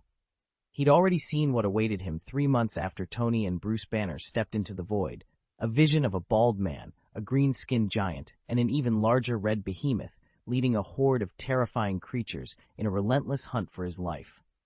Each of those 3 possessed near indestructible bodies and world-ending powers he could barely comprehend, and their allies were no less fearsome. He recognized them all: Hercules Kyle of the Void Cult, Hulk, Bruce Banner, and Yama Alex. That dark future would come to pass the moment Ton, Y, and Bruce entered the void. If the original cause remained unchanged, nothing could avert it. Desperate to rewrite fate, the Collector braced himself, but Tony Stark and Bruce Banner were already crossing the threshold into the void's heart. Damien's mind raced, but there was no time for elaborate schemes. All he could do was drive Tony Stark and Bruce Banner away long enough to save himself. He raised his voice so it carried through the void. "If you're not welcome here, then we'll leave." Tony's eyes flashed beneath his helmet. He'd come expecting resistance, but outright assault on the Null Realm wasn't part of his plan. "Jarvis, let's go." "Understood, sir," the AI replied coolly. Instantly, the warship's thrusters pivoted, pulling them back toward the void-torn horizon. Once they were clear, Tony lowered his visor's glow and turned to Bruce. "Listen, Bruce, this Collector either sees the future himself or he's employed someone who does. Either way, he knows our Void God cult strategy before we can even make a move." Bruce frowned, folding his arms. "So there's no element of surprise left." "Exactly," Tony said. "Even if we try to pivot now, he'll just retaliate. He'll target every last believer in our Void God religion." Bruce exhaled. "What do you propose?" Tony's expression turned steely. "We fall back, return to Void Island, and consult Master Cassidon. He'll know our next step." The ship slipped silently into the emptiness, leaving the Collector's domain and its uncanny foresight far behind. Chapter 395, The Outcome of the Request. "Should we notify Alex now?" Damien asked, stepping forward. Tony had just suggested they return for further instructions, but Damien sensed the storm gathering on the horizon. If a battle was imminent, Alex, their chief strategist, couldn't be left in the dark. Especially if the Void Cult was about to strike the Land of Nothingness. No one knew that realm better than Alex, and with Lord Cassidon, the god of the Void, backing any assault, Alex would surely volunteer to lead the defense. Damien paused, meeting Tony's gaze. "And let's not forget the Collector's precognitive powers. They're off the charts. Even if we tried to launch a preemptive strike as soon as we crossed into the Land of Nothingness, we'd be walking right into their trap." Tony frowned, weighing Damien's words.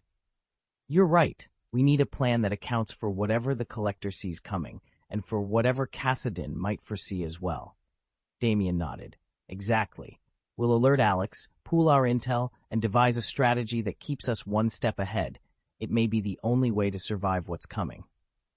With that, the team moved to send word to Alex, steeling themselves for the battle that lay just beyond the Veil of Nothingness. Damien studied the situation carefully before speaking. "We need to adopt a long-term strategy before we decide whether to take action. Sooner or later, members of the Void Cult, or the Land of Void, will make a move against each other. That's exactly why the Collector has barred us from entering, to buy time and hunt for a way to shift the balance." He'll almost certainly call in reinforcements from the Universal Presbyterian Church. And since we know next to nothing about the Universal Elders Council, it makes sense to wait until we can consult Lord Cassidin. Tony Stark shook his head, a wry smile tugging at his lips. Understood. Bruce Banner inclined his head, deep in thought. So the Void Divine Religion really is preparing to go to war with the Land of Void? Rocket Raccoon blinked in surprise. Doesn't look imminent, but make no mistake, a conflict is highly likely.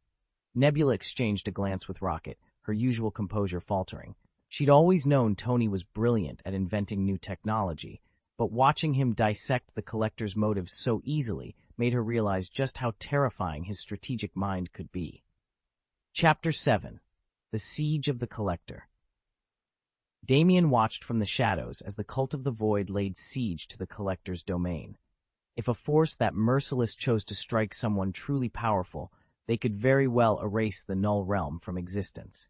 Gamora stood beside him, her jaw clenched in disbelief. Not even Thanos had ever shown such brazen contempt. Once the galaxy learned that the Collector sat on the Universal Council of Elders, everyone else had at least paused to consider the consequences. But the Cult of the Void remained undeterred. The Collector himself strode forward when the heroes regrouped, his expression grim. Had he not glimpsed the threads of his own downfall, he might never have risked open defiance. Without hesitation, he ordered Tony Stark away from the main vault, insisting the others evacuate. As they hurried toward the exit, Drax cast a puzzled look at Tony. "What about our guide fees?" he asked. Tony waved him off. "I've got it covered. Jarvis, transfer the payment to Star-Lord now." "Immediately, sir," Jarvis replied. Within seconds, Star-Lord's console pinged. 3 million credits had landed in his account. Drax's brow furrowed as he stared at the readout. "Island hospitality comes at a price," he muttered. Gamora smirked. "Welcome to the Collector's world." With their passage paid and the distant rumble of collapsing galleries behind them, Damien led the team onto their spacecraft. Above them, the fortress that had once seemed so unassailable crumbled under the cult's relentless advance. As the engines roared to life, they all knew this was only the beginning. The Cult of the Void would not stop here, and neither would they. "I can't promise you'll be lucky enough to join the Void Cult and fight by our side someday," Tony said, leaning back in his command chair. "But before you worry about that, let's talk about something more immediate, your finances." Damien nodded, accepting Tony's terms. He knew that, unlike with Thor and Steve, Sir Anthony Stark wasn't in the habit of footing every bill for his protégés. Sharing his life experience and helping Damien clarify his goals was already generous. Anything more, any ongoing support, would be up to Damien himself. "All right," Damien agreed. Tony waved to Jarvis, who piloted the space battleship toward Xandar without another word. By 9 the next morning, they were cruising into the orbit of Xandar Prime. Jarvis guided the sleek vessel down to the Falling Star Harbor, where Damien disembarked. Tony's parting words were simple. "Make your own fortune, kid. Show me you're worth the gamble." With that, the battleship lifted off again and set its course back to Void Island. As they approached home, Tony glanced over his shoulder, already preoccupied with what lay ahead. Back on Void Island, Thor and Steve were wrapping up breakfast when they spotted the ship's silhouette in the sky. They frowned in surprise. Tony always flew on urgent business. What was so pressing this time? They exchanged curious looks as the battleship touched down, engines humming. Whatever mission Tony had just completed, it was clear this day would be anything but ordinary. Chapter X, The Collector's Warning. Tony Stark and Bruce Banner stepped off the battleship with grim expressions. Around them, the assembled heroes fell silent, exchanging worried glances. No one expected anyone to return, let alone two, in one piece from the Void Realm. Thor was the first to break the silence. "What happened?" he demanded. Tony exchanged a meaningful look with Banner before speaking. "The Collector, you know, the ruler of the Void Realm, he foresaw the destruction of our Void God cult. He refused us entry and warned us off." Loki's eyes narrowed. "Refused you?" "That would mean—" Bruce cut in, voice low. "Worse than that. He's already forging alliances with members of the Universe Elders Council to stamp out any trace of the Void God's followers." A tense murmur spread through the group. Even Loki looked concerned. Tony reached out and took Pepper Potts' hand, his tone sudden serious. We need to consult Cassidon himself, the god of the void. We have to know how to face what's coming. Loki smirked, though his curiosity was clearly piqued. A shopping trip to the void realm, was it? Didn't expect that to end in apocalyptic prophecy. Tony shot him a pointed look. Not exactly what I had in mind, Loki, but it's serious. The collector's warning can't be ignored. Thor stepped forward, resolve hardening in his eyes. Then we ride at dawn. Cassidon will have answers, if anyone does. The heroes stood in the growing dusk, the weight of what lay ahead settling over them. The Void Realm was no longer just a place of secrets and ancient power. Now, it was the front line in a conflict that could reshape the universe itself. The land of nothingness is a lawless zone. Even the Nova Corps won't touch it, Damien explained, folding his arms across his chest. I've heard rumors of everything from high-stakes smuggling rings to outright human trafficking operating out of there. He paused, meeting Tony Stark's gaze. I intend to take it for myself, establish some kind of order. At the very least, stamp out the slave trade. Tony let that sink in. Damien's goal was clear, to seize control of the land of nothingness. Stark didn't object. The Kree Empire posed a far greater challenge, and at least with the Void Land, there was no established power to worry about. Still, Stark had planned to wait for instructions from Miss Sonia before making a move. Damien's determination, however, had thrown that timetable out the airlock. Well, Tony said with a shrug, if you're set on this, I don't see much standing in our way. The Nova Corps stays far away. The Kree won't bother with a backwater holdout, and we've got the firepower to back you up. Damien nodded. In a place without laws, raw strength is all that matters. Then let's get started, he said. And with that, their campaign to conquer the land of nothingness was officially underway, where, as they both knew, whoever wielded the mightiest fist would write the only rules that counted. Since the Collector rules over the Void Realm, why can't our Void God cult stake the same claim? Then go and seek Master Cassidon's guidance right away, someone replied. Loki's eyes gleamed at the suggestion. Ever since he'd sworn himself to the Void cult, he'd dropped much of his old subterfuge. In the past, a little deception had been fine. After all, every scheme served to polish Asgard's opinion of Lady Sonia. But with Cassidon's blessing to sow real upheaval, Loki felt no reason to hold back. I'll fetch his orders immediately, he announced. Once we have them, we can work out the details. Tony offered a knowing smile, recognizing Loki's restless eagerness. Moments later, the two strode into the experimental wing. As they passed through the sliding doors, Tony tapped out a quick message to Sonia. Within seconds, her calm voice crackled over the comlink. Tony, is your mission in the land of nothingness proceeding as planned? Miss Sonia, our expedition to the Void Realm was turned away before we even crossed its threshold, Tony Stark said into the communicator. We need Master Cassidon's counsel, Bruce Banner added. Could you pass along our request? Sonia's brow furrowed. Repelled before entering the Void? That was unprecedented and dangerous. Still, she didn't hesitate. Switch to video mode, she replied. I'll speak to him directly. A moment later, the crisp voice of Damien, once mistranslated as Harvey, filled the room. He'd already detected Tony and Bruce's return to Earth and knew they'd been branded enemies by the Void's collectors. Sonia watched as Master Cassidon smoothed the folds of his crimson cape and adjusted the gleaming plates of his golden armor. Then she flipped the feed to video. On the buzzing hollow screen, Cassidon stood perfectly still, every inch the solemn warrior scholar. Around the conference table, Thor's grip tightened on Mjolnir's shaft. Loki's eyes glinted with wary mischief.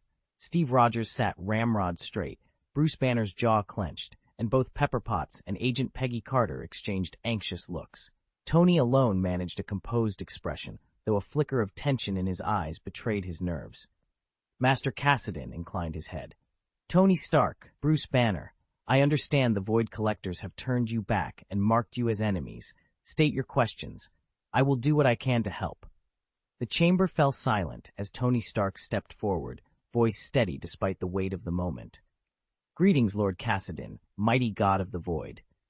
Thor and the other Avengers echoed the salute, their expressions a mix of awe and anticipation. From the far wall, a rippling shadow coalesced into a figure cloaked in crackling darkness. Cassidon's eyes glowed with otherworldly light. "I know why you have summoned me," he said, his voice low and assured. A faint hum of void energy thrummed around him. "The collector's gift is the sight of possible futures. It's only natural that some visions slip through you." He strode forward, the space around him warping like black water. Within the Universal Presbyterian Council, a cabal of ancient immortals once held sway. Ego was their champion until he was cast out. He paused, letting the names carry their weight. Now only one remains, Gao Tianzun, the collector's elder brother, ruler of the world of Saga. If he dares to shield his sibling, I alone will stand in his way. Damien gave a single, decisive nod. His reply was calm but unequivocal. Understood. Across the chamber, tension ebbed from Tony and the rest. They exchanged awed glances at Cassidon's transcendent confidence, and then, one by one, they spoke in unison. Yes. With that, their pact was sealed. The fate of brothers, gods, and worlds now rested in the balance. Damien's voice cut through the charged air. "As long as you uphold the commandments, I won't interfere with your plans. Just be ready to clean up any mess you make. And never forget the dignity and self-respect that every truly powerful being must guard." Tony's easy grin vanished. He'd known from the first moment they'd crossed into Void Cult territory that they'd overstepped. He nodded solemnly. "Understood. Sonia has ordered everyone to prepare for war." Damien met his gaze without a flicker of doubt. "Then I will carry out Lord Cassidon's will." Sonia stepped forward, gave a curt nod, and closed the secure channel. Within seconds, she dispatched a 3,000-word communique to the Void God Cult's private network. Like a stone dropped into still water, the announcement sent ripples of excitement surging through the entire community. Chapter 396. The Summons of Void. High atop the Obsidian Spire, Sonia, the divine envoy of the Cult of the Void, raised her voice so that every member could hear her simultaneously through their arcane links. "Hear me, followers of the Void. Lord Cassidon, the God of the Void, has issued a direct command. Within 2 days, every member able to return must assemble at our sanctum. Be ready to join the campaign against the Voidlands and bring the realm of nothingness under our dominion."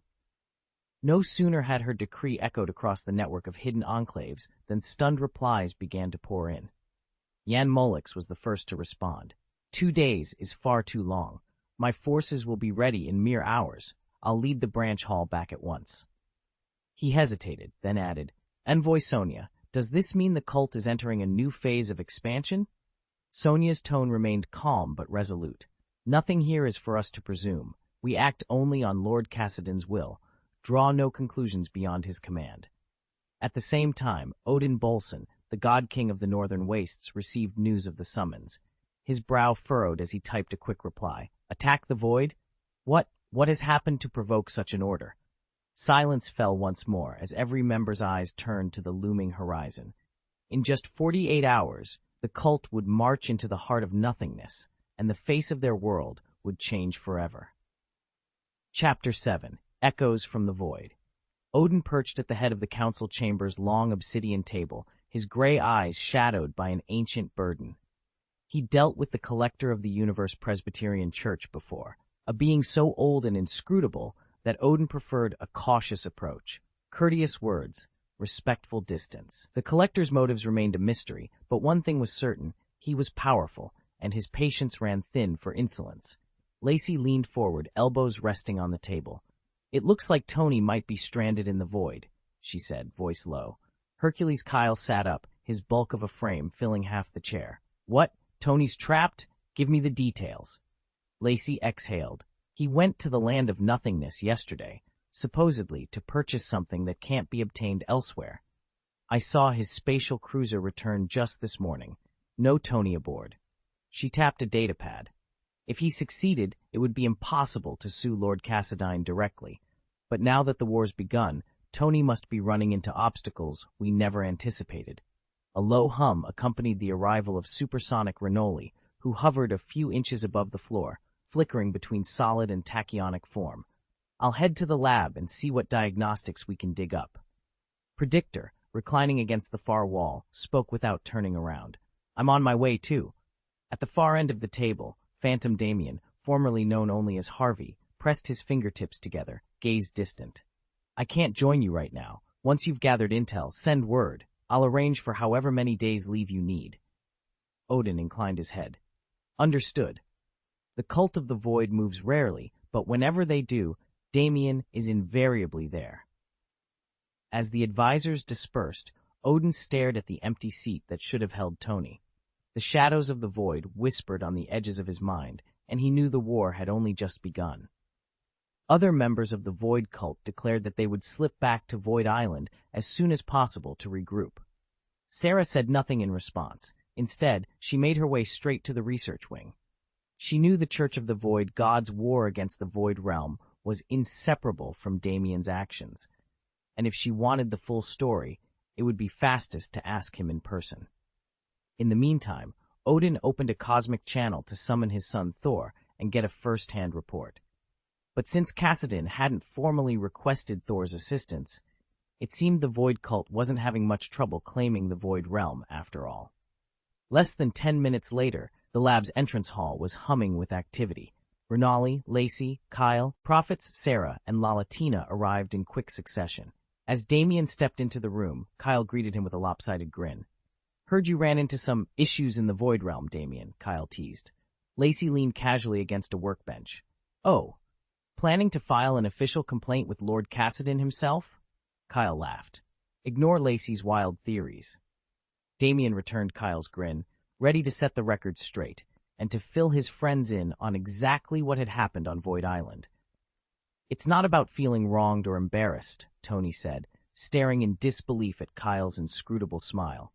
So what actually happened? He pressed. Kyle shrugged.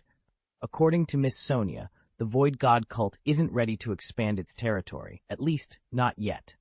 Renoli frowned.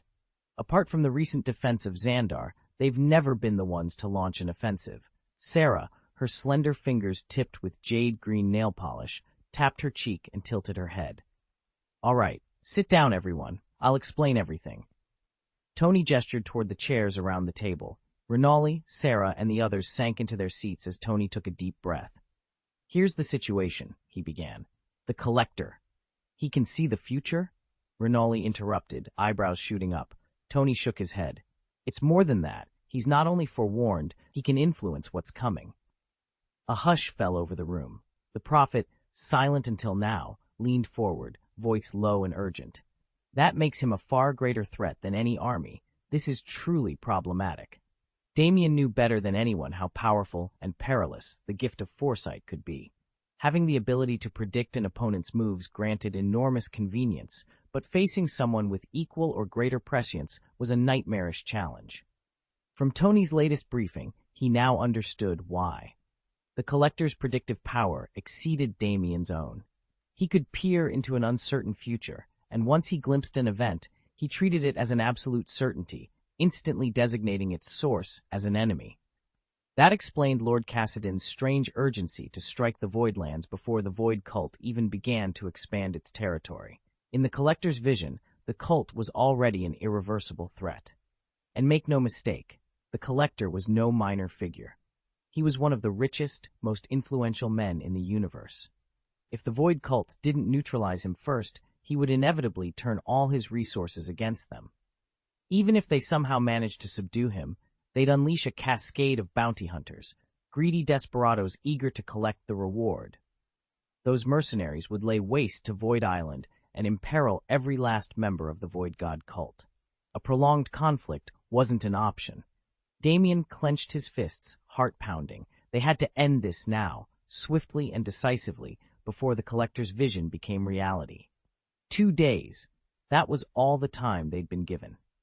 Compared with the Collector and the other members of the Universal Council of Elders, Lord Kassadin had warned them, Gao Tianzun, the Collector's brother, requires even more scrutiny.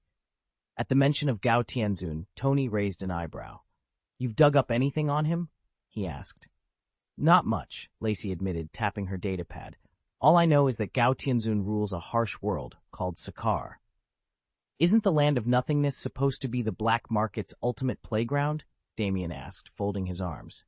It is, Lacey said, but if the Land of Nothingness is the black market's paradise, then Sakar is the universe's garbage dump, a haven for outcasts and exiles from every corner of the galaxy. Tony gave a wry chuckle.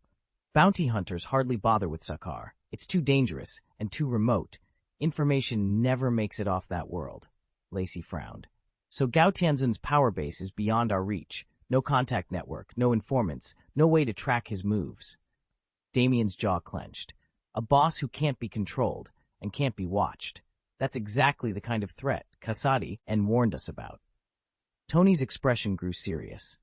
Which means we've got 2 days to figure out how to breach the one place everyone else ignores and uncover what Gao Tianzun is really planning. Silence fell as each of them considered the stakes. Time was short. Saga was an enigma disguised by its isolation and by the countless exiles who'd already perished there. But if they failed, the consequences could spill across the universe. Damien met their gazes. We head for Saga, starting now. That makes sense, Lacey replied with a slight nod. Gao Tianzun and the Collector led lives envied by countless beings across the cosmos, free from concerns of aging or wealth. They pursued every desire, indulging in whatever brought them pleasure. Over the centuries, they had made powerful enemies, but none had ever posed a real threat, until now. The Void cult had marked them as targets, and even Lord Kassadin, the god of the Void, had taken notice. Their downfall now seemed all but certain. Kyle's ears perked up at the words of the Lawless Zone's boss. Imagine it, the boss said with a wistful tone. No rules, no masters, just your own little empire among the stars. Kyle leaned forward. Surrounded by exiles from every corner of the galaxy, I suppose we all picture Gao Tianzun with beauties at his side. If you're that envious, why not carve out your own astrological kingdom? The boss chuckled. With enough ambition and the right power, anyone could. Renali gave Kyle a sidelong glance. With your current strength, it's not out of reach. Damien stared out at the swirling cosmos beyond Void Island's protective barrier, envy knotting in his chest. Across the universe, the great deities drift freely, untethered by law or custom. On worlds with weak civilizations, they've been known to unleash havoc, ruling with brute force and indulging every whim. Some, like the fabled Zeus of the old Olympic pantheon, earned infamous reputations for cruelties that defied all human notions of morality and decency. Others, such as Odin the God King, simply conquered planet after planet, expanding their domains until they ruled safely atop countless thrones. I'd give anything to be out there, Damien admitted, voice low. But here I am, chained to Void Island and bound to serve the Void Divine cult. Kyle, his close friend and fellow novice of the cult, glanced at him. You worry you'd turn into a monster if you ventured too far from Void Island? He asked, half teasing, half serious. Damien nodded. What if I lose myself? If distance weakens the cult's hold on me? Kyle shook his head briskly. You're overthinking it. Power doesn't have to come through force. Sometimes wealth and the influence it buys is enough to bend entire worlds to your will. Look at the so-called king of astrology. He used gold and credit to dominate fringe societies across 3 sectors. On backward planets, money speaks louder than swords.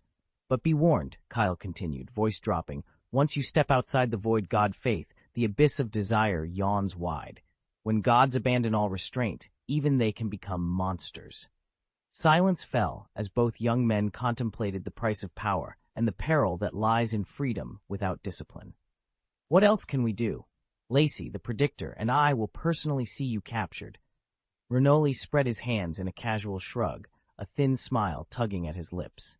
He knew that once someone of true power abandoned all restraint, indulging every whim by sheer force, it became nearly impossible to rein them in. They only grew more arrogant, more unbound. For those anointed by the Void, this danger was even greater. The Void cult's doctrines hung over them like Darkmose's sword, a constant reminder. Indulgence had its limits. If the Void lands fall, who will the Void divine religion send to garrison them? Odin asked. He didn't care much for witnessing Kyle's endless skirmishes. His real concern was what came next. Now that Kassadin, the god of the Void, had resolved to annex those lands, the outcome seemed all but sealed. Though the Void realm touched the borders of the Void divine religion's domain, deciding who could pass through remained a delicate matter. I've studied the terrain, Lacey said, leaning forward. I know its secrets, enough to give us the upper hand. Damien leaned back in his chair, eyes narrowing as he surveyed the cramped war room. Starlight from the broken windows fell in slanted shafts across the dusty maps pinned to the walls. For most people, he began, voice low, rising to the top here in the lawless zone would be pure paradise. Lacey stood beside him, arms folded. But not for us, she said, her tone clipped. Members of the Void cult see only corruption and desire's bottomless pit. Power here isn't liberation, it's a snare. Damien tapped a finger against the map's edge, tracing the rival faction's territories. So we do what every sensible tactician does. We install a puppet leader, someone pliable. Let them unleash their ambitions while we stay in the shadows. Lacey hesitated, her gaze drifting to the shapeless mass of broken statues in the corner. Be careful, she warned. The longer you linger in a place without laws, the more your own limits slip away. I've watched collectors drift into madness, hoarding living trophies of every race, twisting their motives until they chase horrors for thrills. She shook her head.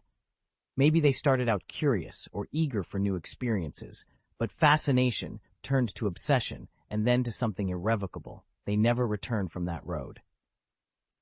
A quiet fell between them. Outside, the zone's distant gunfire echoed through the empty streets, a reminder that they were already halfway down that dangerous path. Damien met Lacey's eyes. All the more reason to keep our hands clean, and our plans sharper. We move when the time is right. Until then, we pull strings. Lacey's lips curved into a thin smile. Then let's make sure our puppet dances exactly as we intend. They turned back to the maps, two conspirators bound by ambition, and wary of the abyss that watched them in return.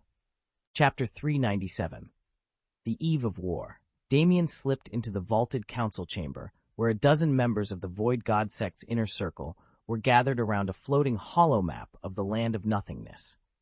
The air thrummed with quiet urgency as they debated their next move. Counselor Tony was the first to break the silence. Installing a puppet government in the Void territory is our best option. It secures the land and lets us guide its governance from the shadows. An elder frowned. Perhaps so, but Lord Cassidon and Miss Sonia should carefully weigh the consequences. A figurehead must appear legitimate, or we risk inciting rebellion. Rebellion? Scoffed a younger member. Once our legions advance, any pockets of resistance will be swiftly crushed. Our puppet will stand firm. Damien folded his arms. From his vantage point, the stakes could not have been clearer. A different counselor, Scholar Wren, spoke next. My chief concern isn't politics, but technology.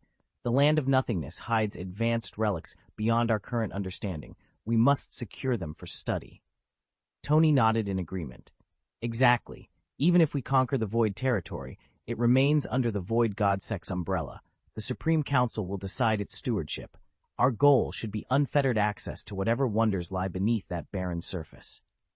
Consider the collectors, Elder Delvax interjected. Those who've existed for tens of millions of years, true collectors, amass treasures both marvelous and terrible. Odin himself never dared challenge a collector. By the time he reached the pinnacle of cosmic power, age had tempered his ambitions. The origins and motives of these ancient beings are inscrutable. To treat them as lesser threats would be a grave mistake. Damien glanced toward the edge of the chamber, imagining the spectral fleets poised for war. Yet Lord Cassidon has somehow unraveled these very mysteries, he murmured. He even knows the secret lineage and capabilities of the Gao Tianzun. How he acquired such knowledge, I cannot fathom. Delvax tapped a finger on the holomap. That remains as much a mystery as the collector's genesis. Even Odin never discovered the source of Cassidon's insight. But one thing is clear, Cassidon is no foe. He has shown only loyalty to the sect. As long as he remains our ally, we dare not curb his will. Damien let his gaze drift back to the swirling constellations projected above the map. War was imminent, and with it would come both the promise of unparalleled discoveries and dangers no mortal mind could yet comprehend. We'll see then. Damien had originally planned to pick up something tech-related, but when Odin mentioned a different opportunity, his curiosity was sparked. Odin himself wouldn't attend. He'd send Thor and Loki to check things out instead. As they spoke, the chamber doors burst open. A towering figure, as red as smoldering embers, strode in at the head of roughly 50 fierce-looking warriors. Each man bristled with a dangerous, almost palpable energy. Odin's face went pale. Even at the height of the Valkyrie Legion's power, Confronting such a disciplined, tightly knit force would have been daunting.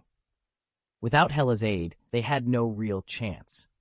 The scarlet-clad leader paused before Damien, his gaze cold and unblinking. "Damien," he intoned, "I understand you were wronged in the land of nothingness." He swept his eyes over the assembled group. "Know this, anyone who dares violate the Void God cult risks more than mere defeat. They risk their very lives." Had the Void God religion not already set its sights on territorial expansion, Damien would have seized the opportunity to lead his squad in conquering one civilization after another, spreading the Void God's influence across the cosmos. Who, after all, could stand in his way, save for the ancient deities or the universe's mightiest champions? "How could you all be misled by Lacey? That's not what happened," Damien muttered, frustration threading his voice. Tony offered Alex a wry smile and laid a calming hand on his personals. "Holder, let me walk you through it," he said patiently, determined to steer Alex away from needless paranoia and the trouble it breeds. At Falling Star Harbor, Star-Lord and the rest of the team were still aboard the Milano, preparing for departure. In mere hours, fleets of Void Divine Religion warships and squadrons of fighters had pierced the sky, setting a direct course for Void Island. Star-Lord watched the approaching armada with a frown. "Looks like we're going to have to fight," he said grimly. Gamora's eyes narrowed as the enemy formation took shape. "This Void Divine Religion is insufferable," she muttered. "I bet those ancient immortals from the Universal Presbyterian Church will be drawn into this war too."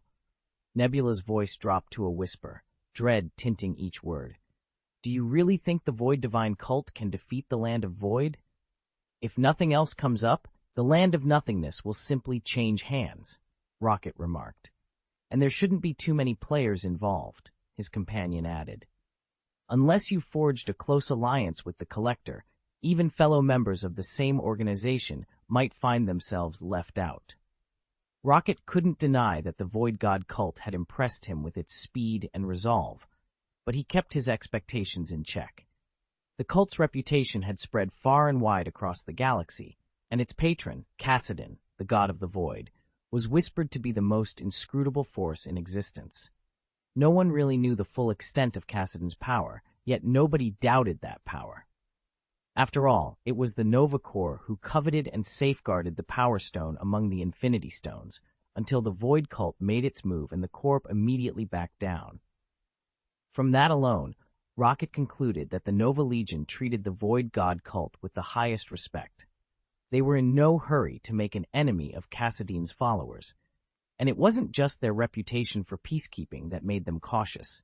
The Nova Corps had forged its name across countless star systems, and it understood better than most that some forces were best approached with utmost care. Damien stood on the command deck, eyes fixed on the hollow projection of the Nova Corps emblem. He knew they could have easily subjugated mighty civilizations like the Kree Empire, yet they chose restraint. That commitment to peace was the source of their near-legendary reputation. If the Corps ever felt compelled to rush in with their stellar-class battleships, the rest of the galaxy would finally see what true peacekeeping looked like. Even Xandar, one of the universe's two great empires, treats the Nova Legion with deference. Such caution makes perfect sense when you consider the threat of the Void God cult. Everyone in the Council of the Universe, even those elder immortals who have witnessed countless cosmic ages, knows better than to provoke Kassadin, the god of the void. Were it not for the strange bond of fate binding certain worlds together, anyone hoping to survive the coming war would do well to choose their allies carefully. After all, even Rocket, subjected to unspeakable experiments and horrors most people couldn't imagine, never once surrendered to despair. If a grizzled outlaw raccoon refuses to throw his life away, how much less would these ancient, near-immortal figures? Damien turned from the hollow projector, conviction solidifying in his chest. In the face of such power, both the Nova Corps and the God of the Voids, he would have to tread wisely, lest he be the next casualty of a conflict that threatened to consume the entire galaxy. "Damien, when are you heading to Void Island?" Drax's deep voice rumbled across the briefing room.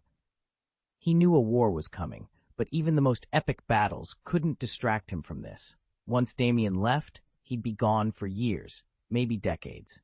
So instead of jetting off the moment they got paid, the Guardians lingered, determined to see him on his way. If they were going to lose him for a while, they might as well make the most of their time together before the fighting began. It's not too late to hold off until after this war, someone offered, and a few nodded in agreement. Damien shook his head, a half-smile playing on his lips. Actually, I'd rather go now. He paused, meeting Drax's curious stare.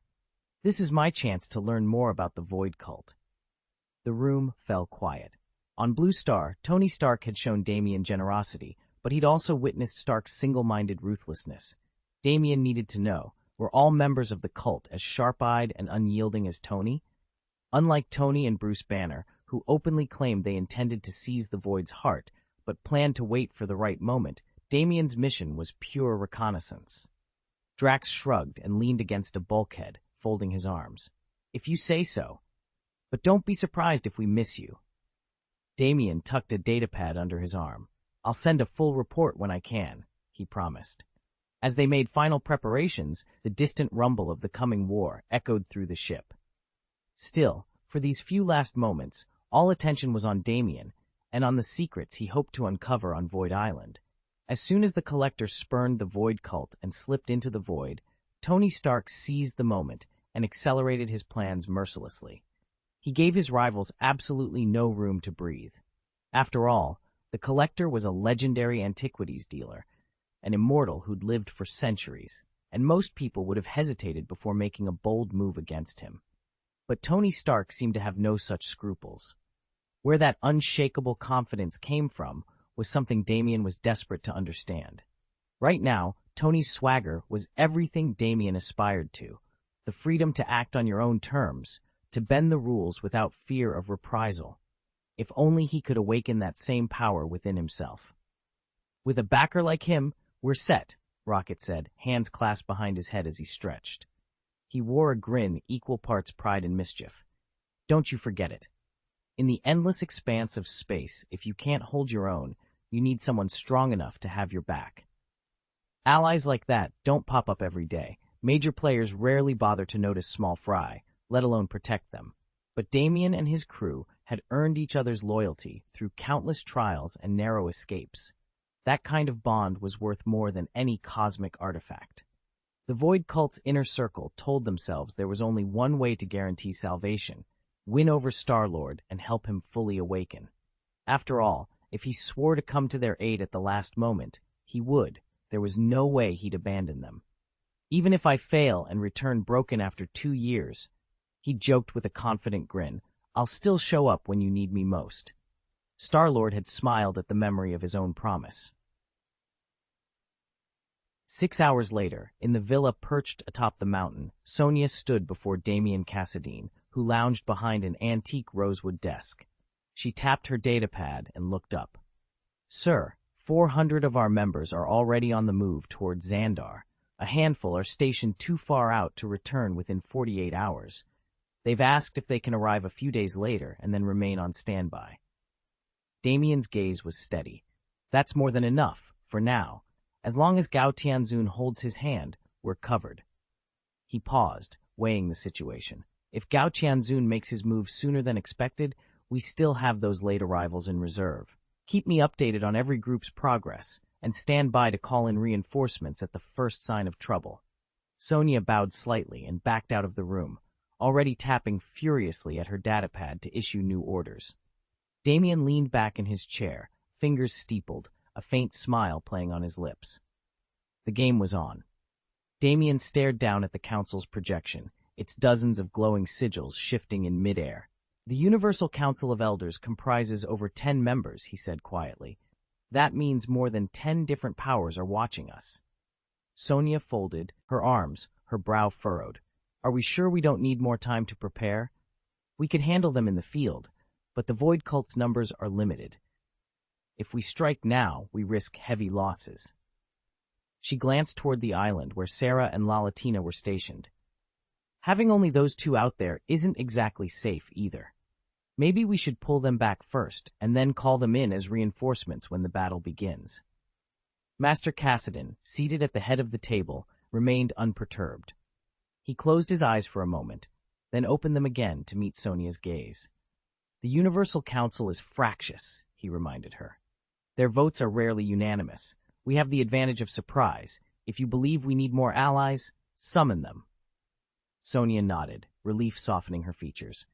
Damien studied her for a moment, then turned back to Cassidon. Though he himself felt no fear of the Cosmic Elders, he understood Sonia's caution. Every extra hand meant fewer casualties among the Void Cult's ranks. Right, he agreed. The more of us there are, the better our chances, and the smaller the cost. With Cassidon's blessing, Sonia withdrew her communicator and tapped out a summons. Moments later, her message blinked its way into the cult's secure channel. Alert! Alert! All available Void Cult members direct report to frontline staging area. Full muster required. Damien exhaled. The pieces were falling into place. Now it was only a matter of time before the first strike. Sonia's holographic form rippled into view on Sarah's cosmic communicator just as she and Tony were debating their next move. The sudden projection cut the conversation short, and everyone around Sarah fell silent at the sight of their senior's stern features. "Sarah, La Latina," Sonia began, her voice crisp and commanding. Effective immediately, every Void God cult member scattered across the universe is to return to base and stand ready. With Lord Cassidon at our side, victory is all but assured, but we cannot afford any weaknesses behind our lines. Sarah's eyes narrowed. Tony and the others leaned in, awaiting orders. "You two," Sonia continued, "will depart for Void Island in 48 hours. Your task is to secure the island, organize incoming reinforcements, and see that every returning cultist is fully briefed and combat ready. Maintain constant communication and report any developments at once." The projection blinked out, leaving only the soft hum of the communicator. Sarah exchanged a determined look with La Latina. 48 hours, she said. "Let's make sure Void Island is bulletproof." Sarah hesitated for a moment before speaking up. "Senior Sonia, if you're going into battle, who will stay behind to govern Void Island?" Sonia gave a curt nod.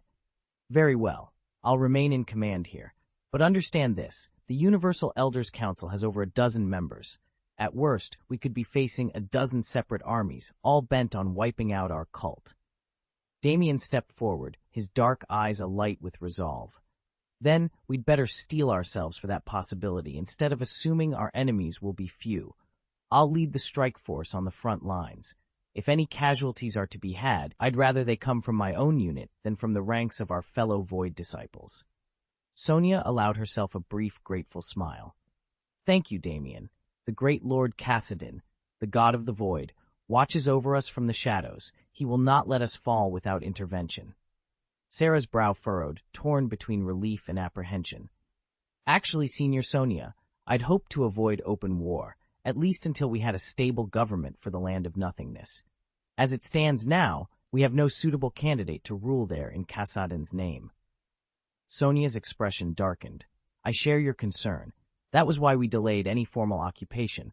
But the Seer, our collector, foresees the Voidland's destruction unless we strike preemptively. Inaction in her visions leads only to the obliteration of everything we've built." Damien clenched his fist. "Then we have our orders. We'll push forward, secure the Void Realm, and ensure it survives under our stewardship. Once the island is safe, we can set up proper governance, and finally honor Lord Cassidon's will."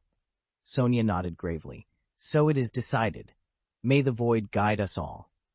With that, she turned back to her maps and ledgers, already planning the defense of Void Island, while Damien and Sarah prepared to carry the fight to their enemies. Sonia's calm voice cut through the secure channel. "Once we've confirmed everyone's safety, we'll strike at the Void Cult. This battle can't wait."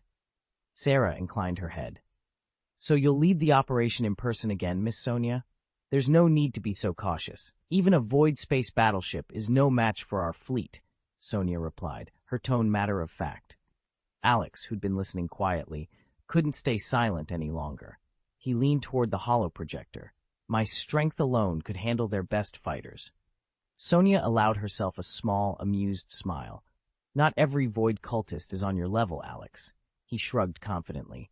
"Then I'll be up front. I'll assess the situation on the fly." "Very well," Sonia said as she tapped a few commands into her console. "I've ordered the mess hall to prepare a pre-battle feast. At exactly midnight tomorrow, we move on the land of nothingness. Alex, be ready. I'll be standing by, Alex replied, saluting before the projection flickered off. Sonia ended the transmission, her eyes steely with determination. The coming fight would be decisive, and they intended to win. Chapter 20. The Burden of Weakness. Damien stared at his comlink as the channel went dead. He hadn't expected Sonia herself to intervene in this war, or for the god of the void to descend and strike his formation with his own hands. He ran a hand through his hair and glanced down at his shaking fingers. It all comes down to one thing, he murmured, voice tight with frustration. I'm just not strong enough. Through the reinforced viewport, he watched plumes of smoke rising from the shattered ranks of his battalions.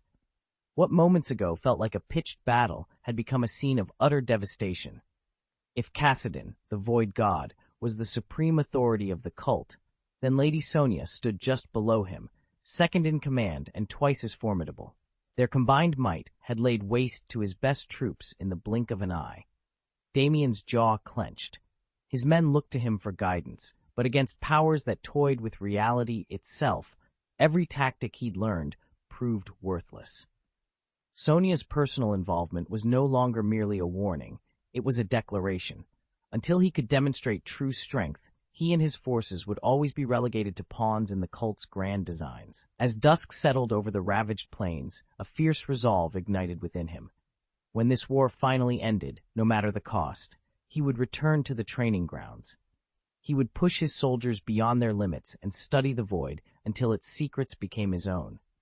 Only then could he stand on equal footing with Kassadin and Sonia, and ensure that never again would he be powerless in the face of such overwhelming force. Chapter 398, Departure. Damien sank into his seat, guilt heavy in his chest. This is on me, he admitted. I thought if Kyle, Alex, and I handled it ourselves, we'd keep things under control. Alex shook his head, exasperated. I never imagined it would turn into such a spectacle. Damien forced a bitter smile. His private mistake had set off alarms all the way up to the top of the void divine religion. Having Master Kassadin and Lady Sonia mobilize at their doorstep was hardly something to celebrate. It was proof of how vulnerable they really were. If they'd been strong enough, those two would have simply crushed any obstacle in their path instead of raising the alarm. Alex exhaled slowly. Well, what's done is done. We can't change that now. What matters is preparing to win this war. They all exchanged glances. This would be the void divine religion's first true territorial expansion, and failure wasn't an option. We have to make every move count, Alex continued. No excuses. Tony, ever the optimist, clapped Damien on the shoulder. You'll get your shot, he said with a grin. I want you in the thick of it this time. Damien managed a nod, appreciating the reassurance. Then Steve, who'd been quietly absorbing the conversation, leaned forward. Don't get ahead of yourselves, he warned. We're going up against space battleships and squadrons of fighters. If you can't pilot a ship yet, you're just cannon fodder. He glanced at Alex. We'll follow the Prophet's plan exactly. No improvisation until everyone is up to speed. A tense silence fell over the room. Every one of them understood the stakes. Tomorrow, their fleet would launch, and the fate of their fledgling territory would be decided on the battlefield. Damien closed his eyes for a moment, steeling himself. Mistakes had brought them here, but now it was up to their unity, their skill, and their resolve to carry them through. Tomorrow, they departed, into war. You'll have your place. Lacey caught Steve's words, exchanged a knowing glance with him, Pepper, and Paige, then smiled. I'm ready to give it everything I've got. Loki's eyes sparkled at the promise of open action. First, let's eat. We leave tomorrow night. Less than 30 hours from now, so feast while you can. Thor nodded at that, and the group filed out of Tony's lab toward the cafeteria. Tonight's pre-battle banquet, courtesy of Void Island, had drawn every member of the Void cult under one roof. None of them feared the coming conflict less, but they all understood its ruthlessness. Some whispered that this might be their last shared meal. Platters piled high with food circulated amid rising laughter, an attempt to stave off the dread lurking in every heart. In a realm of absolute nothingness, Damien, the collector, reached out to his brother, Gao Tianzun. I've seen a new vision. What are the Void God cult's plans now? Gao Tianzun's brow furrowed. How have your visions changed the outcome? Until now, the brothers had only speculated how long the Void Cult could hold its ground. Astonishingly, the cult's gaze had shifted. They were now eyeing Damien's own territory. I glimpsed the future through Tony Stark, the Void Herald of the Void Cult. I tried to hold back, to sift through countless possible timelines for even the smallest spark of hope. But now, every vision has gone dark. I can't predict the fate of the Void Cult anymore. It seems the appearance of the Void God Kassadin has shattered my gift. Across from me, my brother Gao Tianzun's face drained of color. Your precognitive power has failed? He asked, disbelief warring with concern. Do you think I'd joke about something like this?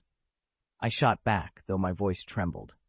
For as long as I can remember, my predictions have never been wrong. I've foreseen the deaths of weaklings and the maneuvers of mighty ancient gods alike. Yet now, every time I try to peer into the future, it's as if a veil has fallen. I can't find a single thread of what's to come. No path, no light, no hope. Gao Tianzun reached across the table and gripped my hand. We'll find another way, he said quietly, determination in his eyes, but I could feel my resolve slipping. Brother, I whispered, this time I need you more than ever. In that moment, the collector's heart hit rock bottom. Nothing was certain, and the road ahead lay shrouded in shadow. Damien stood alone in the candlelit sanctum of the Void Cult's hidden temple, the air heavy with incense and the echo of distant chants. Until now, no threat had ever taken him by surprise.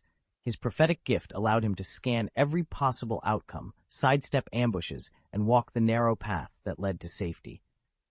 But today, his vision had gone dark. For the first time, he could see nothing of what lay ahead, and that meant he might very well die. Among the cult's ranks, Damien was respected as one of its strongest seers. He had foreseen the arrivals of Hulk Bruce Banner, Hercules Kyle, and Yama Alex, all powerful hunters sent to destroy him, and prepared for each encounter. None had proven beyond his reach. Yet when he tried to pierce the veil surrounding Kassadin, the so-called God of the Void, his sight failed completely. Kassadin's fate, and therefore Damien's own, had vanished from view, leaving him blind to the future. A pair of acolytes hovered at the edge of the sanctum, their robes whispering on the marble floor. One of them, a young woman with silvered hair, spoke in a low voice. Master Damien, if Kassadin's path cannot be read, then our defenses will crumble. This enemy may prove more formidable than any we've faced. Damien pressed a hand to his temple, willing his mind to sharpen. I don't know why Kassadin alone resists my gift. No one in the cult dares ask, yet his power is a direct threat to us all. He forced a breath. I'll send word to our allies in the Universal Presbyterian Church. If their prophets can glimpse further than I can, we may yet stand a chance. His second attendant, a gaunt young man with hawk-like eyes, frowned. Be careful what you wish for, Master. Don't speak of futures you cannot see. Our enemies might hear and grow bolder. Damien gave a wry smile, thin with tension. Right now, boldness is on Kassadin's side. We have no other choice. He lifted his head, resolve flickering in his dark eyes. Send the message, and prepare every ward, every rite. We may go blind, but we will not go down without a fight. I'll take care of them, Gao Tianzun promised. Damien shook his head. If it fails, he'll kill you. Once you're dead, I'll have to sneak you back to life. Gao Tianzun and Damien had stood side by side for countless millennia. There was no way he could simply watch his younger brother perish. He would fight tooth and nail to save him. The God of the Void, Kassadin, was formidable, enough to inspire fear in even the most hardened Celestials. But he was hardly omnipotent.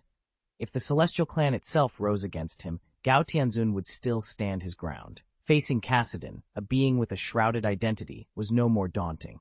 Even if I fall, Damien began hesitantly, my haven of emptiness and all the relics I've amassed would vanish.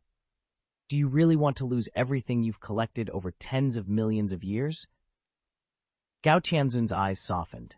Damien, the renowned collector, smiled wryly. He knew he had at least one escape route. His brother possessed the power of resurrection, and as long as Damien's lifespan endured, death was never permanent. But this coming battle would decide the fate of all he had worked for.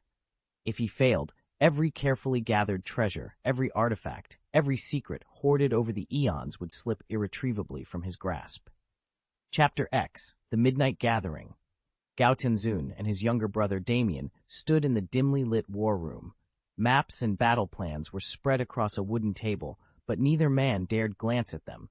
The only sound was the distant hum of the city's power grid. "We'll talk about the terms after the fight," Damien said finally, his tone flat with resolve. Gao Tianzun frowned. "It's impossible to say who will win is battle," he replied. "All I know is that as long as you're alive, we still have a chance. Once your life is gone, there's nothing left to bargain for." Damien's jaw clenched. He disliked being sidelined in his own destiny, but he nodded, understanding the truth behind his brother's words. Nearby, the figure known as the Collector watched the exchange with a cold detachment. He sensed the tension between the brothers and realized that the outcome of the coming conflict would determine everything. Satisfied, Gao Tianzun ended the secure line, leaving their allies in the Universe Elders Council none the wiser. Night fell again faster than anyone expected. Just after midnight, the ancient harbor buzzed with activity as void cultists assembled along the piers. Lanterns swung in the salty breeze, casting flickering shadows on the water. At a raised platform near the center of the gathering, Sonia appeared, her dark robes trailing behind her like a living shadow. A chorus of voices rose in greeting. "Miss Sonia, good evening." She inclined her head graciously, waiting until the crowd fell silent. Then her voice rang out clear and firm. "The future belongs to the void god religion, but that future is not guaranteed. Tonight, we take a stand that few could imagine. This war is our last resort, and it will test us beyond measure." Murmurs spread through the congregation. Fear, anticipation, determination. Sonia let the charged silence hang for a moment, allowing each believer to steel themselves. "Remember," she continued softly, "danger is certain, but so is our cause. Together, we will forge a new destiny." The lantern light danced across eager faces. With that, the Void Cult raised their voices in a single, thunderous chant, and the harbor echoed with the promise and the peril of the battle to come. "I'm concerned we'll face more enemy forces than we've anticipated, but no matter how strong they are, every one of you must come back alive, for the glory of the Void religion." Sonia's words rang out over the assembly of more than 400 Void Cult members, each radiating fierce determination. Raising her voice for emphasis, she repeated, "For the glory of the Void religion." A hush fell over the crowd. Then, in a single thunderous roar that seemed to shake the heavens, they answered, "We set off." At her signal, the disciples filed onto the reserved space battleships. Sonia herself boarded Tony's flagship. Inside, Steve, Paige, and Pepper, who had only ever known her by voice, stood in stunned silence. Seeing her in person, they were struck by her poise, her beauty, and the calm confidence she exuded. Without a word, all three rose and offered her their seats. Sonia smiled and gently waved them down. "Please don't be nervous. Even though this is our first meeting face-to-face, I've heard plenty about you. Just call me Miss Sonia." She settled into one of the vacated chairs as the engines hummed to life, ready to lead her followers into the unknown. She noticed all three of them watching her intently. With a fresh, spring-like smile, she spoke in a soft, soothing tone that felt almost magical, instantly scattering the tension in their chests. "Are you taking personal command this time, Miss Sonia?" Tony, who had worked with Sonia often enough to feel completely at ease around her, asked without a hint of nerves. "I'm here simply to lend a hand in case things go awry," Sonia replied lightly. "I'm not out to show off." "Battleground leadership is best left to those whose specialty it is," Tony said. "So our commander for this operation remains Mr. Predictor?" Sonia shook her head, still smiling.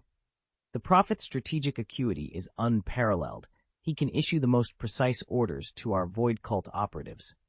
This mission has become a battle of foresight between the Predictor and the Collector. Whichever of them can predict the future most accurately will gain the upper hand. According to Mr. Cassidy, as long as Gao Tianzun stays out of it, the combined forces of the Universe Presbyterian Chu, RCH won't be a serious threat." "Then you want me to hand over Jarvis's authority to the Precognition?" Damien asked after digesting Sonia's proposal. Normally he and his team could make such calls on their own, but Sonia insisted on offering guidance in person. "Mr. Damien," Sonia said with a faint smile, "just follow your judgment. You don't need to worry about me." She gestured toward a chair. "Please, have a seat." Damien nodded, realizing she'd come merely to activate the formation, not to micromanage them. It was a smart move. Allow each specialist to play to their strengths. With that understanding, he tapped his comlink to contact the Renoli delegation and began preliminaries through Jarvis. Simultaneously, he ordered Jarvis to materialize a clone aboard the Renoli space battleship. That way, the precognition could relay directives instantly to every Void Cult operative via Jarvis's network. Loki crouched at Sonia's feet, trembling so visibly that he dared not utter a word. Even though many in the Void Cult could be riled without consequence, Sonia's power and her command were inviolate. She was the only person he would never risk offending. Chapter 399. They are coming. A ripple of tension ran through the Nova Corps command decks when their sensors picked up the Void Divine Religion's sudden mobilization. The officers knew that Damien and his strike team had just taken a month's leave, and might extend it at any time. Now, multiple Void Divine Religion battleships were streaming out of their hidden bases across the void, hurtling deeper into uncharted space. Whatever was coming, it looked like it was about to happen, and fast. "Sir," came the voice of Lieutenant Vega over the comlink. "We've got 6 Void Divine heavy cruisers exiting the Taros Gate at sublight. They're accelerating on a vector that takes them right through Imperial Sector Zeta." Admiral Clark rubbed his jaw. "Have our Shadow Scouts lock on and push closer," he ordered.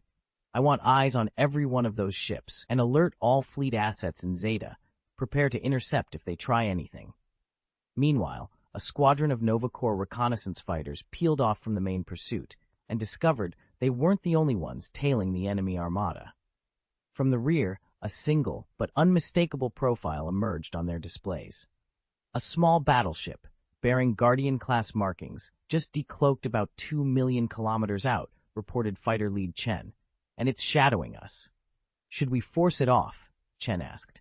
"Stand down," Admiral Clark replied before the pilot could act. He tapped his datapad and spoke into an open channel. "Jarvis, run a cross-check on that vessel's signature." Moments later, the calm, familiar voice of the ship's AI came through. "It is indeed the Milano, Star-Lord's private cruiser, accompanied by at least 3 Hammerhead escorts. Their transponder codes match Peter Quill's roster. They pose no threat." Chen exhaled. "Sir, it's the Guardians of the Galaxy." "Understood," Clark said dryly. "They've probably come along to watch the fireworks. Keep them in formation, but don't let them interfere." On the Milano's command deck, Peter Quill, known to most as Star-Lord, grinned at his team. Rocket, Groot, Gamora, and Drax clustered around the holotable, reviewing the same Void Divine Religion fleet picture flickering on the 3-dimensional display. "They're heading toward the outer rim," Rocket observed, his mechanical eye narrowing. "Looks like a full-scale invasion force, heavy cruisers, assault frigates, at least 2 dreadnought battle groups. If they hit any populated systems in Zeta," Gamora warned, "the casualty count could be catastrophic." Quill tapped his helmet, opening a private channel. "Jarvis, let Nova Corps know we've got their backs. And suit up the Milano. We're jumping in. Same coordinates." His teammates exchanged excited looks. "I like fireworks," Drax said. "Let's go blow them up." As the Guardian's ship powered its engines for a hyperspace leap, the chasing Nova fighters held formation behind the Void Divine Armada. Far ahead, Damien, on leave yet fully briefed, prepared his own team for what promised to be their most dangerous mission yet. And somewhere beyond the next star, the Void Divine Religion's true purpose would soon come into terrifying clarity. Damien watched the Nova Corps starfighters wheeling overhead and quickly offered a reassuring word to any onlookers. "The Corps is only here to monitor the Void God cult. They won't step in. Let's keep it smooth." He wanted to make sure none of the cult's followers took unnecessary punishment. Beside him, the seer stood motionless, eyes closed, conserving every scrap of precognitive energy. He hadn't scanned the battlefield yet, but after Tony Stark's low-key briefing, he finally opened one eye and nodded. 8 ships. That's a bit light. Peter Quill, Star-Lord himself, tilted his head to study the 8 warships gliding in perfect formation just beyond the atmosphere. "You really think 8 transports are enough to level the Null Realm?" Nebula folded her arms, lips pressed into a thin line. "Those ships aren't for carpet bombing," she said. "The Void Cult isn't, looking to destroy the Null Realm. They want to occupy it. Bruce Banner, quietly leaning on the railing, added in his calm, measured tone, "If they can recruit monsters like the Hulk, they're gearing up for an invasion, not an annihilation. No amount of orbital bombardment would wipe out a whole reality." Damien exchanged looks with his allies. The plan was clearer now. This wasn't a strike of destruction, but an incursion. 8 ships, a horde of cultists, and something far more dangerous waiting on the other side of the void. Gamora frowned at the sight of so few battleships. She knew, however, that the Void God cult didn't depend on those 8 vessels alone. Every cultist could single-handedly sweep aside a low-level civilization. Battleships were reserved for head-to-head clashes between equals. "Still," she said under her breath, "we're in for quite a show." Rocket's eyes lit up. He hated dragging out a fight against 2 weak enemies, but lived for a good spectacle. The more spectacular the better, he grinned. Just then, the bounty hunter interface blinked into view. Highest reward released. Destination, Land of Nothingness. Objective, protect the collector and eliminate any emerging threats. Reward, 2 million universe coins per day. Star rating, unlimited. Peter Quill, Rocket, and the others stared at the posting in stunned silence. The collector was famously wealthy, but even he was feeling the Void cult's pressure.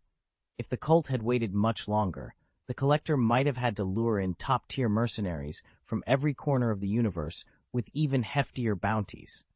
But the Void cult didn't even give the collector a moment to brace himself. The instant he posted that bounty, their fleet was already on the move. Dana Sal, riding in the rear cockpit of a Nova Corps fighter, was busy plotting intercept courses for the 8 approaching warships when the alert flashed across his display. He knew exactly what it meant. This sudden mobilization of the Void cult could only signal one thing. They were gunning for the Land of Void.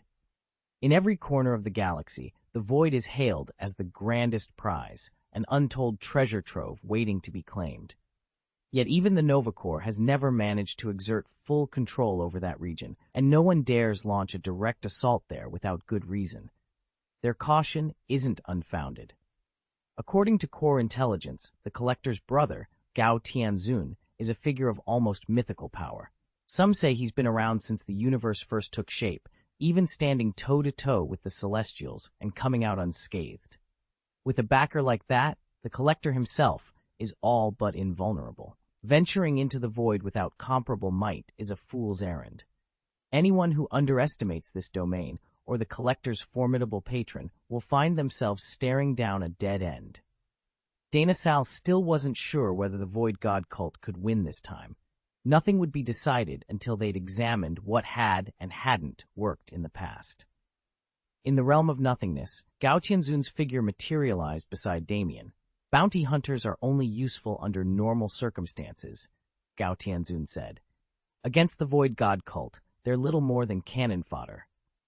Damien frowned. Then why summon them at all? Gao Tianzun's younger brother, the one who had arranged the bounty hunters' deployment, went silent. This time they'd also called in the Universal Elders Council. As soon as the elders learned they were to confront the Void God cult, one faction began arguing with another. In the end, they grudgingly dispatched a handful of officers, but not a single elder appeared in person. None dared risk a major gamble before learning more about Kassadin, the god of the Void. Still, Damien knew that a dozen fleets, even if only nominally committed, were better than nothing. Gao Tianzun wasn't worried. At full strength, their combined armada could face the dreaded Kree Empire fleet head-on, and if they held together, they might finally turn the tide against the Void Odd cult. Damien tapped his chin, amusement dancing in his eyes. "All I want is more cannon fodder. Let them die trying to slow him down." The Collector leaned back, folding his hands. Kassadin of the Void cult remains an enigma. His warriors are fierce, but they're not immortal. Everyone we strike down is one less threat. Damien's grin widened. "Besides, you have the power to resurrect your troops. Let's see who has the last laugh, my undead legion or the Void God's devotees." A sinister curl appeared at the corners of the Collector's mouth. His foresight had failed. No visions showed him the outcome of this looming clash. All he knew was that the more fighters at his command, the better his odds. It had been centuries since anyone bold enough to invade the Voidlands, his domain, had dared challenge him. He'd kept these lands under control through more than mere wealth. Gao Tianzun fell silent at the mention of an undead army. He felt utterly secure. No celestial power could touch him. And even if Kassadin, the Void God, proved formidable, could he truly stand above the Celestials? Only time would tell. Damien knew that, at best, he couldn't defeat Kassadin, the God of the Void, but he could still make a clean getaway. His younger brother, the Collector, wielded powerful attacks, yet his frail body couldn't endure a drawn-out battle. If the Collector fell and more than 30 hours passed, rescue would be impossible. Damien stared into the yawning darkness beyond the Void, taking in the army he'd summoned and the elite bounty hunters at his side. It was a bitter disappointment that Ego, the incarnation of the life planet, had been cast out in his weakened state. Had he joined this war, their odds would have been far stronger. Even Yi Ge, though not a full-blooded celestial, possessed enough divine power to obliterate entire civilizations. But none of these forces would decide the conflict's outcome. The real question was which side could outmatch Kassadin's void might. Everyone else was merely a supporting player, incapable of tipping the scales on their own. Damien wondered, was Kassadin truly the unstoppable god of the void, or simply an arrogant youth who'd never known defeat? Damien hovered over the shimmering void, his eyes fixed on the pulsating fragment of void matter suspended at the center of the nothingness. He planned to consume it himself, but first he had to wait for the void god cult to arrive. The Collector had predicted their arrival in 3 or 4 months, a trifling delay in Damien's ageless life. In reality, barely 10 hours passed before Damien felt the first tremors of power. A colossal wave of energy hammered at the boundary of the nothingness, each pulse carrying dozens of distinct, awe-inspiring life auras. In all the centuries he'd overseen his arena, Damien had never sensed so many potent presences gathered at once. He had always assumed that only Kassadin, the god of the void, could challenge him. Now he realized how badly he'd underestimated the fledgling void god cult, scarcely a few years old, yet evidently formidable enough to marshal this force. They're here. Damien's lips curved into a cold, sardonic smile. Already? The Collector, his once reliable precognitive sight diminished by over 1.5 points, could only reply, yes, the void god cult has arrived. Damien's grin died. He turned and froze at the sight of his idiotic younger brother striding into the nothingness, power radiating from him in waves. The cult's true power had shown up early, and it wasn't Kassadin he needed to worry about. Alert! Tony Stark's flagship has entered the Void Realm. The Collector's AI flared to life, broadcasting live imagery of the Void's fringes. 8 warships, each bearing the emblem of the cult of the Void God, surged through the nothingness in perfect formation. Surrounding them, countless enemy vessels formed an impenetrable cordon, yet the 8 ships pressed on, unfazed.